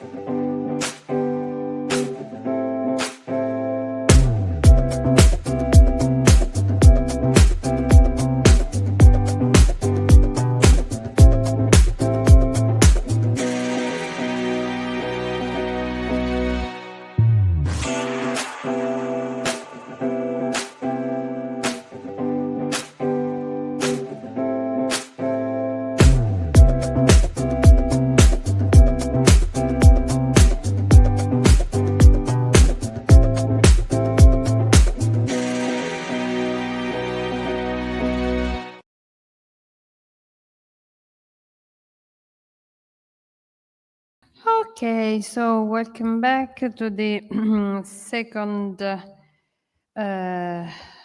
actually is the third session of the first day and the first afternoon session. And we're sorry for those who are online, we're sorry for the delay, but so this morning speakers and presentations were very interesting and there rose a lot of questions and comments and so it's really worth being a little bit late and having shared these expertises with everyone. This afternoon session is penned legacies, the gaze into memory, language, and gender. We really received a lot of proposals that would have been fallen into this umbrella, under this umbrella. So it was very, very difficult choice. So you have a responsibility. Well, the first to speak is Alessia Muroni Ramos. Alessia is an art historian and independent researcher. She deals with communication and training for various organizations and companies. Her studies focus on art literature, women artists, women studies, LGBTQ studies, on which she published a number of essays and articles. She currently is working on an essay dedicated to women art historian and a novel about the English artist Mary Delaney. She is a member of Società Italiana delle Storiche, Società Italiana delle Letterate, Jane Austen Society of Italy, and Italian Virginia Woolf Society.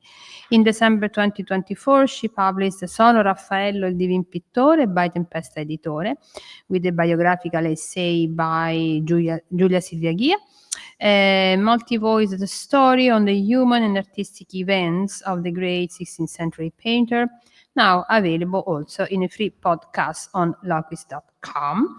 So just welcome Alessia Muroni, who's presenting Gli occhi di un artista, l'arte, la vita, il mondo, nel lavoro e nelle memorie di Elisabeth Vigée-Lebrun. Buon pomeriggio a tutte e tutti, grazie.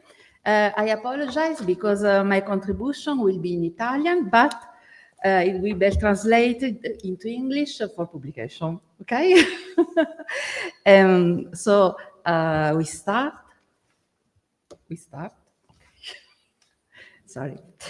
Ok, il mio contributo parte proprio dalla parola sguardo. Lo sguardo che Elisabeth Vigée-Lebrun, uno dei più grandi ritrattisti francesi del XVIII secolo, pone su di sé, sugli altri, sul mondo. Queste sono, diciamo, le tre direzioni in cui Elisabeth Vigée-Lebrun guarda, e il suo sguardo poi diventa, si fa opera pittorica, si fa opera letteraria. Seguiremo una linea cronologica che ci viene dai suoi souvenir. Proprio nei souvenir, nella prima lettera, souvenir che ora vedremo insomma la composizione, ma il primo volume si presenta come una serie di lettere alla princesse Curaquin, e quindi nella prima, diciamo, vedremo lettera 1, lettera 2, proprio perché il primo volume dei souvenir si presenta sotto forma epistolare. E proprio in questa prima lettera c'è il padre che parla, Louis Vigée, e dice: tu sarai pittrice, bambina mia, o nessun altro mai lo sarà. Si pone qui già da questa frase paterna, no, il seme della narrazione di un destino, una narrazione che vedremo presenta numerosi spunti interessanti. Per dare qualche elemento cronologico che mi sembra sempre utile, ricordiamo semplicemente che Elisabeth Vigée-Lebrun nasce da Jean Massin e da Louis Vigée, che era un pastellista piuttosto quotato. Alla morte del padre a 12 anni decide proprio di portare quello che era stato un insegnamento paterno nato così quotidianamente, di portarlo ad un livello professionale. Nel frattempo, poco tempo dopo, la madre si risposa con un ricco gioielliere, vanno a vivere di fronte al Palais Royal e sicuramente l'ex clientela paterna, diciamo le conoscenze, il cerchio del patrigno l'aiutano a entrare in contatto con una serie di committenti. È comunque un'artista che viene precocemente apprezzata. Già nel 74 è ammessa all'Académie de Saint-Luc e nel 1775 è ammessa alle séances publiques dell'Académie Royale de Peinture et Sculpture. Dunque comincia ad avere una visibilità, diciamo uscire fuori ad un livello più alto, tant'è che vengono esposti 2 suoi quadri che lei ha donato all'Académie, e questo non fa che aprire, diciamo così, ad una committenza ulteriore. Nel 75 si sposa con Jean-Baptiste Pierre Lebrun e anche questo giocherà un ruolo nella sua vita. Nel 76 la prima committenza reale.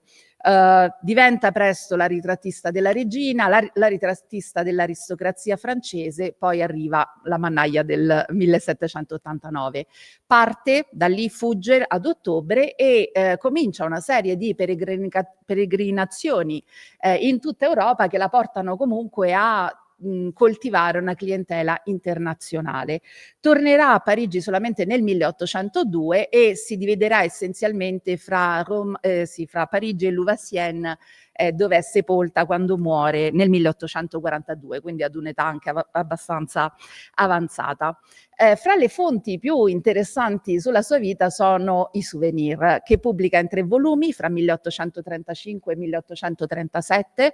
Innanzitutto sottolineiamo che è la prima donna artista a pubblicare delle memorie, non la prima donna, i souvenir insomma di numerose altre donne erano già stati pubblicati in altre date eccetera, ma è la prima artista, ok?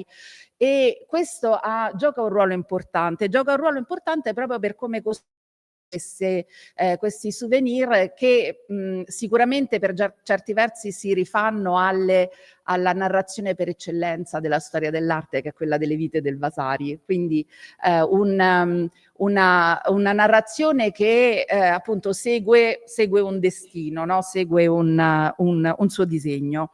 E sono appunto 3 volumi che l'artista, diciamo, pubblica a suo nome, ma in realtà le due nipoti che la seguono fino alla fine dei suoi giorni contribuiranno, scriveranno praticamente i souvenir a partire dai materiali autobiografici che ella stessa aveva selezionato, suoi diari, lettere, eccetera. Quindi un insieme di materiali compositi che vengono composti appunto in tre volumi, che si rifanno sicuramente ad una tradizione memorialistica che soprattutto in Francia ha una serie diciamo di esempi eccellenti e che si inseriscono anche all'interno di una nascente storiografia generale che attinge al dato personale come al dato oggettivo e quindi insomma tanto più è importante questa uscita pubblica, diciamo così, di queste memorie di donna artista. Ora, lo sguardo di Elisabeth Vigée-Lebrun è innanzitutto uno sguardo volto verso se stessa. Abbiamo una serie di autoritratti bellissimi in cui vediamo questa giovane e bellissima donna presentarsi, e questo è già importante, come modello. È un modello di femminilità, è un modello di eleganza, adoro l'uso del bianco, del rosso e del nero nell'abbigliamento e vedete come questo peraltro è interessante perché non solo è un modello di femminilità, ma è anche un modello di moda. La moda che a volte tendiamo, no, a considerare come un fenomeno secondario, ma che in realtà ancora ai nostri giorni, volendo, ma soprattutto fino ad una certa epoca è un codice linguistico ben preciso, e presentarsi nei propri autoritratti in un certo modo, con un certo tipo di atteggiamento, ma anche di allure, è sicuramente indicativo. C'è un bellissimo volume di Frances Borsello che sicuramente conoscete, dedicato all'autoritratto femminile, e sicuramente gli autoritratti della Vichy Lebrun sono fra i più indicativi di un vero e proprio progetto di comunicazione, un progetto di comunicazione che funziona enormemente, ha un enorme successo proprio perché questi autoritratti che circolano, che vengono esposti, che vengono a volte donati in copia, rappresentano un manifesto, ripeto, di femminilità, di eleganza, ma anche un manifesto ovviamente artistico, e la circolazione di queste opere crea, io potrei definirlo una sorta di contagio positivo fra le donne dell'aristocrazia. Per esempio,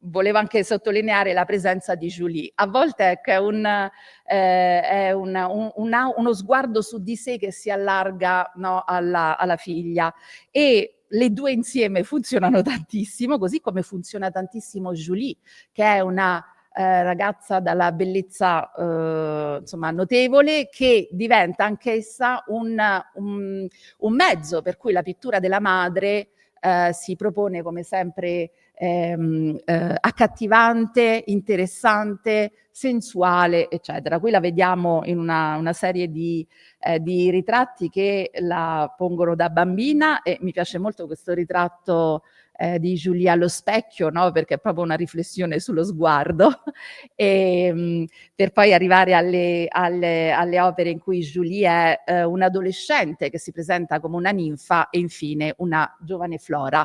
Vedremo fra poco, no, come peraltro questo genere di presentazione si inserisce all'interno di un'immagine che è quella della ninfa neoclassica. Ma questa maternità esibita da Elisabeth Vichy Lebrun, dicevo, diventa anche il modello per una nuova presentazione dell'infanzia. Siamo nell'epoca e nella nazione di Rousseau, c'è questo nuovo sguardo sull'infanzia, sul rapporto madre-figlio, e dobbiamo anche ricordare che siamo ancora in un'epoca in cui la nascita di figli non è solamente una questione personale, no? Privata, intima, ma è anche un discorso all'interno di una stirpe che deve essere continuata, eccetera. E di fronte a quello che a determinati tipi di rappresentazione familiare, in cui madri, padri e figli, no, erano presentati come per dire allora questi sono i nostri discendenti, eccetera, nei ritratti familiari eseguiti da Elisabeth Vichy Lebrun, tutto questo passa in secondo piano. Quello che viene sottolineato proprio è l'intensità, la tenerezza del sentimento, e in un modo che ai nostri occhi può sembrare quasi scontato, ma dobbiamo pur sempre riportare tutto questo, no, al XVIII secolo e a un'epoca in cui i figli erano prima di tutto il concretamento di un progetto dinastico, eccetera, e poi secondariamente eventualmente una questione di affetti. Nel frattempo Elisabeth è riuscita ad arrivare a Versailles attraverso questo primo lavoro per Luigi Stanislao di Francia, conte di Provenza. Questa è la prima opera che noi conosciamo per la corte di Versailles. Da Luigi Stanislao a Maria Antonietta il passo è breve, ma nel frattempo c'è l'ingresso all'Académie. Le pièce de réception di Elisabeth è La pace riporta l'abbondanza. È interessante, è stato notato, no, già che la scelta del soggetto in un'epoca in cui ricordiamo, no, c'era questa percezione gerarchica delle arti, per cui la pittura di nudo, la pittura di storia era quella più importante, ma contemporaneamente era il genere di cosa a cui difficilmente le donne riuscivano ad arrivare. Elisabeth si ostina a presentare un'opera che non è un ritratto, non è un paesaggio, non è una natura morta, ma è orgogliosamente una scena mitologica e comunque che afferisce al tema della pittura di storia. Non le riuscirà di essere ammessa come pittura di storia, c'è proprio una fronda interna all'Accademia, viene accolta nello stesso giorno, il 31 maggio del 1783, lo stesso giorno di Adélaïde de la Vie-Gouillard, ma nella riunione proprio di quel giorno viene anche specificato che d'ora in avanti non saranno ammesse più di 4 académiciennes per volta. Quindi, come dire, è una porta che si apre ma viene anche richiusa. Sebbene ricordiamo che Séverine Sauffiot, in un saggio molto interessante, ha definito quest'epoca per la pittura, soprattutto francese, une parenthèse enchantée, no? Una parentesi incantata, un momento in cui alle donne si apre uno spazio pubblico e anche a livello accademico che insomma non verrà riproposto molto facilmente. Sempre nell'ambito di questo tentativo di Elisabeth di arrivare, no, ad una definizione di pittura di storia, voglio presentare queste due opere in cui la sensualità, ma anche la conoscenza anatomica, eccetera, vengono orgogliosamente ostentate dall'artista. Per quanto sia una pittrice di ritratti e di quello vivrà per tutta la sua vita, è interessante vedere come non rinunci, no, a proporre opere che appunto attengono al tema mitologico. Qui abbiamo l'allegoria della poesia al Musée Fabre e una bellissima baccante a Williamstown, attualmente a Williamstown. Ho nominato Maria Antonietta. Per molto tempo Elisabeth Vigée-Lebrun sarà conosciuta come la pittrice di corte di Maria Antonietta. Sappiamo che non è solo quello, però sicuramente contribuisce a creare l'iconografia per eccellenza di Maria Antonietta. Queste sono il primo lavoro che realizza per la regina, dove la regina viene presentata in abito di corte, quindi con i panier, con il busto, con tutte quelle che erano le sovrastrutture non solo di abbigliamento ma anche di presentazione di un ruolo. Ma accanto alla produzione ufficiale, chiedo scusa, qui ne abbiamo 2 versioni, in realtà ce ne sono diverse perché poi alcune opere particolarmente di successo verranno realizzate in più copie per essere utilizzate insomma in vario modo.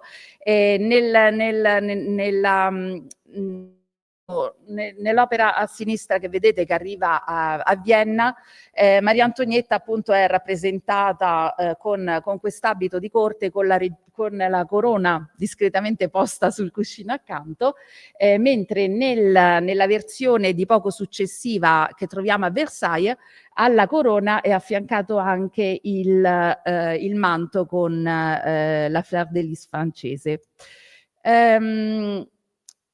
Elisabeth ne parla nella lettera quinta del primo tomo dei Souvenir, parla di Maria Antonietta, parla del suo ruolo e racconta questo episodio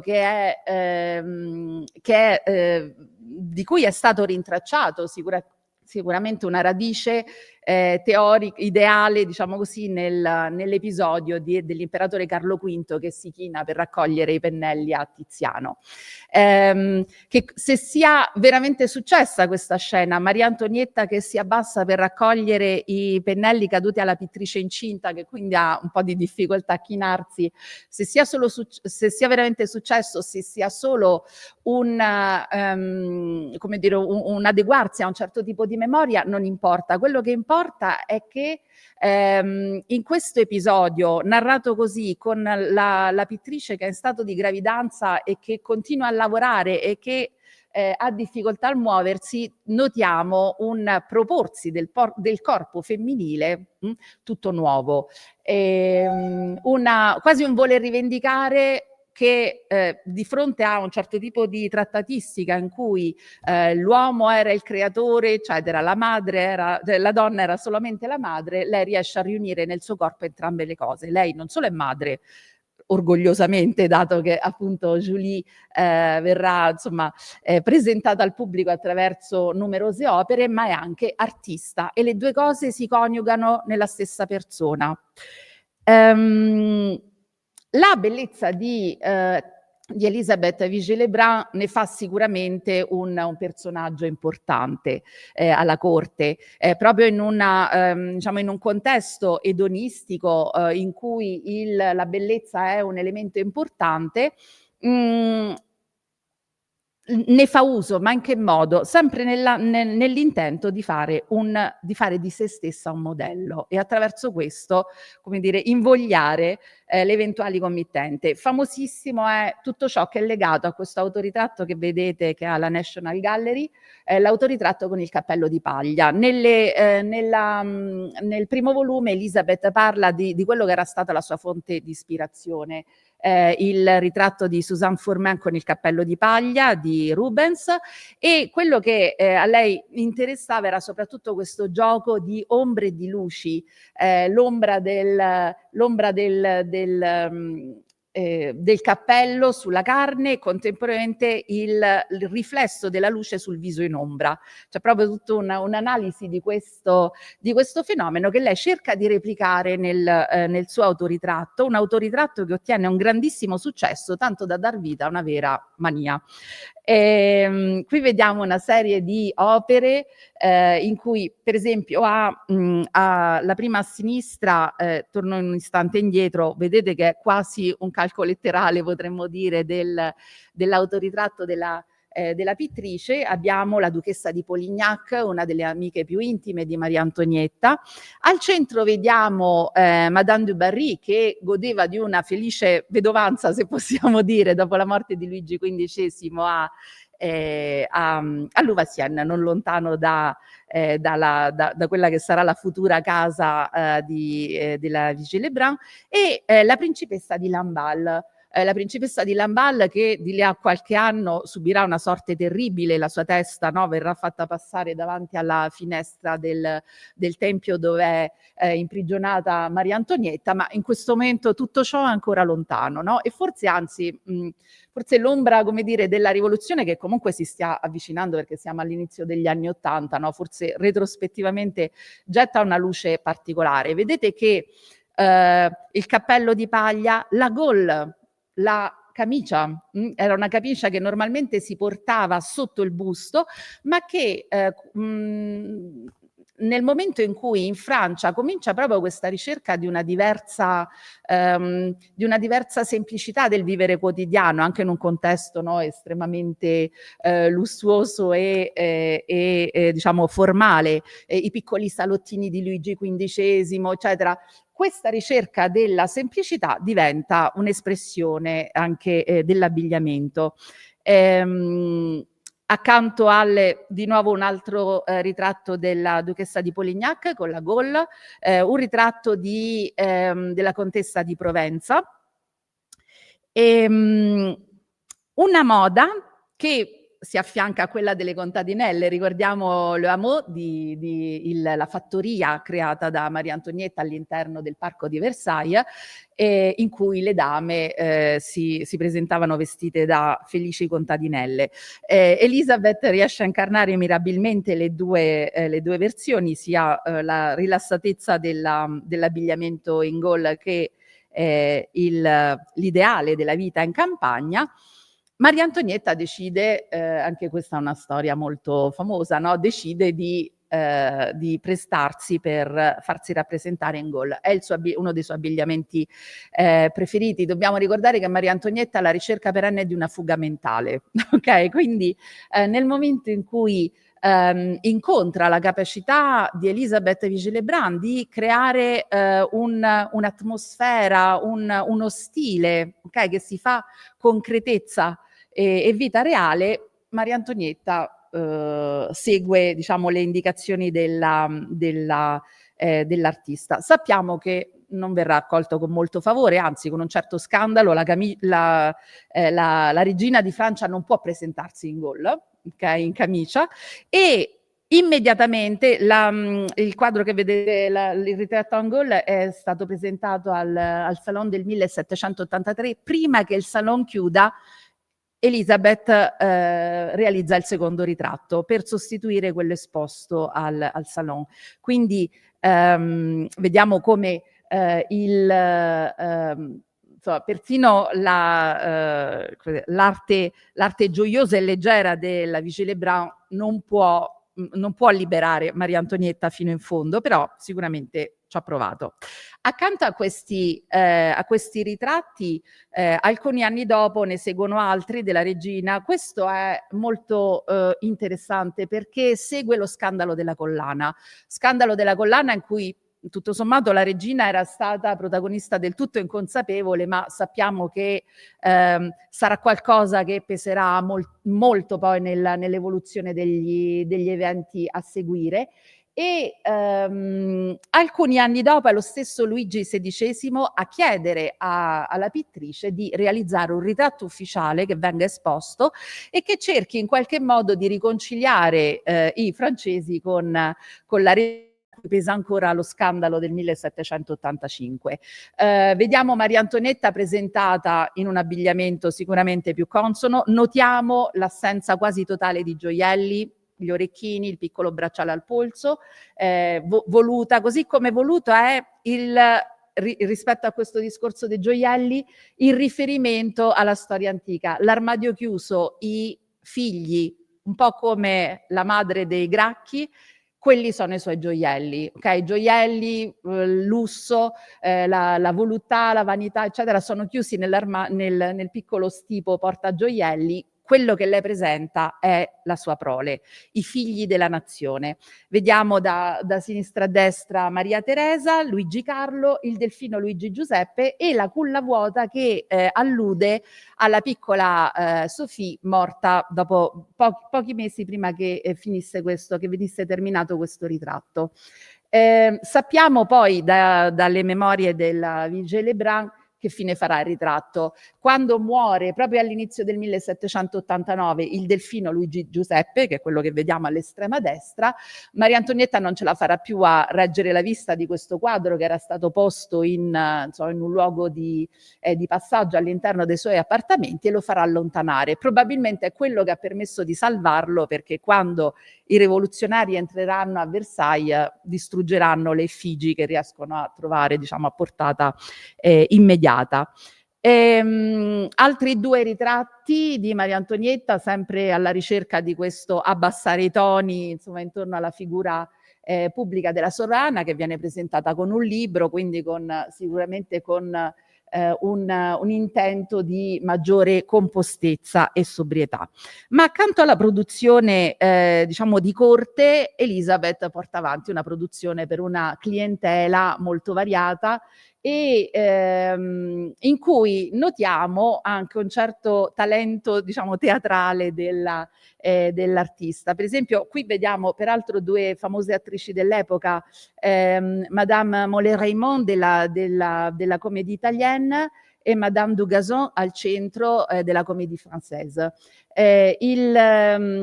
Mentre la Madame Perregaux che vediamo qui all'estrema destra non era una attrice, ma vedete come questa presentazione teatrale, che peraltro ci ricorda alcuni ritratti di genere di Fragonard, questa presentazione teatrale riprende un po' quello che era un gusto specifico del teatro del tempo. Il teatro francese del XVIII secolo è al teatro di Marivaux, di Beaumarchais, e queste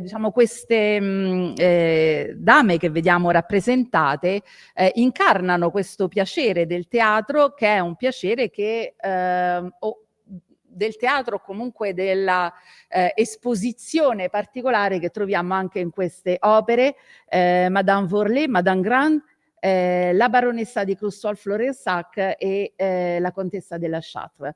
Vediamo come rispetto a, se noi vediamo qual è la media, diciamo così, delle presentazioni di sé, del portamento, eccetera, delle donne nei ritratti del XVIII secolo, notiamo questo desiderio di Vigée Lebrun di movimentare in qualche modo la presentazione.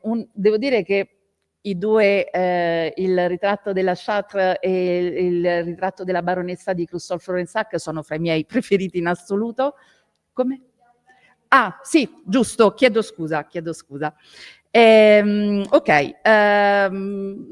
Più formali forse gli uomini. Ricordo ancora all'interno di questo presentarsi come modello di sé, come modello il Souper grec del gennaio del 1788, che farà tanto scalpore da dover richiedere da parte di Elisabeth Vigée Lebrun un resoconto anche economico, per dire che non era stata la cosa sibaritica che era stata presentata. Scoppia la Rivoluzione francese, si sposta alla corte in Italia, poi a Vienna, poi in Germania, per arrivare fino in Russia. Vediamo i ritratti dei Borbone di Napoli. Quasi tutto il secondo volume è dedicato all'Italia.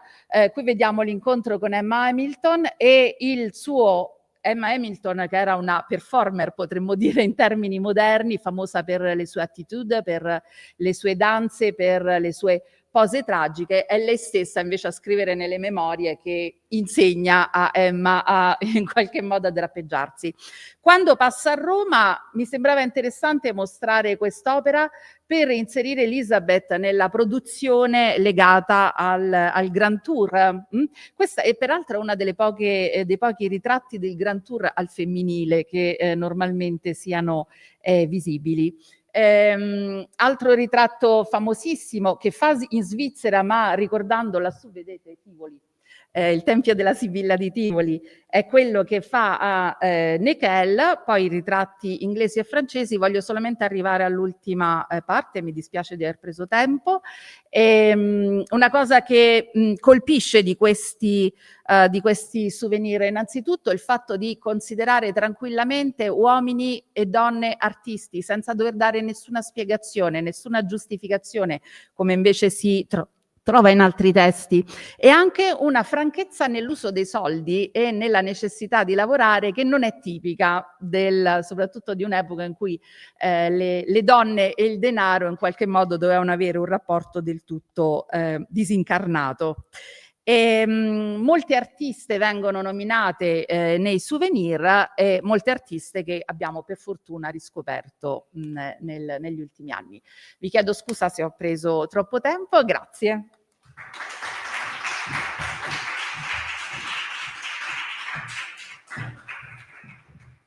Molto interessante, però quando ho visto l'orario mi sono resa conto che eravamo andati no. Okay, so thank you. And next is Emma Quiriconi. Emma Quiriconi is a first-year PhD student in Languages, Culture and Modern Society at Ca' Foscari, University of Venice. Her research centers around the 18th century English women writers with a focus on the creation, adaptation, and deconstruction processes of female authors' identities in relation to the literary market, their audience and their mentors. She is especially interested in the strategies these writers employ to negotiate visibility and authority within a patriarchal literary culture. Through close textual and paratextual analysis, Quiriconi's research aims to uncover how these women's works engage with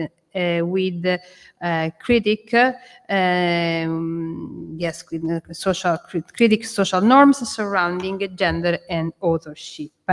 And Emma Quiriconi, she's presenting a paper, Spectacular Modesty, Sarah Fielding and the Rhetoric of Reputation. Thank you. Good afternoon, and thank you for having me. As you can see, my paper is titled Spectacular Modesty, Sarah Fielding and the Rhetoric of Reputation. Today we'll discuss how Sarah Fielding reclaims visibility through what I termed spectacular modesty, a rhetoric that both conforms to and subtly subverts the patriarchal expectations placed upon women writers, in this case in mid-18th century Britain. In Fielding's work, modesty becomes a spectacle in itself, a performative space where the female author negotiates both visibility and authority. Now, most readers will associate the surname Fielding with Henry Fielding, one of the most notorious writers of the early 18th century Britain. His name has been inseparable from the rise of the novel, often mentioned alongside Samuel Richardson. By contrast, much less attention has been given to his younger sister, Sarah Fielding. Now, Sarah was born in 1710 and published at least 9 works across various genres between 1744 and 62. Her early publications were closely tied to her brother Henry's and encapsulated in his own works. He also provided the preface to her first book, the second edition to her first book, David Simple, and 5 letters and a long detailed preface to familial letters. She also benefited from the guidance of James Harris, her correspondent and literary ally. Later, the celebrated novelist Samuel Richardson would offer similar support, editing her works and offering advice. However, as Marianne Rourke's comments, during the course of her literary career, she had the advantage and disadvantage of receiving advice from these literary innovators. For, as a friend and defender of Richardson and Harry Fielding's sister and occasional collaborator, she was often mischaracterized as a mere disciple, and her legacy reduced to indispensable footnotes to both mainstream and feminist literary histories. Fortunately, recent scholarship has increasingly been recognizing her as a scholar in her own right, one whose work influenced many of her readers as well as other writers. Now, like many of her contemporary female authors, Sarah struggled to reconcile her position relative to the literary canon, and she was unable to access the masculine canon as an equal, yet she sought to distance herself from the libertine ecstasies of Arthur Ben, Eliza Haywood. Her position was doubtlessly informed by the treatment of the female monster in satire and critique, which shaped aspiring female authors' understanding of the risks inherent to a public career, inhibiting their ambitions. She faced a paradox, for to gain public recognition, she needed to publish, thus stepping out of the shade and into the limelight of the public sphere, but such visibility subjected her to constant scrutiny as a woman, as there was still a slight association between public career and prostitution. So it became clear to her that in order to appear clean and fit to be read, she needed to market herself as modest, deferential, and morally upright.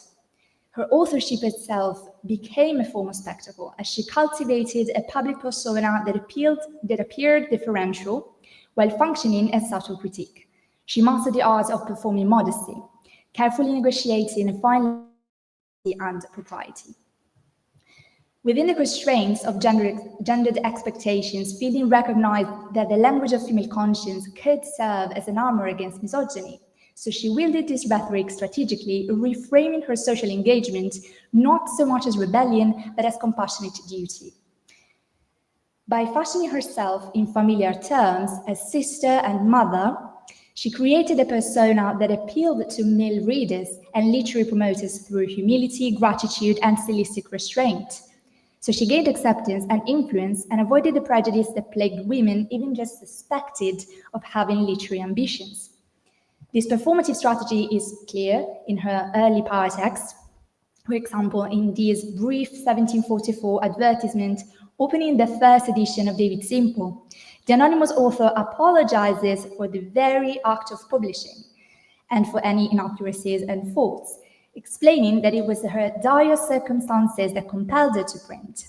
She entrusts the work judgment only to the good-natured and candid reader.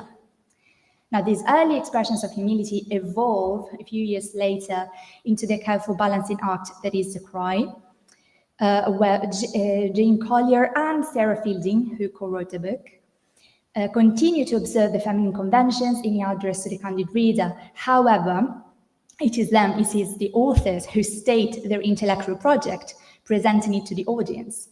The work obviously aims to unfold the labyrinth of the human mind, the heart of man. It aims to inform and entertain, to expose all falsehood, and claims a modicum of freedom without falling into licentiousness.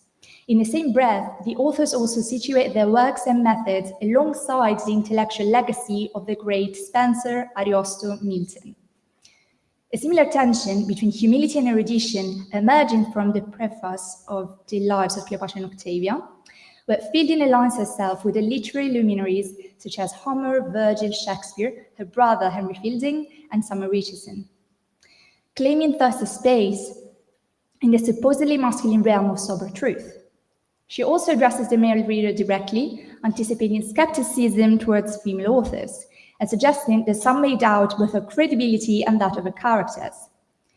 She actively defines the role of the reader, as a traveler, through the words created by the writer, reaffirming her promise to entertain and instruct the mind without straying too far away from the realms of credibility and truth. Now, one of Fielding's most elaborate prefaces is found in the History of the Countess of Delwyn, which opens with a customary address to the reader, but also with an introduction to the importance of the paratextual space. She then turns to the literary tradition, critiquing the political and immodest tendencies of earlier writers, their exaggerated portrayals of passions and superficial readings of the words, before presenting her own reinterpretation. She promises to focus on the philosophical, moral, and psychological consequences of vice, and highlights the dangers of unchecked passions while positioning herself as a moral guide. Ultimately, these paratexts serve as manifestos of her approach, defending both her chosen genre and the domestic humor she intends to wield. From paratext to paratext, Fielding's presentation of the writing project became progressively more explicit and, dare I say, ambitious, moving from the customary address to the reader to sustained reflections on literary tradition and her own position as a female author. Fielding negotiates the tension faced by English women torn by female warriors, being Amazons of the pen a la Faben, and embodying the perfect femininity of the Richardsonian model. She tries to strike a balance between the two, referring to her financial hardships, to her precarious position as an impoverished gentlewoman, and as James Kim notes, she tropes herself as a sort of sentimental heroine tasked with vindicating her own moral choices, that to write. Now, in doing so, she engages in what Nixon calls dynamics of self-manipulation, and her strategies of authorial branding lead her to mechanisms that Todd describes so. Through these carefully curated self-portraits in advertisements and prefaces, she and her contemporaries declare themselves one way or another, with men and the audience in mind, and offer to the contemporaries, but also to posterity, the sign of a woman, not an essence of womanhood. As they cannot fully present themselves, they convey a sexual, social, historical, and artistic artifact, which we are deconstructing today, but which is, I would argue, at the basis of the fluctuating fortune of this author's legacy. Now, frequently, discussions of early women writers fall victim to the tendency of working backwards, using literary archetypes to interpret their work. As with historical figures, these authors have often been viewed through the lens of time, leading to distorted representations. As Fielding herself notes, it is as difficult to trace the real features of a man who's been transmitted to posterity in a figure perfectly different from what he really bore in his lifetime as it would be to discover a Roman senator dressed like a modern fine gentleman. So having been shaped by others' interpretations, both Fielding's and her characters have been read through the biases of subsequent critics throughout the eras, and her advertising campaign was so successful that it convinced readers of her innocence throughout the centuries. But this concept was extended beyond her personal image and literary identity. Indeed, Fielding's ability to play on what Mary Wollstonecraft would later call mistaken notions of female excellence was central to her career, allowing her to manipulate the conversations of feminine virtue and carve out a space for herself in the literary landscape where her claims to authority were often cloaked in humility. Now, even in works considered a bit more traditional, like David Simple and The Governess, while the didactic streak is pretty obvious, they are intellectually layered, and they present a blend of philosophy, classical references, and philosophical inquiry, navigating complex moral choices, and the characters search emotional connection and the formation of an ethical society.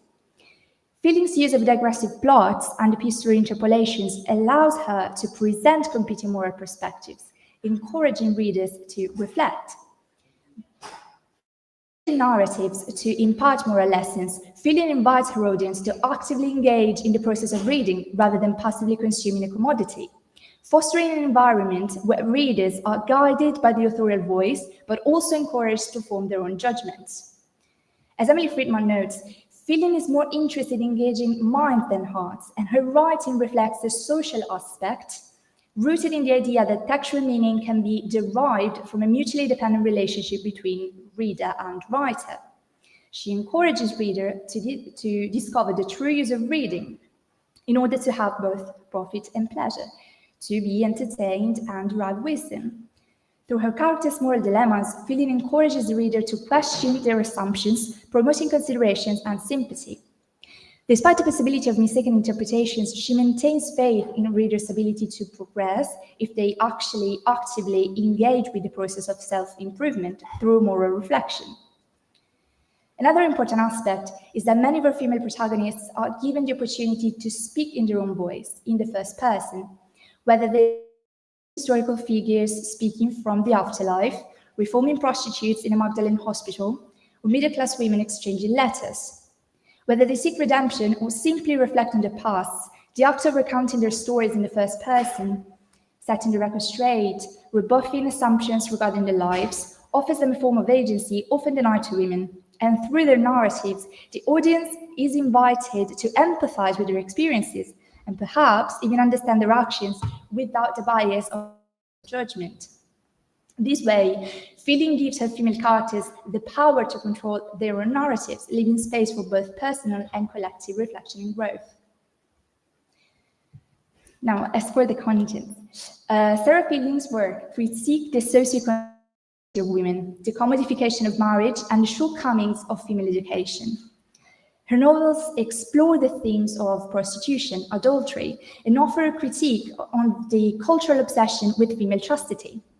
Additionally, she comments on how men often misread and misconstrue women, while she attempts to frame women of learning in conventionally moral terms, in a process where, as Jane Spencer puts it, by defending the intellectual woman, she was also in a sense defending herself. In the lives of Cleopatra and Octavia, Fielding addresses the threat of performative feeling. Cleopatra represents a masterclass in manipulating public perception, and while Anthony interprets her emotional displays as feminine weakness, she uses them strategically to control the relationship and him. Even though her intelligence and power cannot save her, she manages to impose on history the appearance of her undying, violent, and faithful love for him. Her performance as a tragic lover becomes her legacy, her glory, showing how the appearance of truth can often supersede reality itself. In contrast, Octavia's transparency is misread by Anthony, who cannot see beyond his preconceived notions of traditional gender roles. This misunderstanding exemplifies what Nicole Oriesi defines crisis of legibility, where women's actions are either distorted or undervalued by male characters. Now, these portrayals connect to Fielding's own self-presentation, where she carefully crafted an image of virtue and control. Just as Cleopatra shapes her public persona to exert influence, Fielding uses her writing to subtly assert her moral choices and project a version of herself that resonates with societal expectations.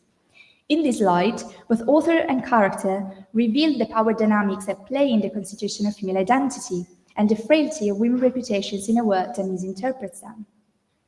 In the experimental The Cry, the protagonists are put on trial and called upon to defend their life choices while refusing to limit themselves to matter regarding marriage and courtship.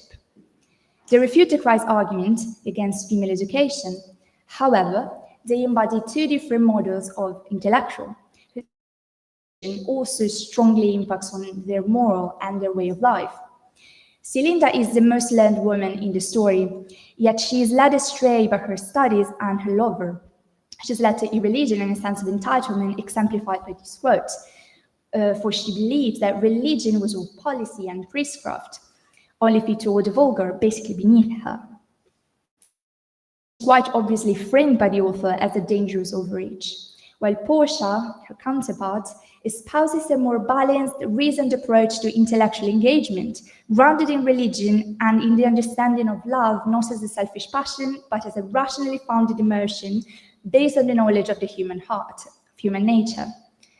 While both characters challenge the traditional passive constructions of femininity, Brie comments that Celinda's radical claims to intellectual and social freedom take the concept of independence to what Fielding clearly regarded as a disastrous success.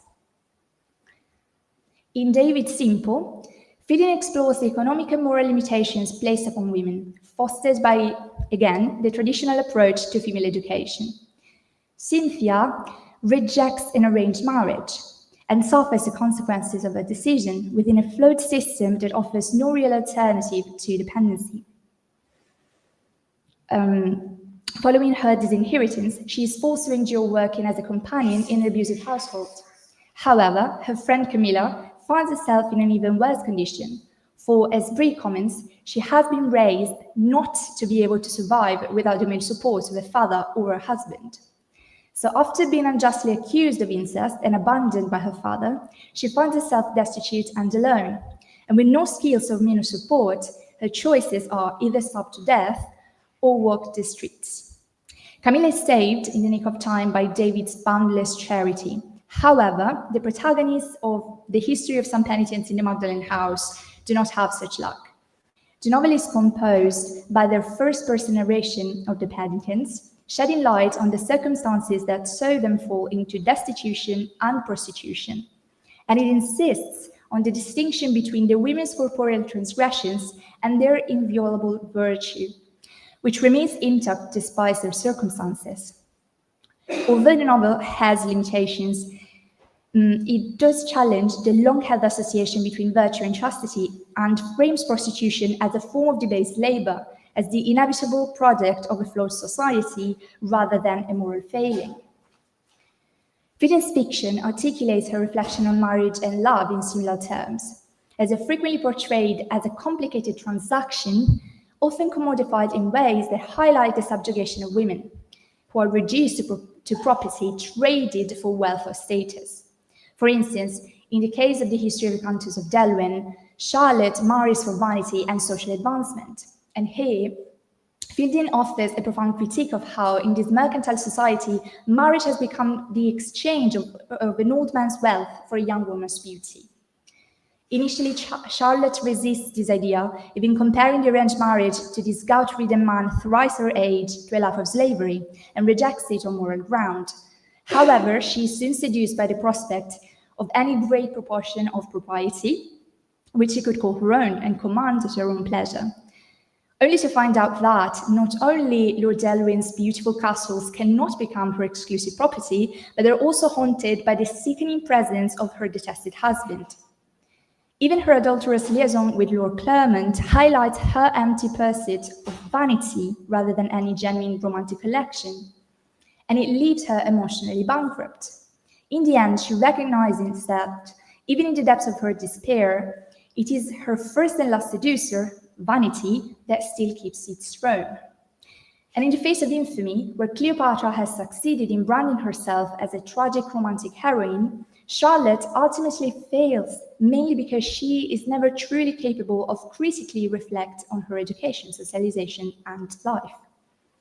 Arguably, Fillion's most successful character is to be found in the same novel.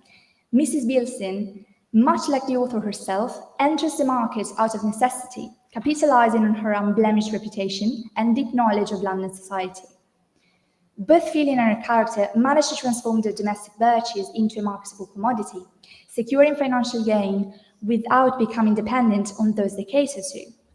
This success is rooted in their agency, which is shaped not only by their education, but also in the ability to critically engage with and leverage their knowledge of society. To conclude, I insist that Sarah Fielding's career and works cannot be reduced to a mere footnote in Henry's life, or dismissed as purely sentimental. Instead, she emerges as a skilled adapter of narrative forms and gendered expectations, redefining the political possibilities of her time. Through her writing, Fielding constructs a space for female agency that simultaneously accommodates and critiques the societal structures around her. Ultimately, Fielding's series of spectacular modesty can be intended as a performance and a stage rather than a simple mask. Her rhetorical self-effacement and didactic streak become a spectacle of power, allowing her to assert intellectual and moral authority, which transforms visibility itself into an exercise of agency. Fielding's work redefines the act of being seen, not as passive observation, but as an opportunity to exercise power. For, as Sarah Gadakan puts it, she is capable of manipulating and exploiting the contradictions within her society to construct a new and uneasy space for female empowerment. Thank you.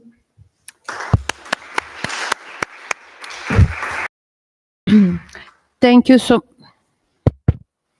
Just a minute.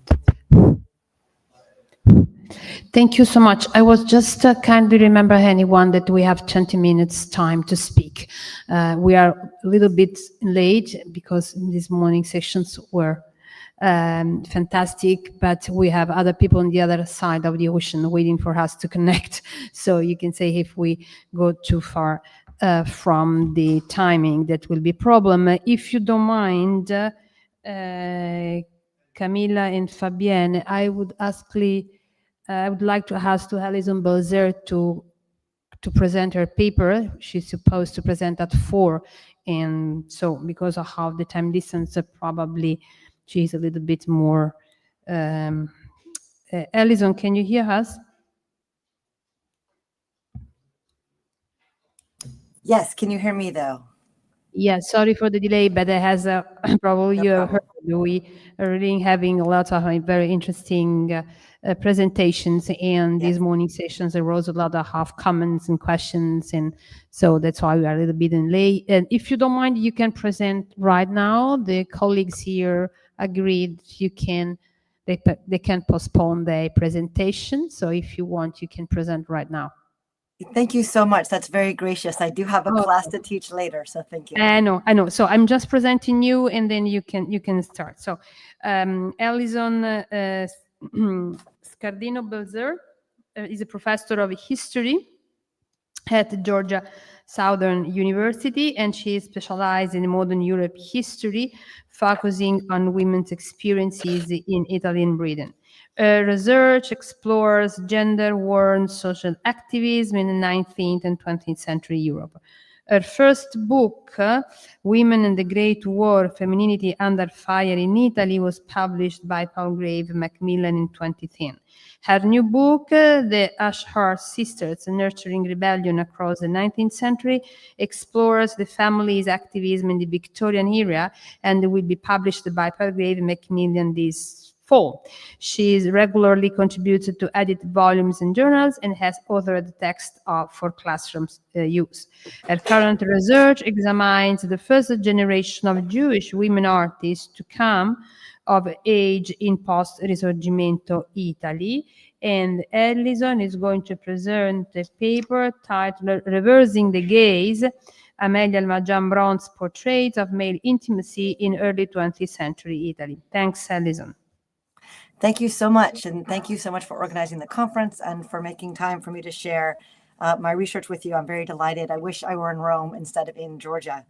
In 2014, the Galleria d'Arte Moderna di Roma Capitale exhibited works by 15 Italian Jewish women active in the 20th century. Among the featured pieces hung 3 portraits by Amalia Ambron. The image of her chubby-cheeked daughter Nora is beautiful, if predictable subject matter for a female artist from the era. Less common is the second piece, an oil painting of her elderly father Eduardo from 1903, a dignified man sitting in a velvet chair. The third portrait was a charcoal sketch of her husband Aldo from 1916, wearing a hat and coat with an upturned collar, looking dashing and a bit mysterious. Finding models among family and friends is typical, perhaps even more so for women artists, and the practice of artists painting their lovers goes back as far as the history of portraiture. What is unusual is for a woman to portray her male companion. Baccio Mbacci, a male artist and family friend who was a decade younger than Amalia, published a retrospective of her work in 1962. In it, he expressed shock that she could overcome what he assumed was women's temperamental inclination, quote, to avoid the challenging field of the virile portrait. When I first read his comment, I was struck by his sexist assumptions about a woman's essential nature. But in reflection, I realized that he was right in the fact that there are few other examples. In this self-portrait, Bacci is presumably practicing the art of the virile portrait, even though he sits at the dinner table with his family.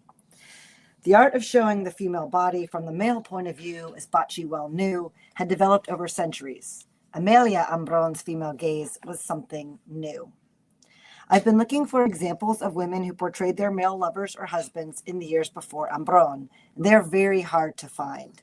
In the 18th century, I find Adelaide Labille-Guiard made 2 images of François-André Vicente, the man who would become her husband in 1800. She had studied with his father and then with him, but these portraits were actually done before their marriage. Other notable portraits in the early modern period, such as Judith Leister and Elizabeth Vigée-Lebrun, do not seem to have painted their romantic partners. Finding a modern example, I think of Berthe Morisot, who was a generation older than Ambron. She portrayed her husband, but the images seem far from the virile portraits that Bacci had in mind as the standard. Plus, there's rampant speculation that Morisot was actually more in love with her brother-in-law Edouard than with Eugene, as shown in the current exhibit in San Francisco right now. Curiously, Edouard Manet painted over a dozen images of Morisot, but she never painted him. By examining Ambron's portraits of men within the broader context of her work and social position, this paper contributes to our ongoing discussion about the female gaze and recovers a forgotten example of women's visual empowerment in modern European art. Ambron's portraits and landscape paintings centered on her social and family circles, based in Rome, Tuscany, and Alexandria, Egypt. She lived in a rarefied atmosphere of elites and was typical in keeping both Jewish and non-Jewish company.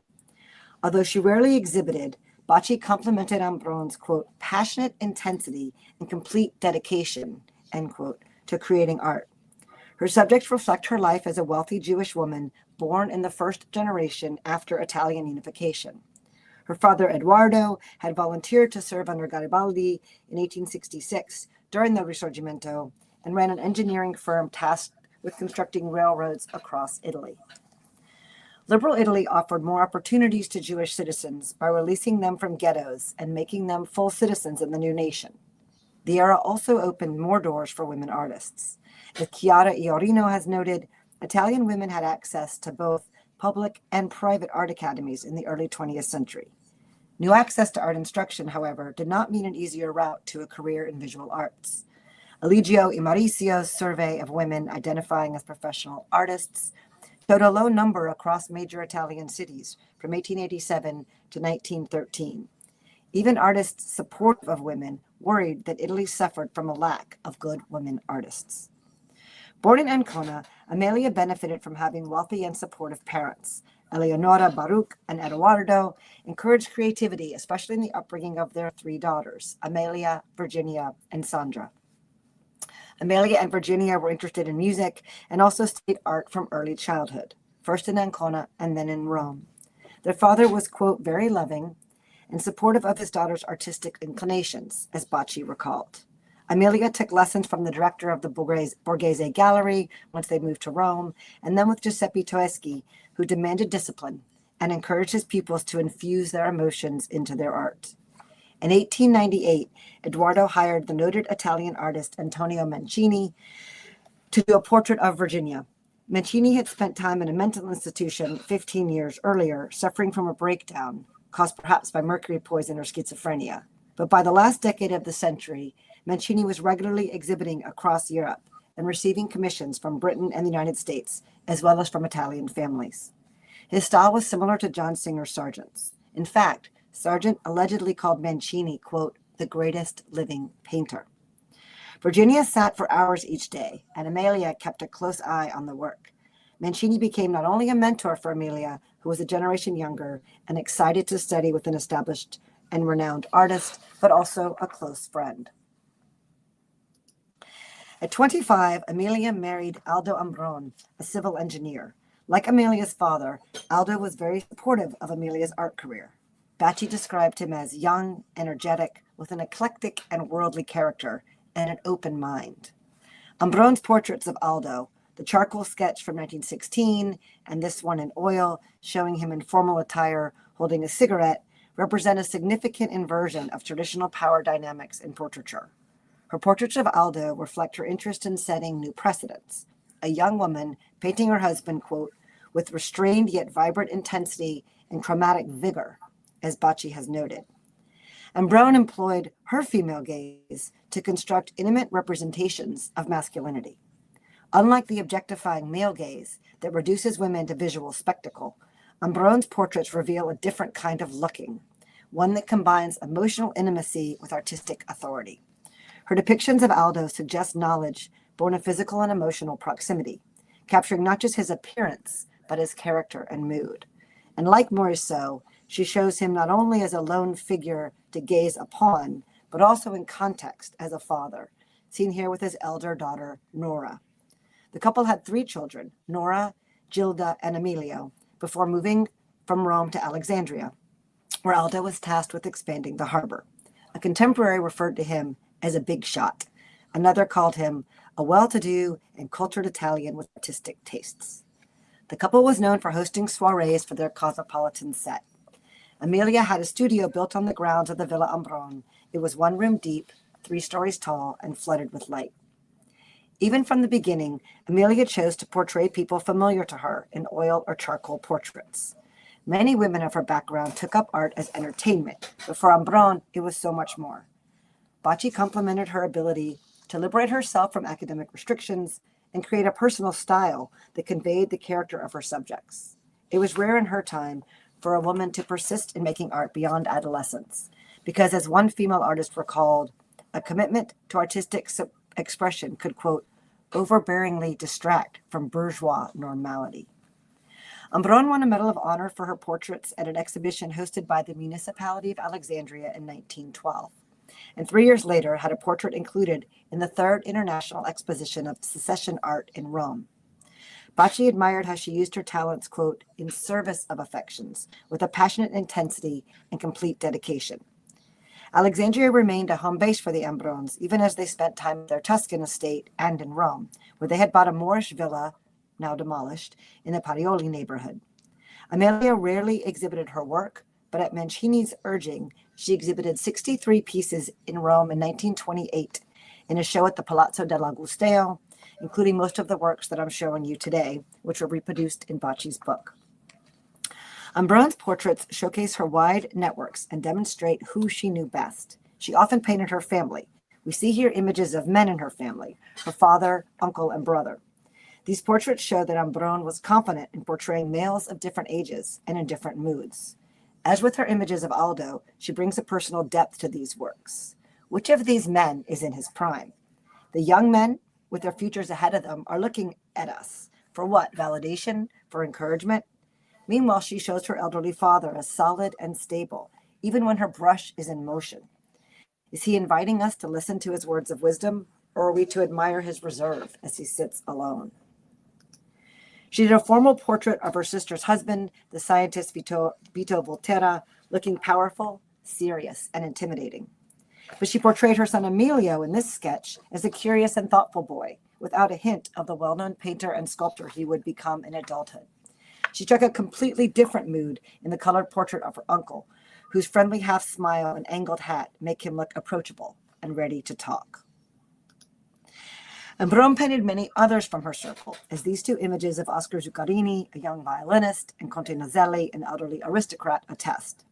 In 1962, the artist Silvana Weiler Romanin-Yacour published a heartfelt paean to Ambron in La Rassegna Mensile d'Israël, titled A Woman Who Paints.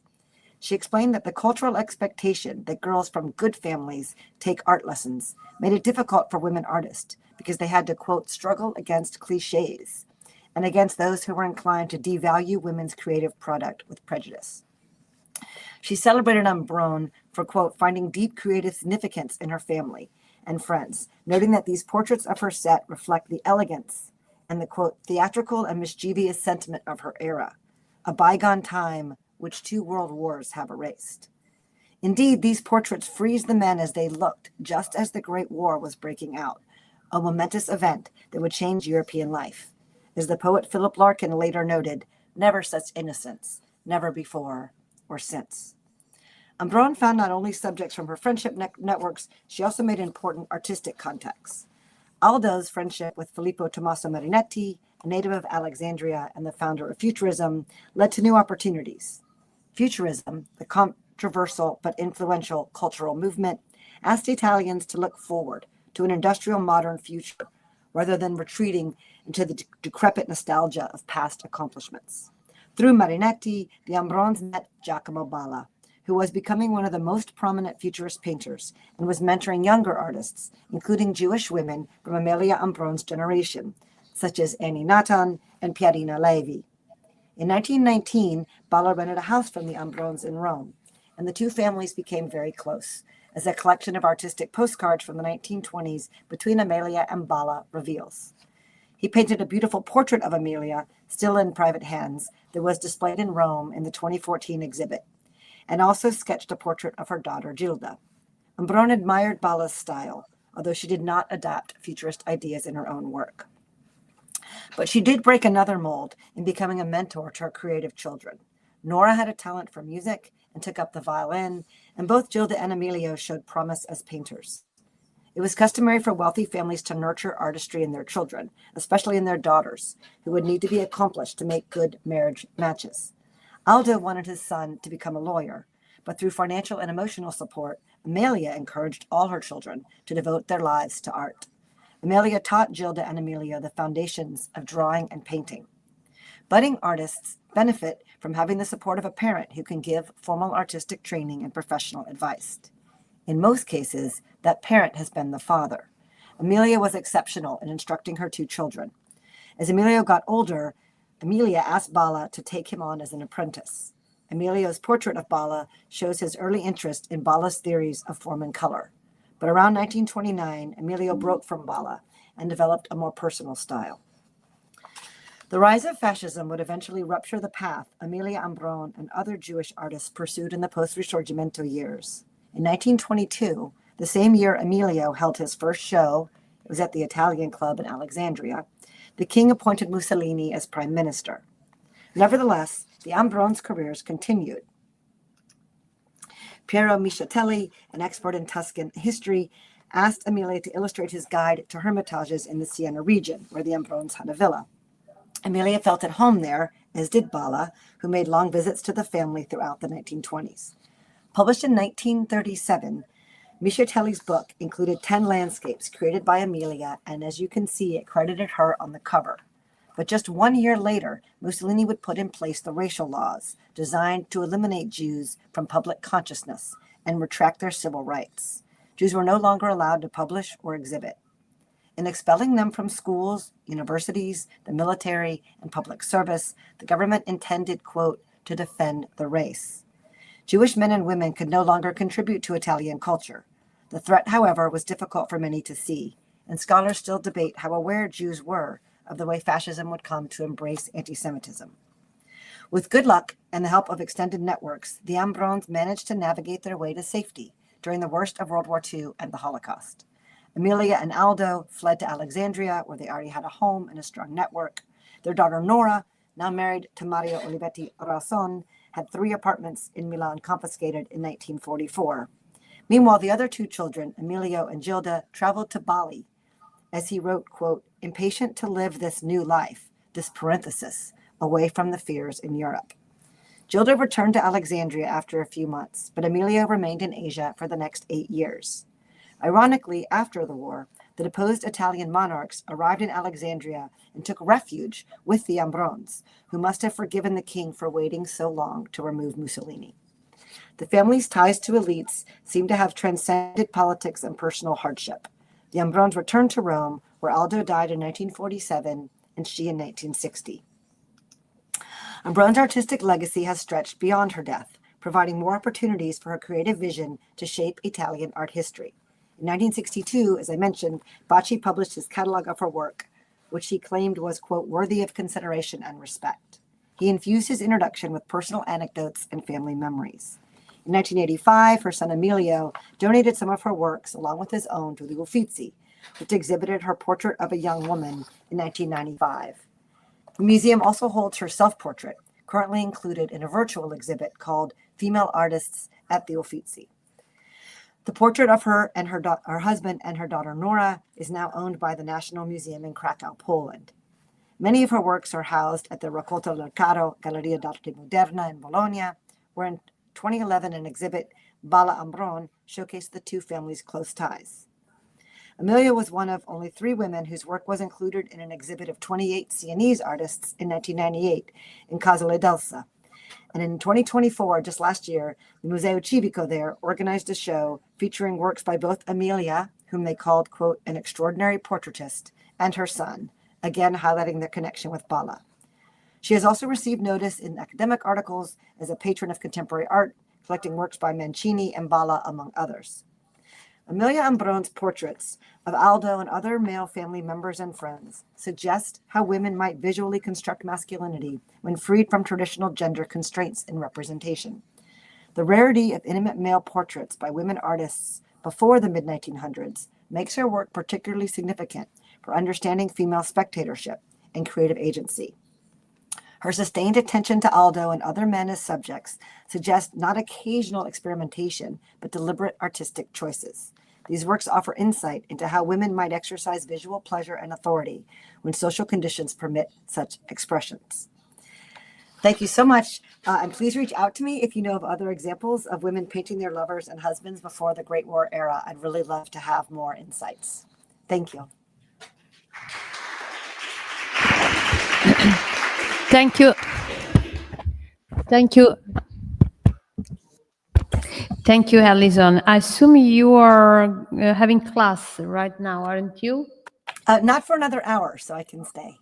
So you can stay with us for the Q&A in, I would say, 40 minutes. Yes. Okay, perfect. Thank you. Thank you. So next is Camilla.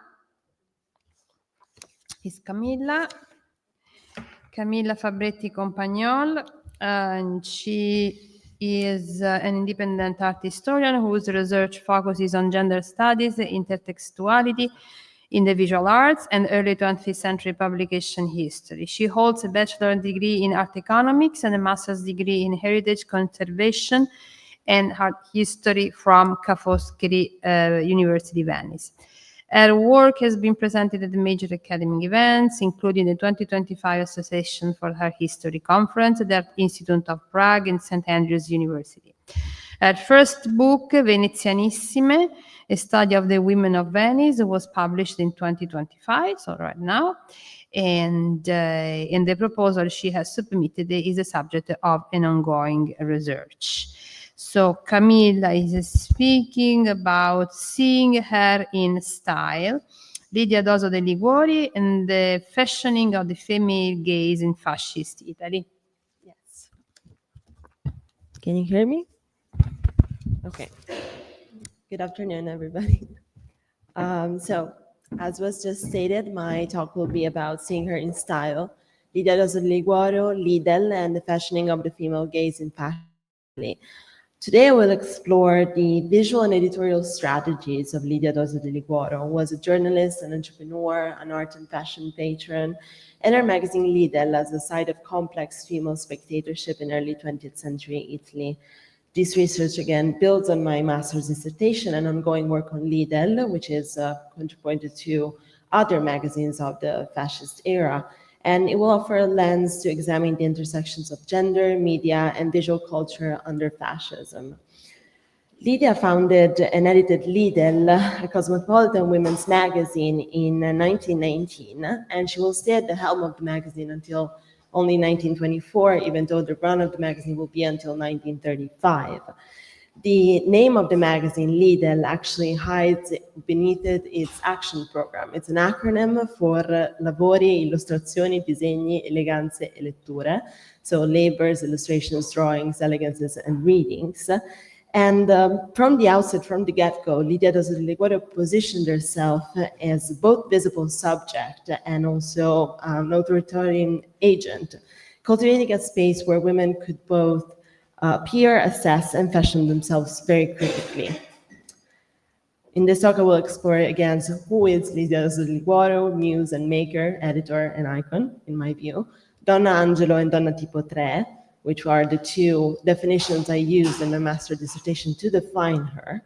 The visual and editorial strategies of Lidl, her function as a cultural mediator, and how Lidl offers a model of female spectatorship through a proto-female gaze. Born in Turin in 1883, Dose navigated marriage, separation, and cosmopolitan modernity. She separated from her husband, Vincenzo di Liguoro, in 1913 for serious insults, but never divorced, which was a common compromise in an era hostile to marital dissolution. Her early adulthood unfolded in rapidly modernizing Turin, which was Italy's hub of electricity, cinema, and photography.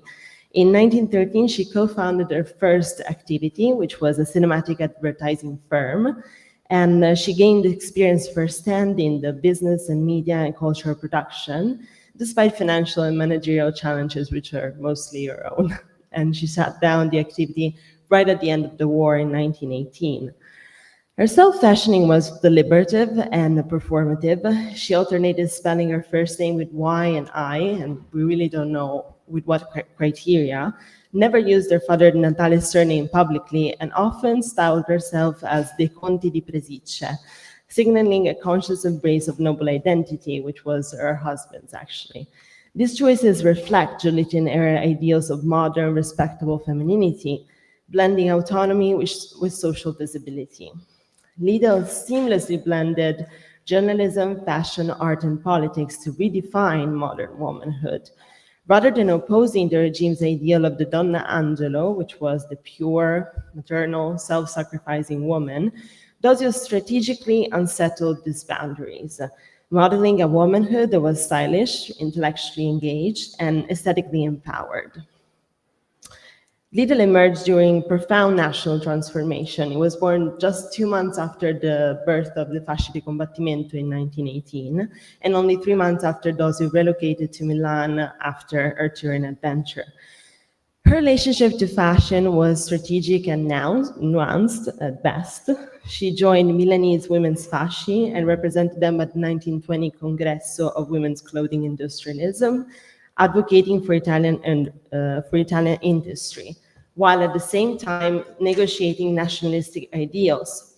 Early messaging from her pivoted to don't buy luxury foreign goods or don't buy luxury at all to simply buy Italian goods, blending practical adaptation with a strong nationalist conviction. Mussolini praised Lidl, even as far as going to call it refined and beautiful, a force for the affirmation of Italy, right in 1922 when he was made prime minister. Yet Dosio also published content that subtly challenged regime norms, including a pro-divorce article by Socialist Deputy Guido Marangoni, illustrated with women literally chained to their husbands with no way to get out of them. Her personal life mirrored this tension, as was already said. As a separated but not divorced woman, she embodied the new Italian ideal of woman that was slowly and very quietly emerging: economically independent, socially modern, culturally ambitious, a model that critics, including Umberto Notari, was the author of this leaflet, labeled Type 3, so a danger to the so to speak. And it was also mirrored in other advertisements and works of art, such as the Signorina con la Veletta by Marcello Dudovic. Dosio embodied this dual role of spectacle and agent. At Lidl's 1920 third anniversary gala, her society columnist that worked for her described her as the Donna di Tiziano, so the women of Titian, elegant, enigmatic, cultivated, a living emblem of the magazine's identity. She modeled sophistication, cosmopolitanism, and female cultural authority, showing that women could perform and inhabit public influence in their own way. This kind of resonates with Mauby's notion of the gaze. Rather than being passively objectified, Dosio reoriented spectatorship, encouraging her readers to look, interpret, and judge for themselves, fashioning themselves through critical observation. Central to Lidl was this cultivation of a proto-female gaze. So again, drawing on Laura Mulvey, who described those cinema positions women as objects for male visual pleasure, I argue that Lidl offered a more neutral and active terrain of looking. Women were not objects, but participants and evaluators. They were invited to see critically and to cultivate taste in their own way. John Berger reminds us that seeing is socially constructed, and Mary-Ann Doan emphasizes how media regulates female visibility. Lidl indeed created this space where women, once a month when the magazine came out, could occupy both roles simultaneously. They were, of course, viewed. The magazine was full of fashion spreads and plates and society columns and wedding photography, so there was some pleasure in being looked at. But at the same time, they could craft a new way of seeing themselves. Through the contribution of prominent collaborators, Lidl sought to enhance the arts and the brilliant achievements of her Italy, and to serve as a faithful mirror of all the most noteworthy social, artistic, musical, and sporting events for its readers. This was a very ambitious undertaking in a period when Italian women's press was still coming to terms with the challenges of addressing an incredibly heterogeneous audience. It went from the grandmother who could still be a farm laborer to the educated student. As Margherita Gilardi notes in Tempo di Svolte, there had been a cutting of scissors in between 1910 and 1920, which was a very particular time for Italy. In women's publishing, it was being redefined precisely through new experiments like Lidl that kind of mixed. It was a bit of before and a bit of the world after the war. Contrary to the widespread perception that early 20th century women's magazines focused primarily on love, beauty, comfort, a reflection of mass culture, analysis of Lidl and other contemporary publications reveals a diversity of content and editorial strategies that invites a reconsideration of the relationship between press and politics, especially female press. These magazines demonstrate both the initial ineffectiveness of the fascist propaganda apparatus and the moment when it successfully transformed women in what they wanted, which was by all means and by my analysis slightly later than what we think. Understanding this phenomenon requires distinguishing between national press, which operated within the orbit of the state, and fascist press, which served as an explicit political instrument. Lidl, while operating in this context and never overtly opposing it, did not belong to the latter and therefore cannot be automatically associated with the regime, as is the widespread opinion. Like other periodicals of the period, and perhaps even more so, it maintained a degree of autonomy, privileging political, artistical, and social topics, often contradicting the propagandistic function the regime sought to assign. Maria Antonietta Maciocchi, in her very problematic and provocative La Donna Nera, Consenso Femminile e Fascismo, supports this reading, identifying women's press as the most invaluable document of cultural life during the Ventennio, capable of recording the interests, the taste, and the occupations of women of the time. Lidl's high production values reinforced its aspirational ethos that was stated before. Editorial sections were fixed and sophisticated. Typography, photography, and illustration created a coherent visual logic, guiding the reader's attention. Its price was very sophisticated and elegant, and roughly a worker's daily wage. Sometimes people had to choose between buying a bus ticket or a bus carnet for the whole month or buying Lidl. And signaled a culture discerning audience and quite the decision for Lidl to put it at such a price. Articles blended fashion, art, and politics, offering critical commentary even on national and international culture and political events. The Lidl critic never kind of lingered on exhibitions, on events itself, but rather proposed ways to entertain the courteous readers with reflections on the vast and multifaceted scene of the time. For example, Francesco Sapori was the designated envoy to the 1920 and 22 Biennale. He chose to focus on important retrospectives of 19th century artists, such as Mose Bianchi, Ettore Tito, Lino Selvatico, all actively supported by the magazine. This ongoing collaboration with artists was a true editorial practice by Lydia. Indeed, Lidl did not merely publish their works. It carefully followed their professional growth and stylistic development. This approach stemmed from the editorial vision of Lidia Dosio, who from the magazine's inception placed great emphasis on its visual dimension, choosing to engage the best professionals of the era, beginning with the cover, which was the most visible part of the publication. A comprehensive analysis of the covers shows that the majority featured images of women, young ladies and girls, depicted in diverse styles, poses, and settings. These recurring motifs invite questions about its significance. The answer becomes clear from the magazine itself. In the July-August 1922 issue, again Francesco Sapori, commenting on the Visioni Femminili at the Biennale, emphasized the value of the female portrait, describing it as the most interesting and introspective way to render every facet of a woman, allowing even her most delicate intimacies to be examined. For this reason, the portrait became the preferred subject of the lively and exuberant brush of artists such as Lino Selvatico and Ettore Tito, and the preferred aspect to cover from Lidl. The same tendency appears in the graphic arts, both in the magazine and in the Biennale of that year.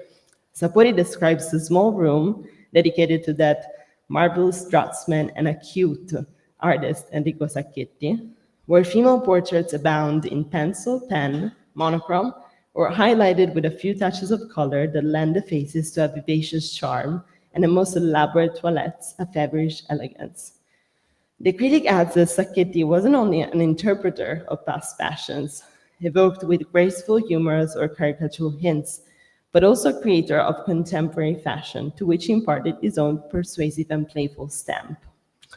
Lidl's work demonstrates how women could navigate this visual culture, participating and judging without being fully co-opted. Fashion, illustration, and editorial design became instruments of critical engagement, realizing a proto-female gaze in print. Those very covers that I spoke about before were kind of what tells us when the tipping point of the magazine came about, which was well after Lidia Dosio Liguorio was actually sent away from the magazine because of her divorced condition. After her came Gino Valori, who was called the 19th century man because he always went around with a top hat. And after him, the Coniugi Dal Pozzo. And slowly but surely, the content of the pages exited the internal side of the magazine and only reflected itself on the outside. So the covers became these really glossy and colorful spreads, and the inside was very, very poor in content.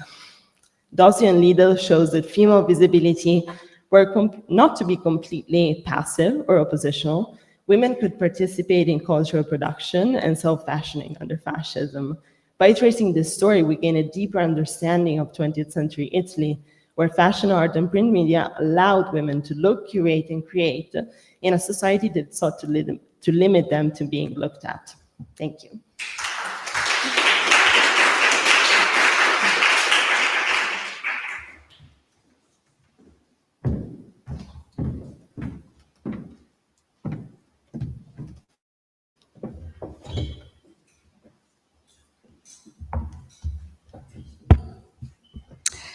Okay, so last from this session is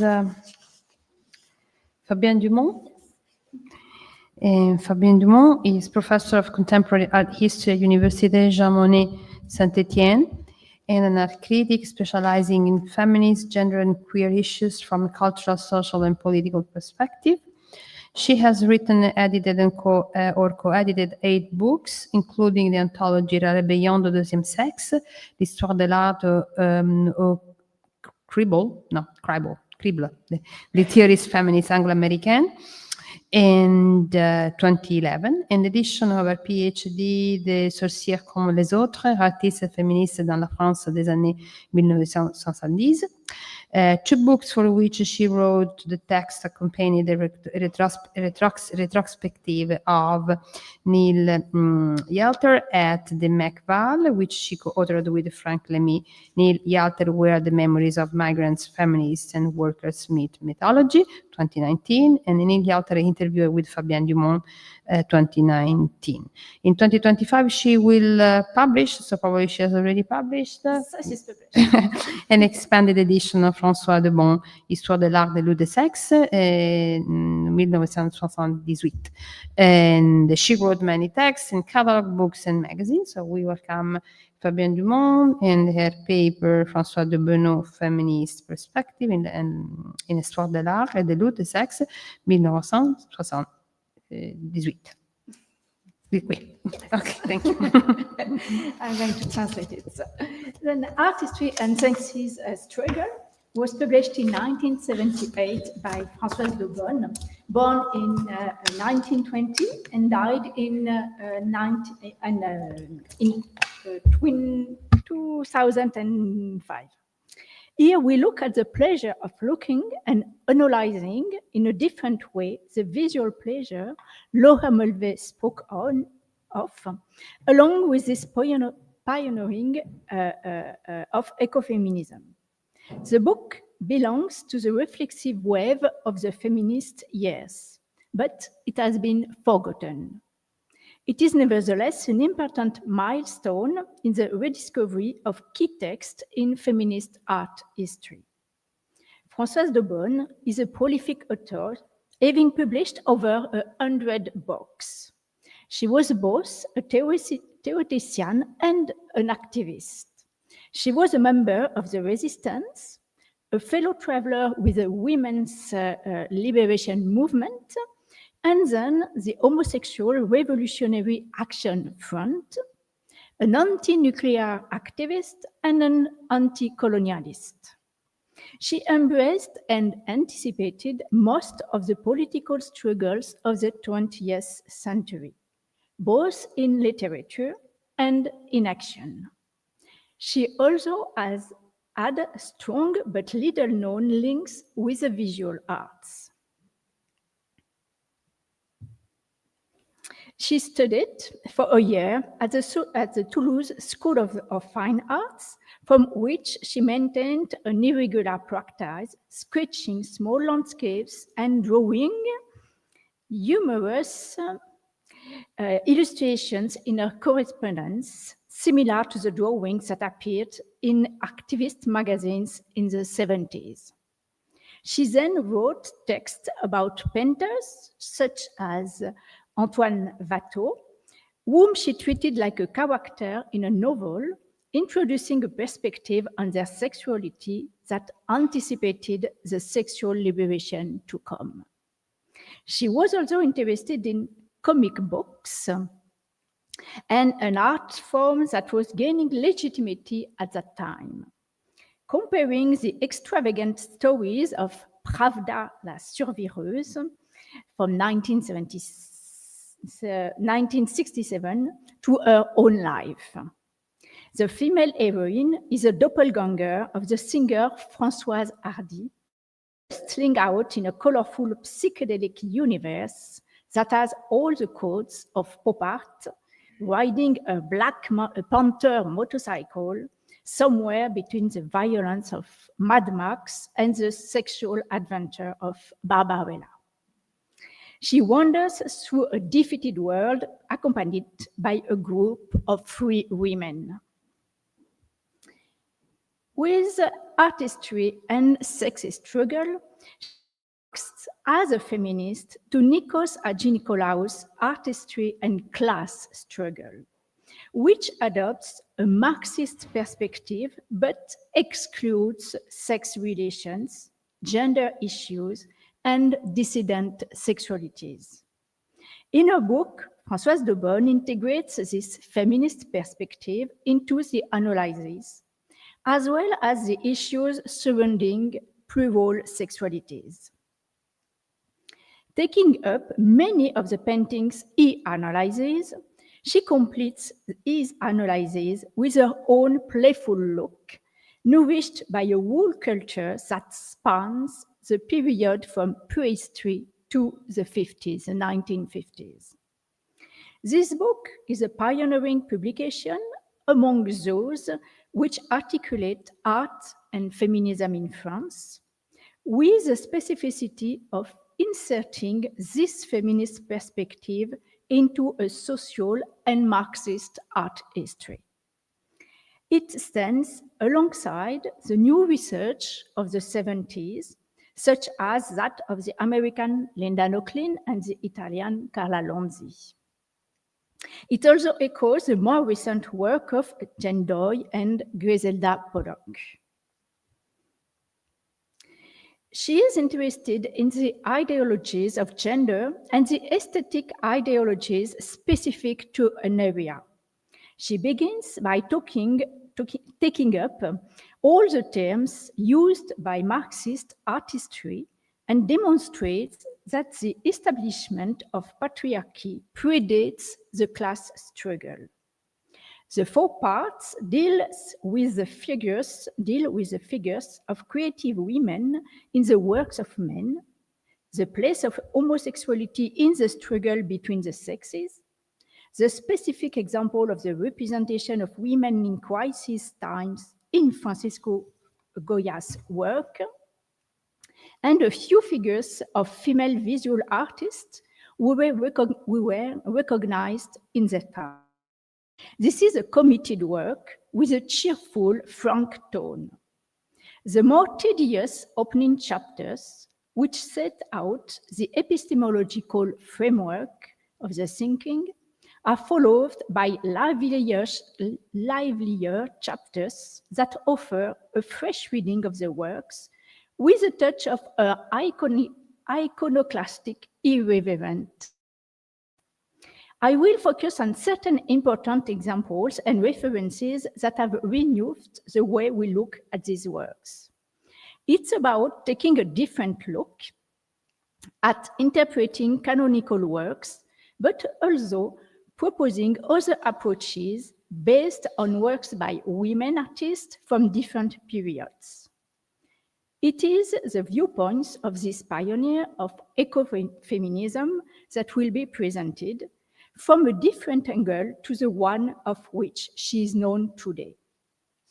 Françoise de Bonne's approach encompasses the world and seeks to grasp the underlying reasons for discrimination against women, drawing on a variety of sources, including Marxism, artistry, philosophy, feminist writings, poetry, psychoanalysis, sociology, ethnology, literature, and history.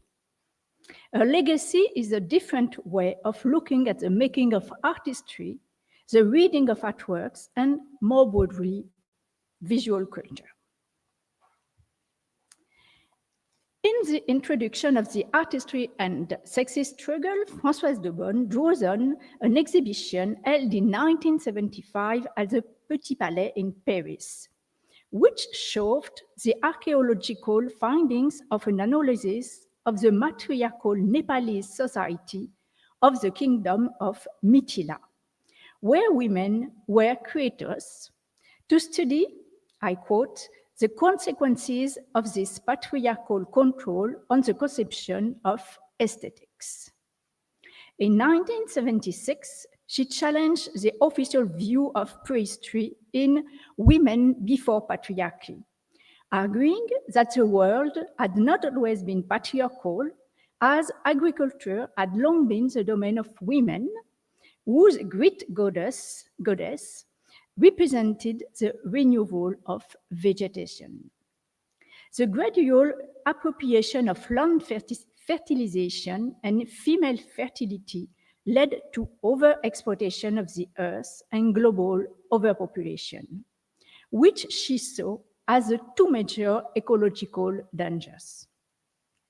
She thus engages a dialogue with Serge Moscovici's book, Society Against Nature, a precursor to ecological thinking, to oppose the Marxist interpretation that the exploitation of women will end with the end of the class domination.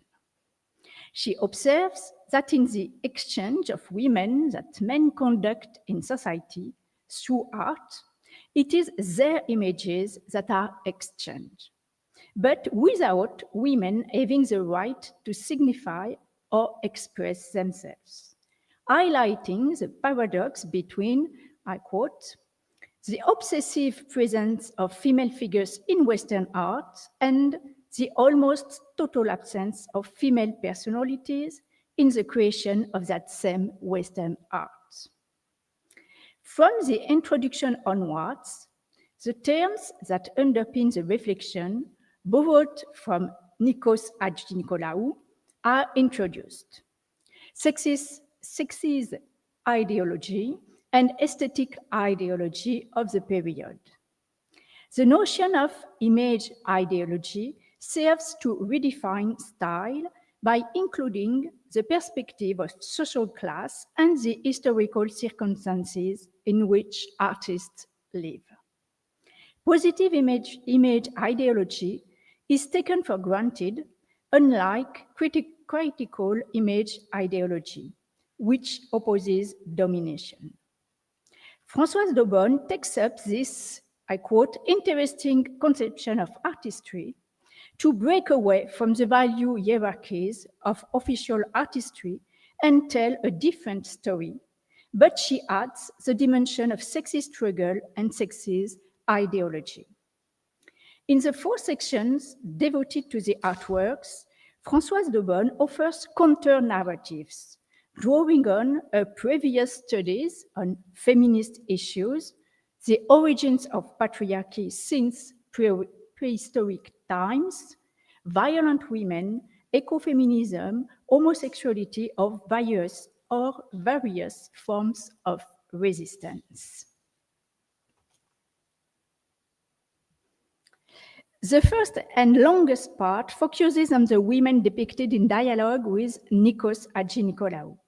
In the first example, she revisits the analysis of Jacques-Louis David's portrait of Juliette Récamier from 1800, François Gérard's portrait from 1802-1805, and the third one, René Magritte's reinterpretation in perspective, Madame Récamier by David from 1951. I go back. The author reveals that Juliette Récamier, a well-educated mondaine, refused to be Napoleon's mistress because of her vaginismus, which ruined her husband, a banker, who was denied bank loans, but also placed the couple in a position of dissent against the government. After the revolution between 1789 and 1799, Juliette Récamier and her friend Germaine de Staël opposed the empire with the means at their disposal, as the wealthy bourgeoisie defended the values of democracy, liberalism, peace, and culture through women against an omnipresent dictatorial and warlike culture. This opposition to the imperial regime is revealed in the works. Françoise d'Aubonne places it in the company of Germaine de Staël's novel, Corinne or Italy, and Elisabeth Vigée-Lebrun painting Germaine de Staël as Corinne at the Cap Misaine. The author recounts illuminating anecdotes that give the paintings another meaning and complement the readings from the perspectives of women's situation.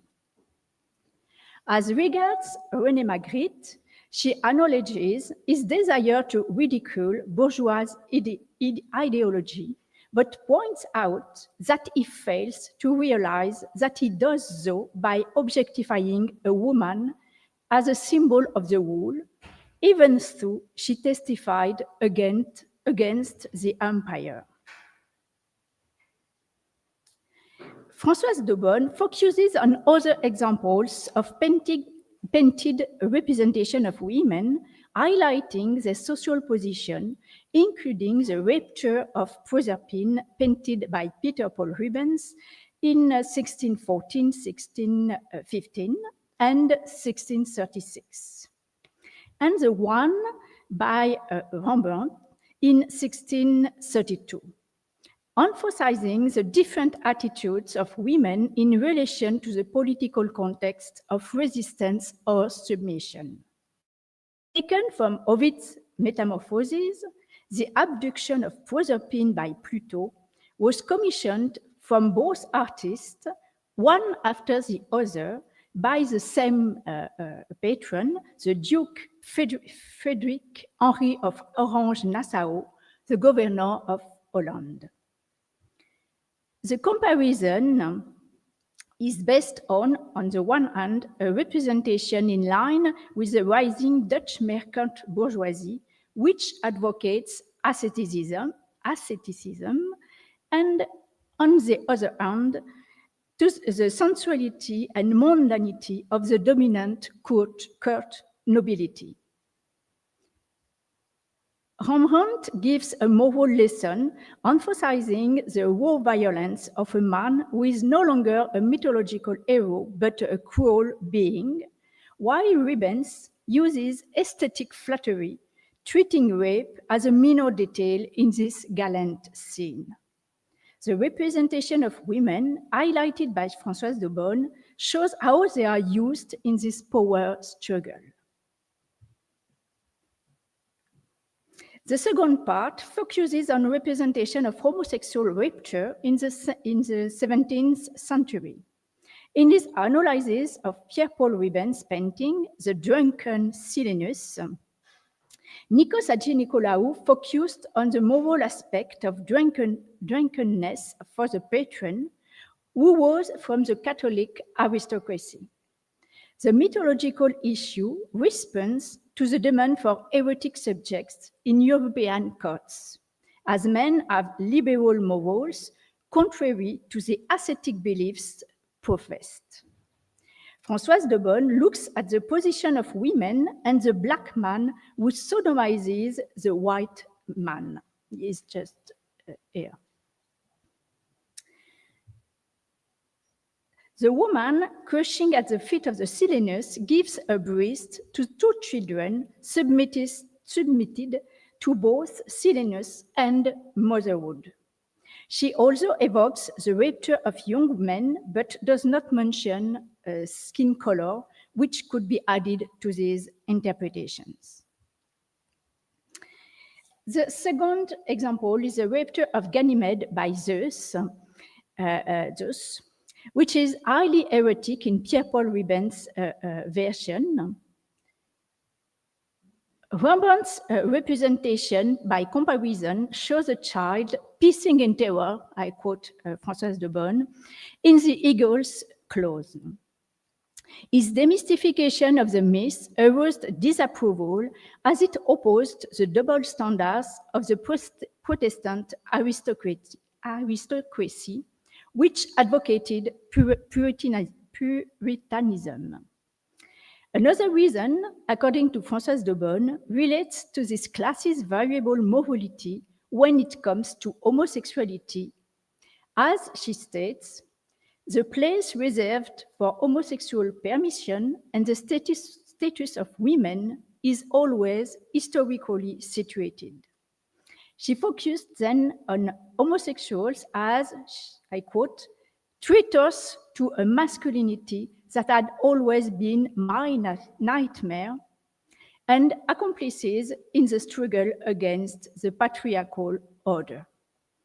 Her interest in sexuality and its acceptance in the societies under consideration was fueled by Françoise d'Aubonne's involvement in the fascist homosexual movement. And in the 70s, in 1970, she published Eros Minority, which already pointed out that there is no Marxist sexual ethic. She therefore sees in Rembrandt's painting a desire on the part of bourgeoisie morality to fight against instinct, emotion, desire, and sexuality, while the eroticism of the court is marked by male homosexuality.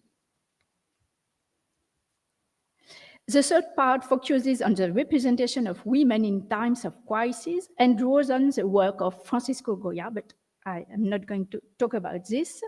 And the last chapter mentions a few female avant-gardists from the first half of the 20th century, such as the strong painter Suzanne Baladon, but is mainly devoted to the medieval duo Christine de Pizan-Anastase.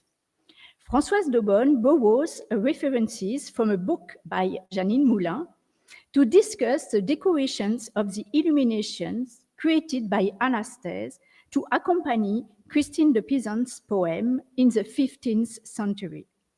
Little is known about the names of craftswomen, but Anastase's name has been preserved thanks to the author's acknowledgements to this painter. Christine de Pizan was a widow who supported a family with her writings and advocated for women's autonomy and education, accompanied by this working artist, of whom only the illuminations remain.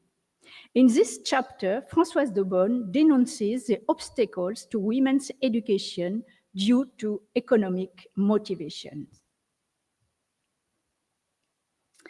Artistry and Sexist Struggles concludes with, I quote, "We have found at every moment the sexist struggle present at the heart of the class struggle, at different levels and in forms as varied and sometimes as contradictory as the political regimes and the relationships between production and consumption of the cultures where it has persisted in forms. All her areas of interest converge in her text, and in her lively dialogues with her contemporaries immerse us in the thinking of the time. The intertwining of social struggles and theoretical reflections was unthinkable in an artistry still subordinated to stylistic developments, which struggled to integrate the reflection of a social art history. This social artistry took shape in the 70s with the desire to stop thinking of art as a form that emerged without external influence, opposing the notion of isolated artistic genius, in order to place artistic production in a specific historical context. But this work received almost no critical acclaim. Its difficult reception was confirmed to me by Françoise d'Aubonne herself during our interview in 1999, and it was forgotten for decades, both by ecofeminists and women art historians. I discovered Françoise d'Aubonne while working on my PhD on art and feminism in France in the 70s, and she accompanied my education. Also, her work left few traces. It circulated and certainly influenced than it might appear at first glance, making its rereading important today and its reinscription in a feminist genealogy of feminist perspectives in art history equally important. This work is unique in that it links reflection on the gender struggle as separate from or included in the class struggle to reflection on its influence on the reading of artworks and the writing of art history. Thank you.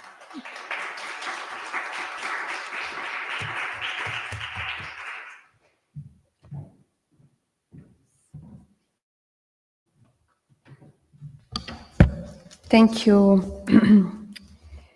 Fabienne. So the session is officially closed, and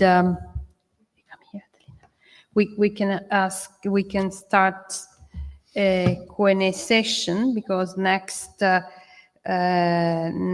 presentation is Julia Codel's paper from Arizona State on 513. I don't know if Julie is listening to us. Okay, she's already there. So we just open the stage, the floor to some questions, and probably we will be a little bit late. I hope you don't mind. And as is for Irene Calvi and Pasquale Famelli, so it will be not 5:50, but probably 6:10. Thank you. Well, yeah. Where do we start? You have to restart. I have to apologize for Alessia Murani. She had a train to catch, so she apologizes for not being here during this I didn't realize. Session. Yes. So, yeah. I'm just finding it to reconstruct. Emma Quiriconi. Yeah, thank you. Yes, I was interested in this notion of false modesty, the rhetoric of false modesty. It has a long history in women's writing. You see it in the early modern period with Arcangela Tarabotti and her letters of compliment, etc., and her dedications to her patrons.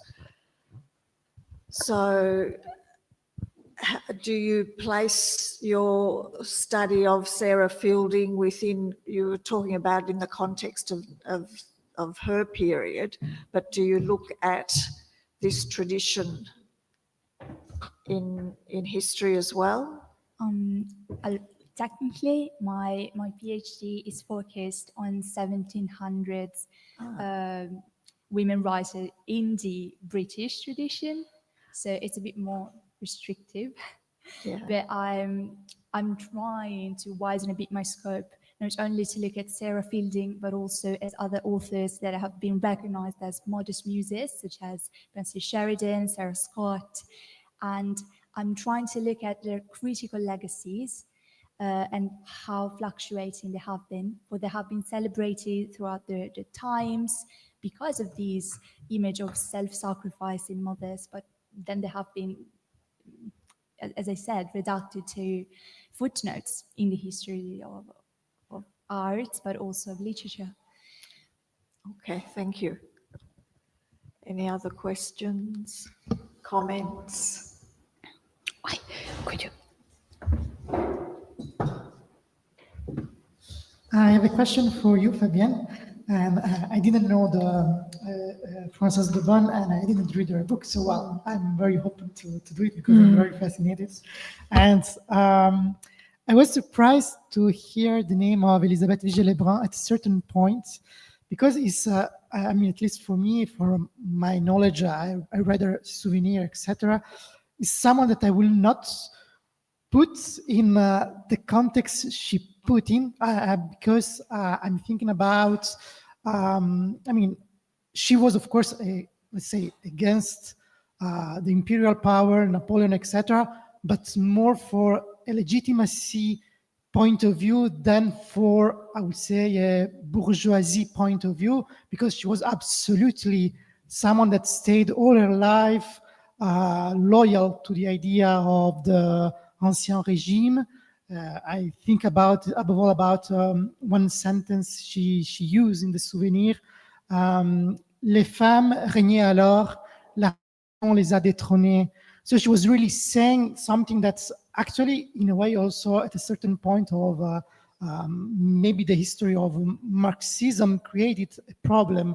The fact that indeed, in a way, something that could sound surprising, but it's true that in the Ancien Regime, women had, in a way, more freedom and more rights, more informal power than after the revolution, and of course after the Code of Napoleon, when actually officially the women really has been put in a structure of laws that put them in the closets in a way. So yeah, I was just a bit more curious to understand better in which context Françoise de Bonne cited also Elisabeth Vigée-Lebrun. Is it working? No. Thank you. She is putting Elisabeth Vigée-Lebrun in the context of Juliette Récamier because they were friends, and she's more arguing about Juliette Récamier than with Vigée-Lebrun. Vigée-Lebrun is just because they were best friends, and then she puts that they were more free than what we have said and what have been said, and about the ways she's representing and what she's representing this kind of resistance, but not a violent resistance to the power. She's putting it in this part. And she has an whole chapter about women in the revolution and how they are representing themselves or have been representing. And then, of course, she's not supporting this royal court, but she tries to put it in the context and put where women have power and what she has been doing and what are these power struggles in the classes. In the French Revolution was like a power of a certain class, and then inside this she tries to put the rank or the position of these women. Then Elisabeth Vigée-Lebrun is more than a peripheric of Madame Récamier.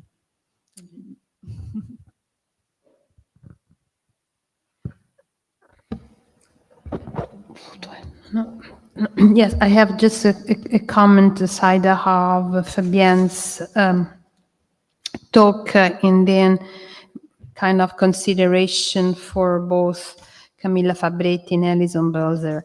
So Fabienne, no, I have to, it was very interesting, and I have to admit that I knew her just by name, but I didn't go really through inside, know her thought and her works. And I have to really apologize myself because I have just been released the documentary Persephones and the Others, which will be pretty soon released by Arte France in Germany. It was already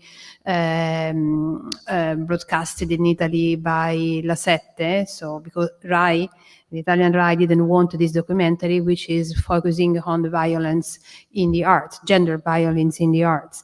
And if I had known it before, she was for sure, she was inside this documentary. So that I have to do my apologies for this. And the incredible thing is that she wrote a book in 1978, correct? So it's almost 50 years ago. And when writing the documentary, along with the script writer, of course, and she's a professional in the field, we really had to go through a lot of lewd fights, because we were, and we still are, kind of accused of being radical feminists, and these kind of readings in the works of art are not working at all, even if we're providing contextualization of the works we use to state, these things.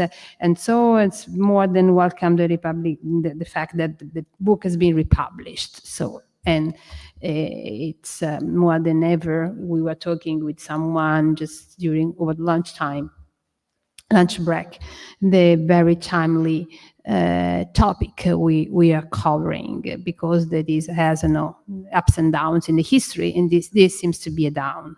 not an apse. So thanks you for highlighting these figures. And then, I mean, yes, a kind of comment for consideration, thought, if you want to reply, for both Fabretti and Alison and Camilla, because you were bringing to our attention to women who actually lived during the Ventennio, during the fascist regime, the fascist time. So yeah, that's you. And how, I mean, it's $1 billion question, but it's always struck me the fact that this kind of contradiction we find in the regime, starting out from the most famous, Margherita Sarfatti, it's the very emblem of this contradiction, how women were seen, perceived, how themselves use their intelligence, the education, their knowledge. How was, according to you, besides the brilliant, both of you, presentation I have done, which was inside themselves, how they felt themselves in that kind of context, which is, there is no doubt women were not considered equal as men, but they went through. Margherita Sarfatti had to go away when finally she was kind of fired by Mussolini. Said, okay. When she was, the very recent scholars says are describing her as the very constructor of the fascist ideology. So Mussolini really took out from her mind the most compelling ideas, and then when it was done, he said, okay, now you're over, please go. So it's just one was Jews, the other one was not. So just to kind of, whether it's just my curiosity. I don't know who wants to start, if you or Alison. Okay.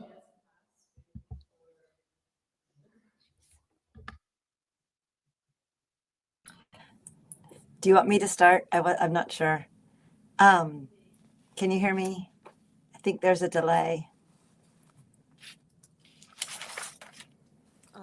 It's fine that very apt that you mentioned Margherita Sarfatti, because she, actually Lydia, when she was forced to go away from Lidl, from her own creature, she wrote to Margherita Sarfatti asking for help, because Margherita Sarfatti was a correspondent for Lidl, and she wrote for Lidl, and she was at every party, at every occasion, at every society event, often with Mussolini. Yeah, absolutely. And often with Mussolini, they gave like a grand ball for the 5th anniversary, shortly before Lydia was forced to go away. And Mussolini and Sarfatti came together. And after the society that owned Lidl was dissoluted because Lydia was not a great business manager. She was a great content editor, but she wasn't a great business mind. That was also why the advertising firm failed in the 1913 and until 1917. And she wrote to Margherita asking whether she could help in reestablishing her good name, she called it. And that letter is actually preserved at the Galleria Nazionale d'Arte Moderna here, and it's digitalized. And she never replied. Margherita Sarfatti never replied to her, actually ignored her, and then wrote to another friend of hers saying that that woman actually tried to reach out to me. So we don't know exactly why there was bad blood by the end of it, but they had entertained a very close relationship for a number of years. So I think the adjective for Lydia at that time was desperate, because she was desperate to return to the status that she had enjoyed up until that moment, which was she was a main player in the Milanese world of the time. And then from one day to another, she was forced to leave because of business reasons, but also because probably she had not even dared too much, but she was essentially not deemed suitable enough. And after that, she fully embraced the nationalist ideals of the time, and she started writing short essays and articles about autarkic fashion. and then they were collected and printed posthumously. But until a certain point, her name is not even mentioned anymore. So she was kind of erased. And last is, which was the very relation with the Ruskaya?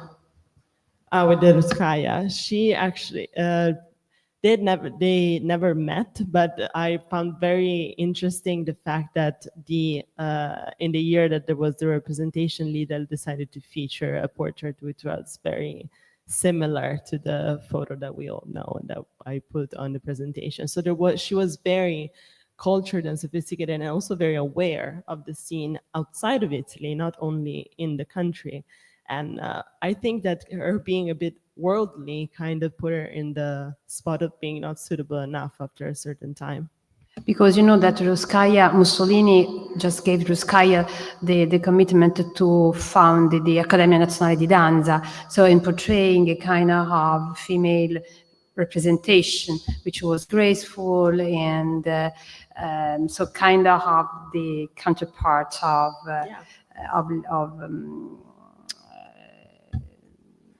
Donatello, yes. yes. Thank you. Yeah. And so no, there was essentially this very I don't know, this kind of fight beneath each and every woman that kind of also read Lidl and other magazines such Fantasia d'Italia, La Donna, magazines that had been born in the era in which Lydia had been born, so the 1890, which was a very different ideal womanhood, which later translated into the women that actually founded magazines such as Lidl, which was a new experiment that was kind of in between. Art coverage, for example, spanned from great 19th century painters like Selvatico, Ettore Tito, names that were kind of established and not that daring in 1920.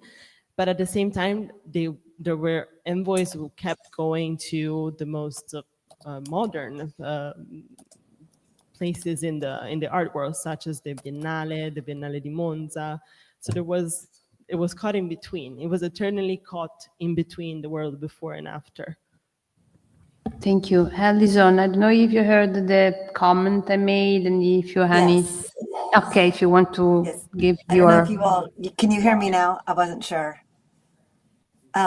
No, I Yes, think this is fascinating, and I look forward, Camilla. I'm going to write to you, and we need to work together because I'm really interested. I think this question about Sarfati, she's only a few years younger than Ambron, also Jewish, also kind of running in these very cosmopolitan circles, and I'm really interested in looking at. I'm fascinated by Ambron's work, but also the larger generation. Ernesto Natan's family. He has two daughters that are artists from the same generation. The Modigliani family, Amadeo's cousins, Corinna and Olga, are also in this generation. And I think it's a really interesting time where you come of age thinking all these new opportunities exist. New Italy, new freedom from religious intolerance, equality, not for women yet, but this idea kind of looming. I think World War I is a huge moment for many women, although maybe less for elites like Ambron, but to step into this new identity. And so I think the issue of how she deals with fascism, I don't know, other than, she's obviously, they're chased out. But I think it's a really interesting connection. So I thank you, Consuelo, for making it. Thank you.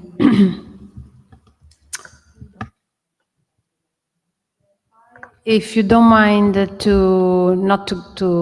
get a 10 minutes break, we would go straight to the next two presenters so that we can conclude by 6:30 and have some times before going to dinner. Okay. Allora, Julie è pronta? Okay. Hello, Julie. Hello. I'd like to introduce Julie Cordell, who's art history professor at Arizona State University, an affiliate in Film, English and Asian Studies. She's written The Victorian Artist 212. She's edited Victorian Artists Autograph Replicas, Auras, Aesthetics and Economics in 2020, and Transculturation in British Art. and Political Economy of Art Imperial Co-Histories, as well as co-editing Replication in the Long 19th Century, Orientalism, Eroticism and Modern Visuality, Encounters in the Victorian Press, and Orientalism Transposed in 1998, which was reprinted by Routledge in 2018. She's contributed many book chapters, encyclopedia entries, and articles in Victorian Studies, 19th Century Contexts, Art History, Journal of History of Collecting, History of Photography, 19th Century Art Worldwide, Arts, Victorian Literature and Culture, Oxford Art Journal, amongst many others. And she's been invited to speak in England, France, Australia, Switzerland, Italy, Canada, India, New Zealand, China, and throughout the US, and has received fellowships from the National Endowment for Humanities, the Getty and Crest Foundations, Huntington Library, Ransom Centre, American Institute for Indian Studies, and Yale's British Arts Centre. I'm pleased to have Alison with us this evening to talk about reversing the gaze. Sorry, Julie Cordell, I'm sorry, I've lost my place. Art Dealers, Female Gaze, Bert Weil and Lillian Browse. Thank you very much, Julie. Thank you. Can you hear me? Yes. And you can see my slides, right? Yes. Okay, good.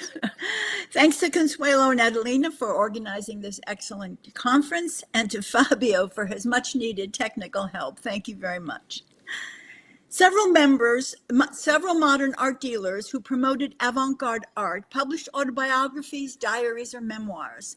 Two prominent female art dealers or gallerists with their own vision of the avant-garde, modernism, and future art market prospects published autobiographies also. Bert Weiss' Pow, Right in the Eye, published in 1933 and translated in 2022, and Lillian Browse's The Duchess of Cork Street from 1999. Weiss' artists and contributions to promoting modernism, she was the first to show Matisse and Picasso among her many innovative exhibitions, were exhibited in New York University's Gray Gallery in 2025, reflecting her support of young artists and women artists. Here I show you all the artists who have done autobiographies and where the two artists, the gallerists I'm talking about, go chronologically in their birth rates, so you can see them where they fit in. Is there a female gaze in the art world? The gaze, described by Jacques Lacan, is a look bearing and projecting the social order, including gender. The art dealer's gaze can define the art world's socio-aesthetic order and canonize artists and artworks along gendered hierarchies and privileges. These two dealers, two generations apart, worked under different historical and cultural economic circumstances, provide a good comparison contrast to determine if they share a female gaze and what that gaze projects. Both succeeded, though obscured by male cohorts' success and scholars' neglect of women dealers and collectors, until now, when studies of women collectors and dealers proliferate. They're very popular among art historians now. Exploring art market decisions and artist selections by these two dealers, I will analyze their autobiographies to determine if they defined a female gaze, and if so, how that gaze was articulated in their choice of artists to exhibit, their gallery practices, and their autobiographies. They conspicuously supported women artists and was the first, as I say, to exhibit Picasso and Matisse. Browse was the first woman to become a prominent London art dealer. In the book, Women Art Dealers Creating Markets for Modern Art, this book focuses on women gallerists' role in promoting modernism. Despite exceptions, one commonality noted in this volume was that women gallerists domesticate modernism. It's an educational process to coax the public to appreciate such art. Many women gallerists supported early career artists who then moved to male gallerists for higher payments. Veronique Chagon-Burke asked if it is a female perspective to see their work as not commercial, but as mission-based patronage, a residue of women's salons in the past, in the 17th and 18th centuries. They and Browse are absent in this volume, but emerging scholarship on women collectors and dealers and the global rise of women artists, especially from Asia, offer opportunities for a new look at women's articulation of their lives in the art world, given dealers vast cultural power, promoting artists' reputations, determining artists' intertwined economic and aesthetic valuations, advising private collectors, museum curators, and shaping canons.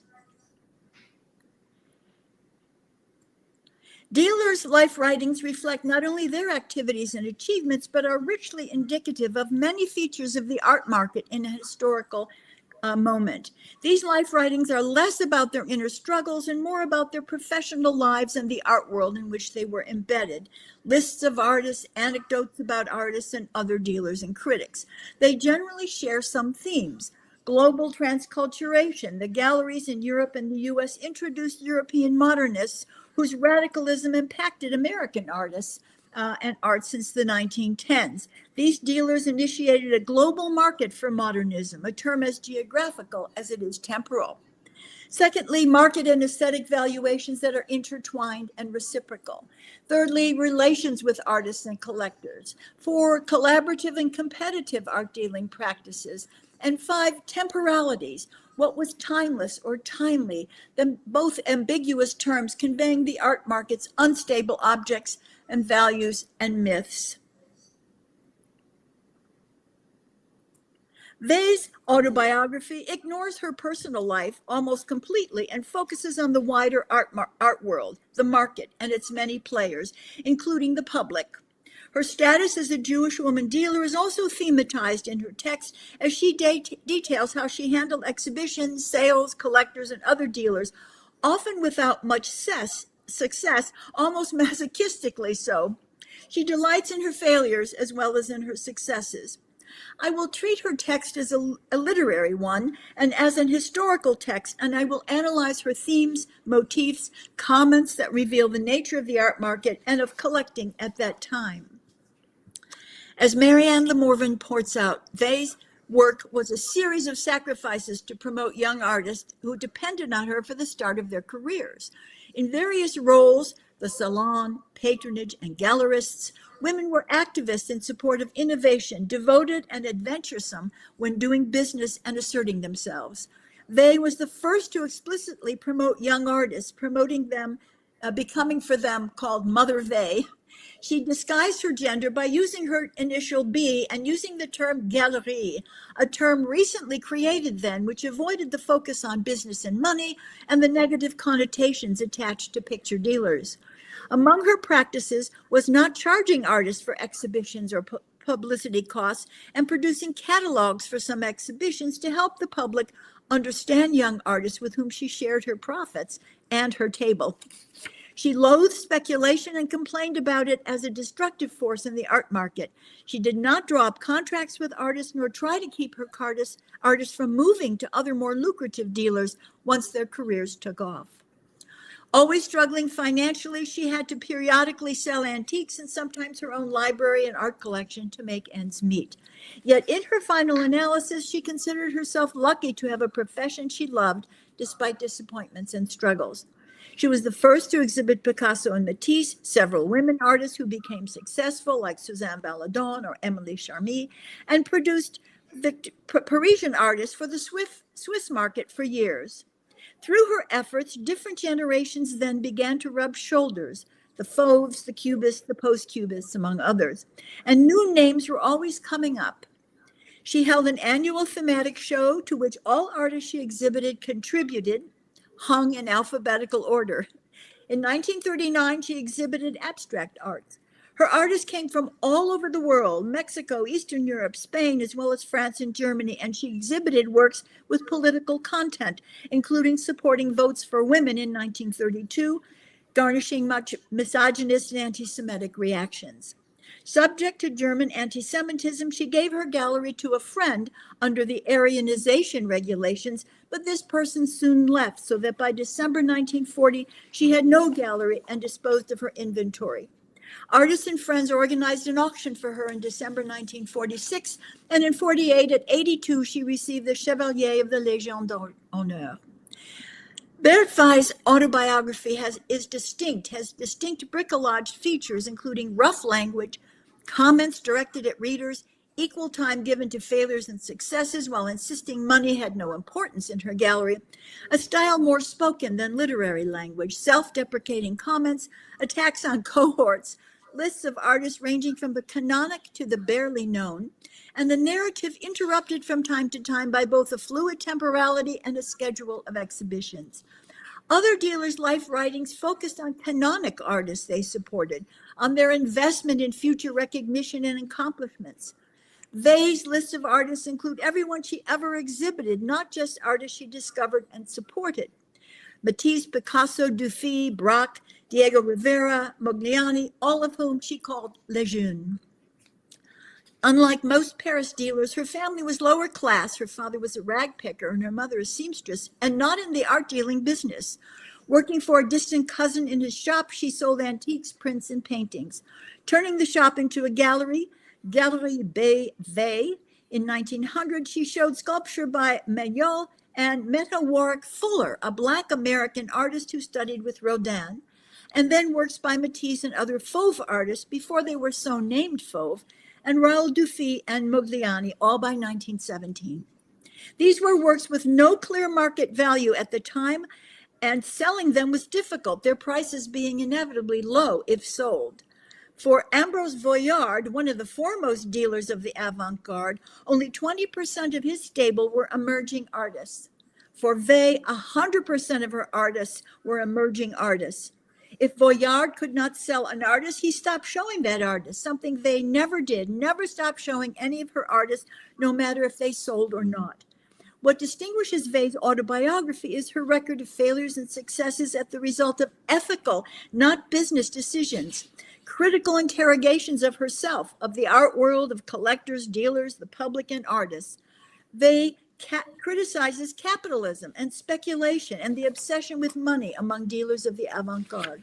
Her writing is marked by several unique features, unique in their dealers' autobiographies and in autobiographies in general. While dealers' autobiographical writings were in the present about the past, those who supported the avant-garde carved out a special relationship between past and future. In their past, they took risks and predicted the futures of art when that art was not appreciated, collected, or purchased. But as their readers would know, they succeeded, and the art they supported became canonic, the future justifying the past, unlike the usual temporal structure of the past as foundational, justifying the future. Her temporality is often addressed to the reader, promising commentary, and is a sign that she is outside narrative chronology. These are some of her phrases. I'll have a chance to say more about that later, but I'm anticipating. Let's not anticipate. Collectors weren't on board yet, but they would be, past and present here. What would emerge from the chaos, we would see. These are all dear reader addresses. Why can't I earn a little money? Why the others and not me? It was because they held on to it and only bought when it was a sure thing, where I was totally committed to the artist. What a fool. 7 lean years would be long in coming, I'd wager. These lists, her lists of artists, are historically valuable for the many names of artists now almost forgotten, as well as for avant-canonic artists she supported. They reveal an art world landscape that is rich in artists and styles, a thick history of the art world that counters what we too often understand as the surface of the art world through canonic artists, a much thinner layer. Vey's lists open the door on not only what she considered worth exhibiting, but on what buyers and collectors purchased, exposing the taste of the period, and she provides us with illustrators and printmakers, a further historical extension of the art world landscape. Addressing the reader, she records many short-lived journals to show the vulnerability and ephemerality of the art world. Unlike her male cohorts, Vey is self-deprecating, but strategically so. She insists her failures, such as poor sales and economic problems, were the result of her caring about artists more than about business and profits. She chided herself for this behavior, as you can see from these quotes, insisting that it was impossible for her to change, as this was her nature. But this is a backhanded attack on her male colleagues, especially Voyard, and an equally backhanded praise for her ethical position to care about art, not profits. Regarding her failure, she insisted money gained was money spent and then gone, a pattern that was really a form of gambling. For her, the art market was a gamble, and she indicated this in several places. Her self-deprecating comments almost always had to do with money or the lack or loss of it. In this way, she indicated, as do her lists of now forgotten artists, the fragility and vulnerability of the art market and her refusal, not simply a lack, to strategize to earn more, like Voyard and other dealers did. Among the most interesting features of her autobiography is her frequent address to readers that you have up here, a narrative device known as Dear Reader, very common in Victorian novels. She engages and treats readers of her allies, sometimes even against the harshness of the art world, using phrases like, "You see, don't you think that's funny? So it goes, right?" And asking questions as if asking the reader to respond. Why persist in handling jeunes? Shouldn't I consider switching? Was I finally able to make it? This strategy pulls and engages the reader, breaks the fourth wall, and is what in the theater is called alienation, after Bertolt Brecht's methods, to put to the reader or theater goer a difficult moral question to unravel, and to refuse to allow any simple escapist catharsis as closure. This is further evidence of her intense ethics and concern for not only the well-being of young artists, but also the well-being of the art market, and to direct the art world's public role and to make readers aware of the dangers of speculation in the art world. Lilian Barrauz's autobiography is narratively conventional. Much about her life, she begins with her life from her South African Johannesburg childhood, and then goes on to her London life, and almost always in chronological order. Unlike they, her exhibited artists were almost entirely British and figural, not abstract. Browse, who started out as a ballet dancer and then became an art historian, did write a magisterial book called Degas Dancers. Soon after its publication, she was appointed ballet critic of The Spectator, contributing in her own words cheeky but honest reviews from 1850 to 1854. As a dealer, she was a stalwart champion of current British art, backing individuals as various as William Nicholson, not his more famous son Ben, who was an abstract artist, and Philip Sutton. Unlike they, she disliked abstract art and much that is modernist, like Cubism, Futurism, or Fauve. Like they, she helped young artists and wrote articles and catalogs and encouraged collectors to support these artists too. Perhaps the female gaze exists in finding new artists, being open to new work, actively discovering it, and risking support of artists not yet known. But these are also features of many male artists like Paul Durand-Ruel and their support of avant-garde artists at the cost of their own success in the early years. Browse's first show, British Painting Since Whistler in 1940, was followed by the first ever major Walter Sickert retrospective, and she exhibited Augustus John and Jack Yates, promoting then unfamiliar French artists as well, Albert Marquet and Jules Pessin, among others. She was autodidactic, like they, learning about the art world as she worked in it. In 1945, the offer of a partnership in a new gallery led to the founding of Roland, Browse, and Del Banco, which opened in Cork Street, which at the time was an uncharted and dismal terrain when they started there, but of course it improved. Scholarship in the burgeoning era of art market studies generally ignores, however, more conventional gallerists, male and female, as we heroize those who supported the avant-garde of their day and bothered to write these autobiographies. A more thorough analysis of gallerists of both sexes and all aesthetic niches, not just avant-gardists, may determine if a female gaze exists. We have much excavation to do of more conventional male and female gallerists before we can determine what they share or if gazes are gendered in all cases. Thank you.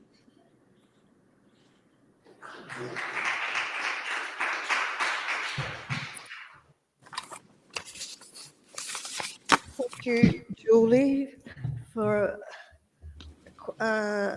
quite a succinct and apt discussion of these two women, one in Europe and the other one in London.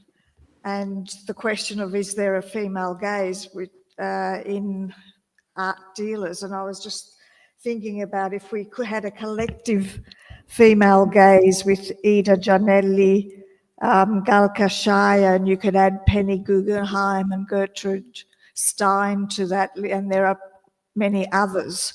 Yes. What a force to be reckoned with.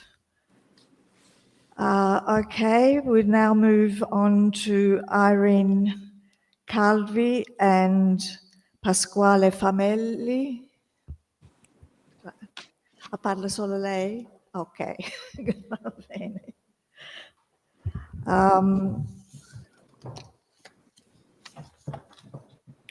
I'll still introduce Pasquale. Pasquale Famelli is a senior researcher at the Department of Arts at the University of Bologna, where he was awarded a doctorate in visual, performative and media arts. Specializing in historical and artistic heritage, he is editor-in-chief of the journal Piano B Arts and Visual Cultures. Famelli has contributed to numerous conferences both in Italy and abroad, curated exhibitions at many Italian museums and private galleries, and has published essays in books, catalogues and journals. His interests are focused on the artistic practice of the 60s and 70s, on the verbal visual experience of the late 20th century, and on relationships between art and new media. And Irene Calvi is a PhD student in visual arts and fashion studies at the Department of Arts, the University of Bologna, where her research explores the intersection of fashion and museum interpretation with a focus on the integration of emerging technologies. Actively engaged in fostering international scholarly networks, she serves on the executive committee of the Association of Dress Historians and is a junior fellow at the International Research Centre of Culture, Fashion and Communication. She also holds the role of Cultrice della Materia, teaching assistant for the course Fashion and Visual Culture in the Master's Program in Fashion Studies at the University of Bologna at the Rimini campus. Thank you very much, Irene and Pasquale. Thanks for the introduction. And I'll just read out the title, Cyborg Bodies, Patriarchal Codes, Reconfigurations in Visual Culture. Thank you. Thanks. Okay. Ooh. Well. Okay. Hi, good evening, everyone. Thank you for being with us so late after such a long day. Hopefully, it's going to be worth it.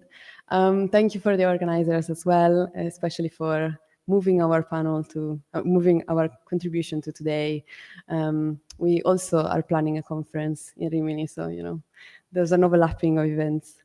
So yeah, we're moving to a different chronology from what we've seen so far. And the presentation of today originates from the preparation of the master's course, Fashion and Visual Culture at the Rimini campus. And the artists that we are discussing today all engage with the trope of the female cyborg, a figure that has become central to feminist and post-humanist thoughts. And through their work, these artists reimagine what it means to inhabit a hybrid body. The presentation is divided into 3 main sections, each corresponding to a different relationship with the cyborg body. And the first one being attraction, so the seductive surface of the cyborg, where we will see how artists and designers have constructed the glossy, desirable, and often hyper-feminized image of the technological woman. Then we're going to move to repulsiveness, or the uncanny valley, which I'm going to explain later.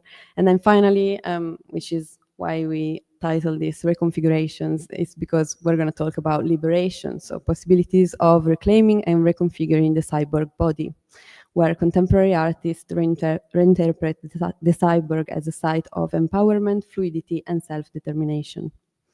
So before we move into the artworks, just a short terminological clarification to define today's boundaries. So the notion of the cyborg can be approached from many disciplines. Here we focus specifically on its interpretation within contemporary artistic practices. So we might not always show you cyborgs and robots, but more like a recurring aesthetics and subverted tropes through art. Still, just a few distinctions to guide us. So an android, this is the general term for a humanoid robot or an other artificial being. A fembot or gynoid is a feminine humanoid robot. The cyborg is a being that has both organic and biomechatronic body parts. So throughout this talk, I will mainly refer to cyborgs because I think it's easy to stick to one term, but I also wanted to give you the full picture, and I will try to specify the appropriate term sometimes. So starting with the first section, so attraction or attractiveness. This is where most of the examples might be found and explain also the reference to the patriarchal codes that we've got in the title and how they're being perpetrated. So in The Mechanical Bride, which is a text by McLuhan, he analyzed how mass media eroticize and mechanicize the female body, transforming it into a standardized consumable image. He says, and I'm quote, anybody who takes time to study the techniques of pictorial reportage in the popular press and magazines will easily find a dominant pattern composed of sex and technology, end quote. So cyborg aesthetics inherit this legacy. And I wanted to start with two examples coming from most pop culture, let's say, because, you know, in order to give you a better idea, and many of you might already know this example, this is Ghost in the Shell. We have both the original poster, let's say, from 1995, and then the Hollywood remake from 2017. And the protagonist here is Major Kusanagi, that embodies the eroticized machine woman. Sleek, naked, yet armored, liberated, yet controlled. The glossy surface of her synthetic body mirrors the patriarchal tension that McLuhan identified. Desire and domination are fused into one image. And this also happens again in both in the first and the second film with these figures of the gynoids portrayed as sexy robot geisha, then later become this sort of scary figure once they showed their, you know, electrical, mechanical body. Another example that I think it's quite famous, and it was a good representation of the fembot trope, comes from Austin Powers, International Man of Mystery. Yes. So this is the fembots here. They are a sort of parody of the trope. They weaponize femininity. So their bodies are machines of seduction and also destruction, as I think it's pretty clear from the image why. So the humor only underscores how deeply the stereotype of the mechanized, hyper-feminine body is embedded in popular imagination. So what about contemporary art? So as we can see from the artist Jordan Wolfson, for example, and we're starting with the male artist not by chance, but because he decided to work with animatronic sculptures. And in this case, this is 2014 female figure, where he tried to push this further. This piece shows a feminine figure dancing provocatively while locked to a mirror, and its movements are controlled remotely. If the viewer approaches the artworks from behind, he will not be able to see the face and the mechanical arm attaching the animatronic to the mirror until it comes to a certain angle and perspective. So viewers confront the cyborg that is both alluring and disturbing with this mechanical seduction whose autonomy is visibly an illusion. Someone else that is another artist, let's say, that belongs to this attractiveness section is Sorayama. He's a Japanese illustrator. He's highly celebrated for this series of sexy robots. That, of course, I think it's clear how he crystallized this aesthetic in, you know, using gleaming chrome women, erotically charged icons of cyber femininity, emerging allusive poses with this idea of futurism.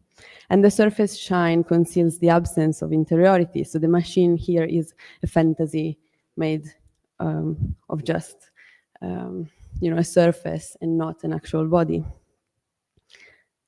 Completely like moving in a different direction, but still in this seduction and attraction part, we find artist Mariko Mori. So this time we have a female artist working on a series of images where she reclaims, she used the same aesthetic of a cyborg woman, but she has a different goal and purpose because she wants to criticize the objectification of women and the construction of feminine roles in a consumerist globalized society. So the work that you see here, well, it's part of a series. So we have Love Hotel and Play With Me. There are both example of sort of self-portrait that she used to question boundaries between real and artificial and to challenge traditional Japanese cultural norms through a modern, technologically inspired lens. Still in this part of the presentation, but completely different, we have this time another female artist going in a completely different direction. We have Feng Xiaoyan, and these are way more recent than the example that I show you of Mariko Mori. And this time she's presenting these hyper-feminine bodies, but adorning it with metallic prostheses. And they're not properly cyborg nor android.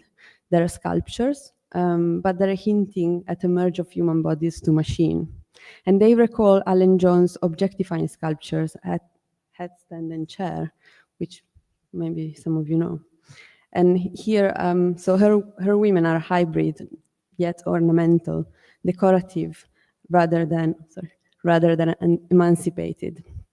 So in this case, they're just amplifying the title that we gave to this section about the attractiveness and seductiveness. And it's exemplifying McLuhan's idea that technology often aestheticizes submission rather than enabling freedom. Lastly, for this section, one example from the fashion studies field, which is also, my field of study, and I wanted to insert it here, because even most of depiction of cyborg couture fall into this category of attractiveness. To choose just one, we went with fashion designer Thierry Mugler. And Mugler, in this 1990s collection, translates the same logic that we just addressed, but it brings it onto the runway. So metallic corset, robotic bustier, and chrome armor. Mugler's cyborg woman is powerful yet idolized, a mechanical bride reborn for the catwalk. Moving on to the second section of case studies that we try to describe today, we have repulsiveness, or the uncanny valley. So this is like a depiction of what the uncanny valley is. And these terms comes from, it's been first theorized by Masahiro Mori in 1970s, and then it's been translated and widespread by Jazia Reichardt's book, Robots, Fact, Fiction, and Prediction. So basically, the uncanny arises when something looks almost human, but not quite. So it's eliciting empathy and revulsion simultaneously. So you kind of recognize that there is some human element, but you're also so repulsed by it that you don't find it interesting. So you see the evolution from the attractiveness to the repulsiveness. And this is also something that resonates in Donna Haraway, A Cyborg Manifesto, where she describes the cyborg as an and I quote, illegitimate offspring of militarism and patriarchal capitalism, end quote. With another quote from Donna Haraway, we see how the cyborg, and I'm reading the quote, the cyborg is a kind of disassembled and reassembled postmodern collective and personal self. I'm not reading the whole quote, but it's because we're now going to see 3 examples of disassembled and reassembled bodies. So the first example is probably well known to many of you. We are seeing here the roots of this uncanny fascination with the disassembled female body with Hans Bellmer La Poupée. So Bellmer's photographic dolls, they're assembled and with interchangeable limbs, present the female body as a mechanical puzzle of desire and violence. This surrealist construction reflects an eroticized fragmentation, the woman-turned object, disarticulated yet fascicized. more or less 20 or maybe 25 more years later, Lee Bull reclaims this fragmented imaginary in her Cyborg series from the late 1990s. Her glossy biometrical sculptures evoke science fiction and classical statuary at once. Dismembered torsos, polished limbs, hybrid prostheses. Prostheses, yes. Unlike Bellmer's passive doll, Lee Bull's cyborg suggests agency and resilience. Their missing parts do not signify loss, but transformation, because they're cyborg. So.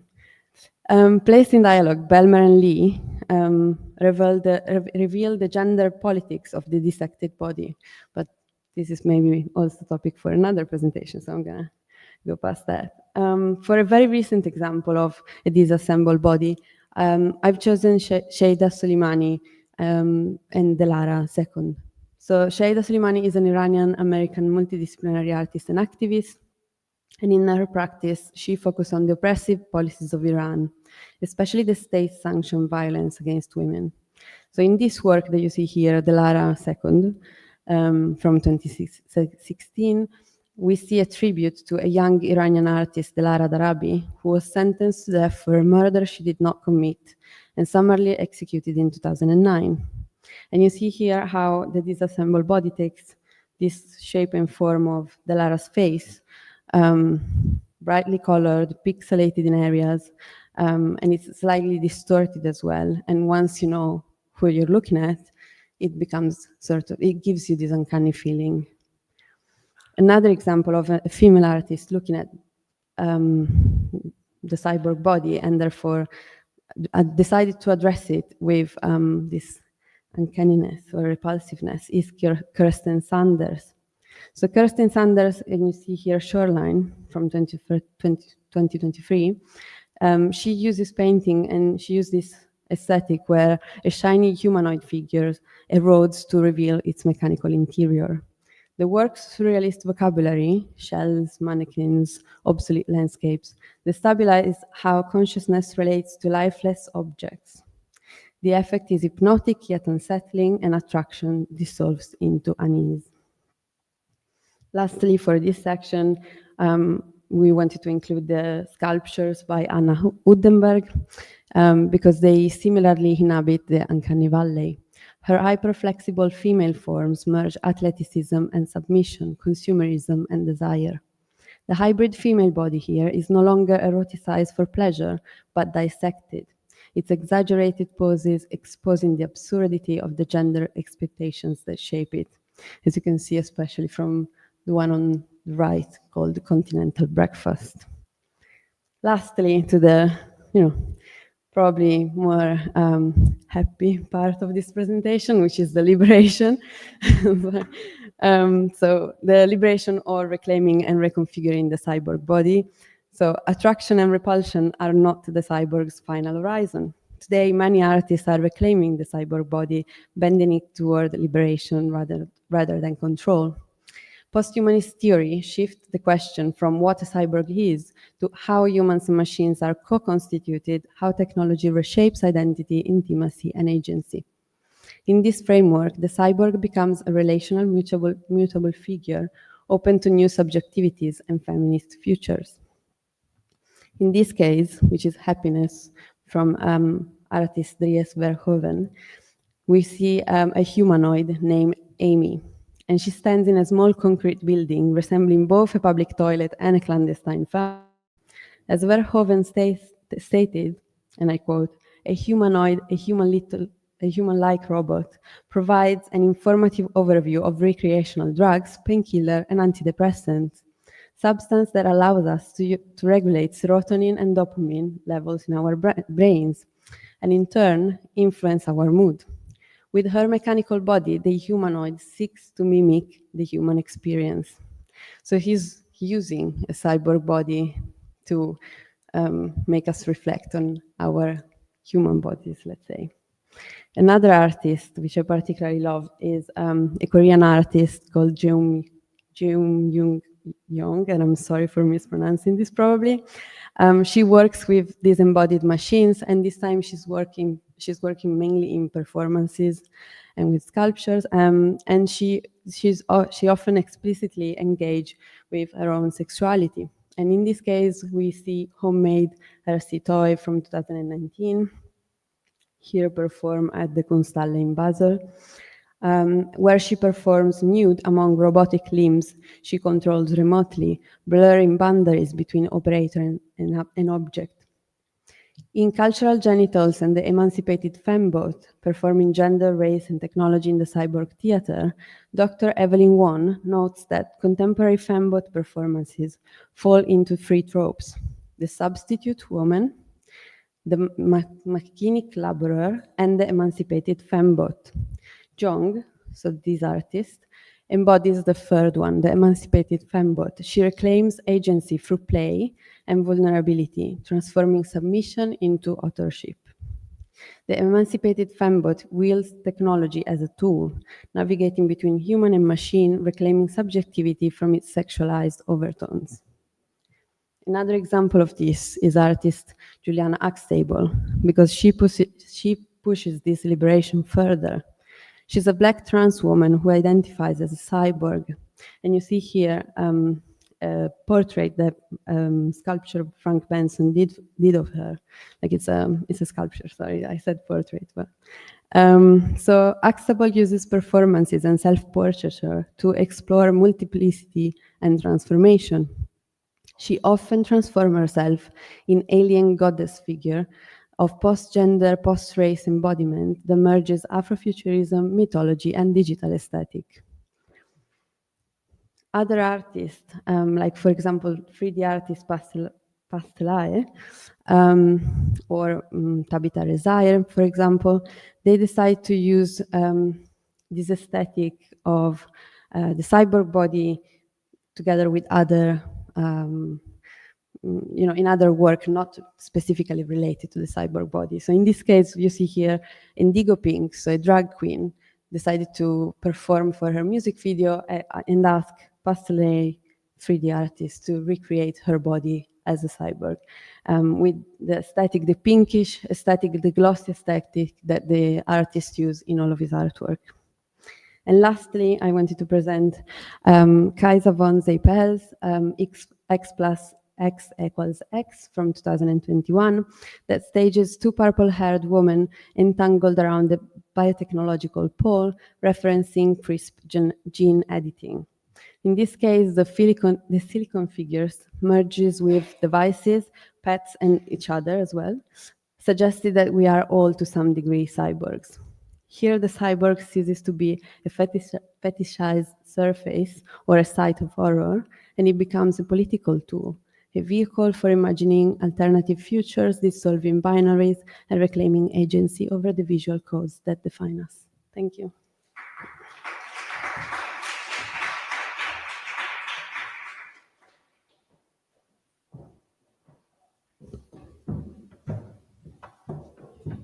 Thank you, Irene and Pasquale, for that talk, the presentation as well, and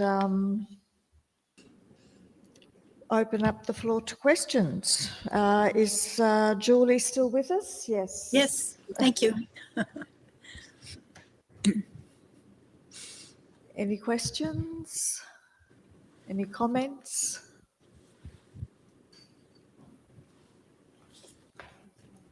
Yeah.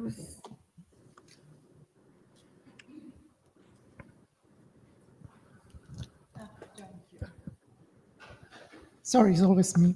I have a question for Irene. What you studied is very far from what I studied, but I was very, very fascinated. And did you question yourself about, let's say, the very, very origin of this aesthetic of the sexy metallic woman? So I tried to think about it during your speech. So if I go back to the beginning of the 20th century, I would think about Metropolis, maybe. So, well, this is maybe the very, very famous case. But then I think it's a bit my deformation as someone thinking about Baroque. but I'm thinking about, the portraits as Minerva, as Amazons, where they wear, let's say, the silk corset of a dress of a woman became a metallic corset, something that didn't exist probably in except indeed for ballet representation or something like that. But of course, we didn't have really Amazons in the 17th century. And then I did the connection with Thierry Mugler, that not only in the one you showed, but also in lots of other models, you really use this concept of the sexy metallic corset. I'm thinking, if I remember well, it maybe was something for Madonna or something like that. So I was a bit trying to question myself about really the origin of this archetype of the sexy metallic woman. Okay, well, thank you for the question. So, and also all the cases that you mentioned, these are great cases and were also our starting point.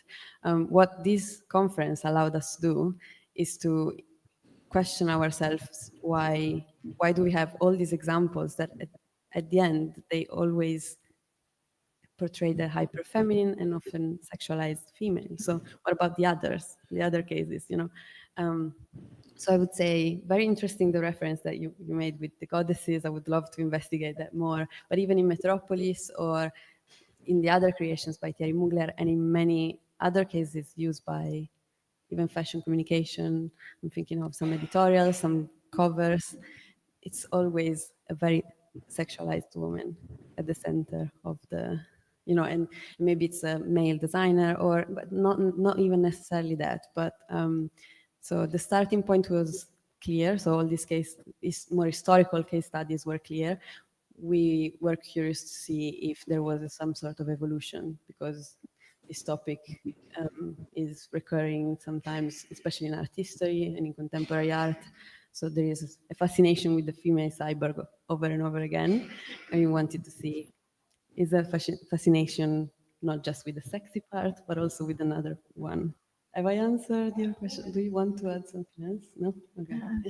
Yes, I find that the fetishization of the female body is evident right through almost all of those examples that you showed. And it is that hyper excess, Baroque excess of femininity. Yeah, thank you. And anyone would like to add to that? I was going to ask Julie. You mentioned that Bert Weil supported avant-garde artists, emerging artists, and amongst them were women such as Susan Valadon. And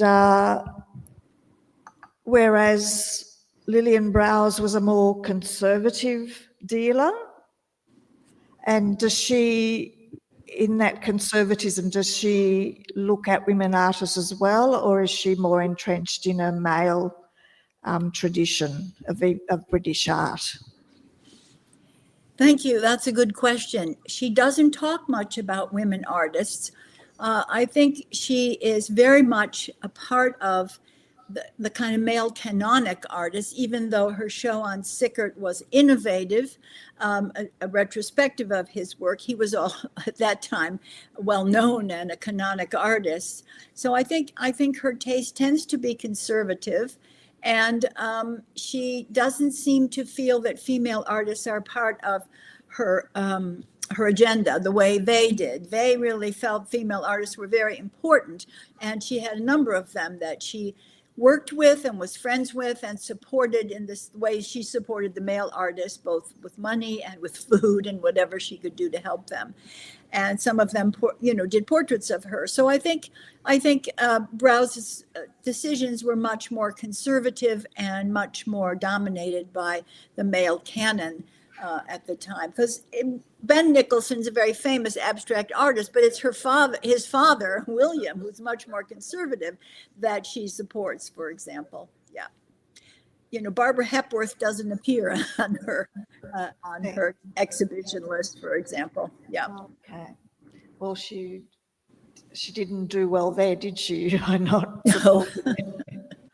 no. Okay.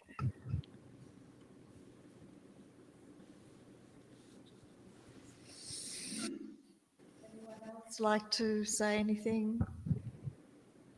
Ask a question to our speakers?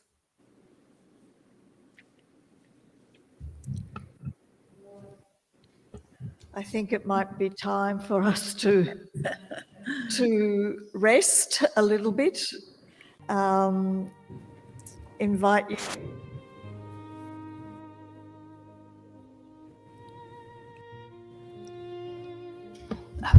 I'm sorry, but I have also to struggle not only with gender, but also with administration. So I need just to check a little bit who registered for the dinner.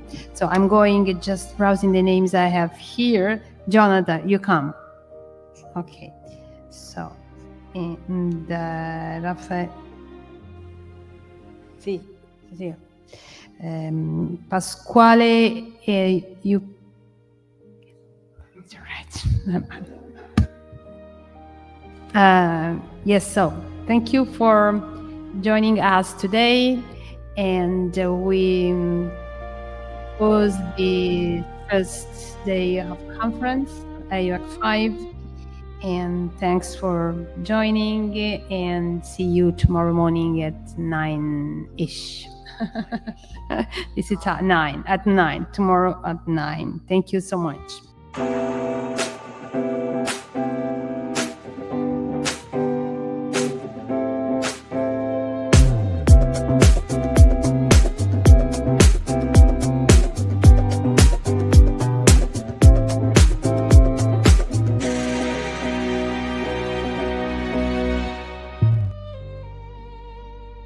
Bien.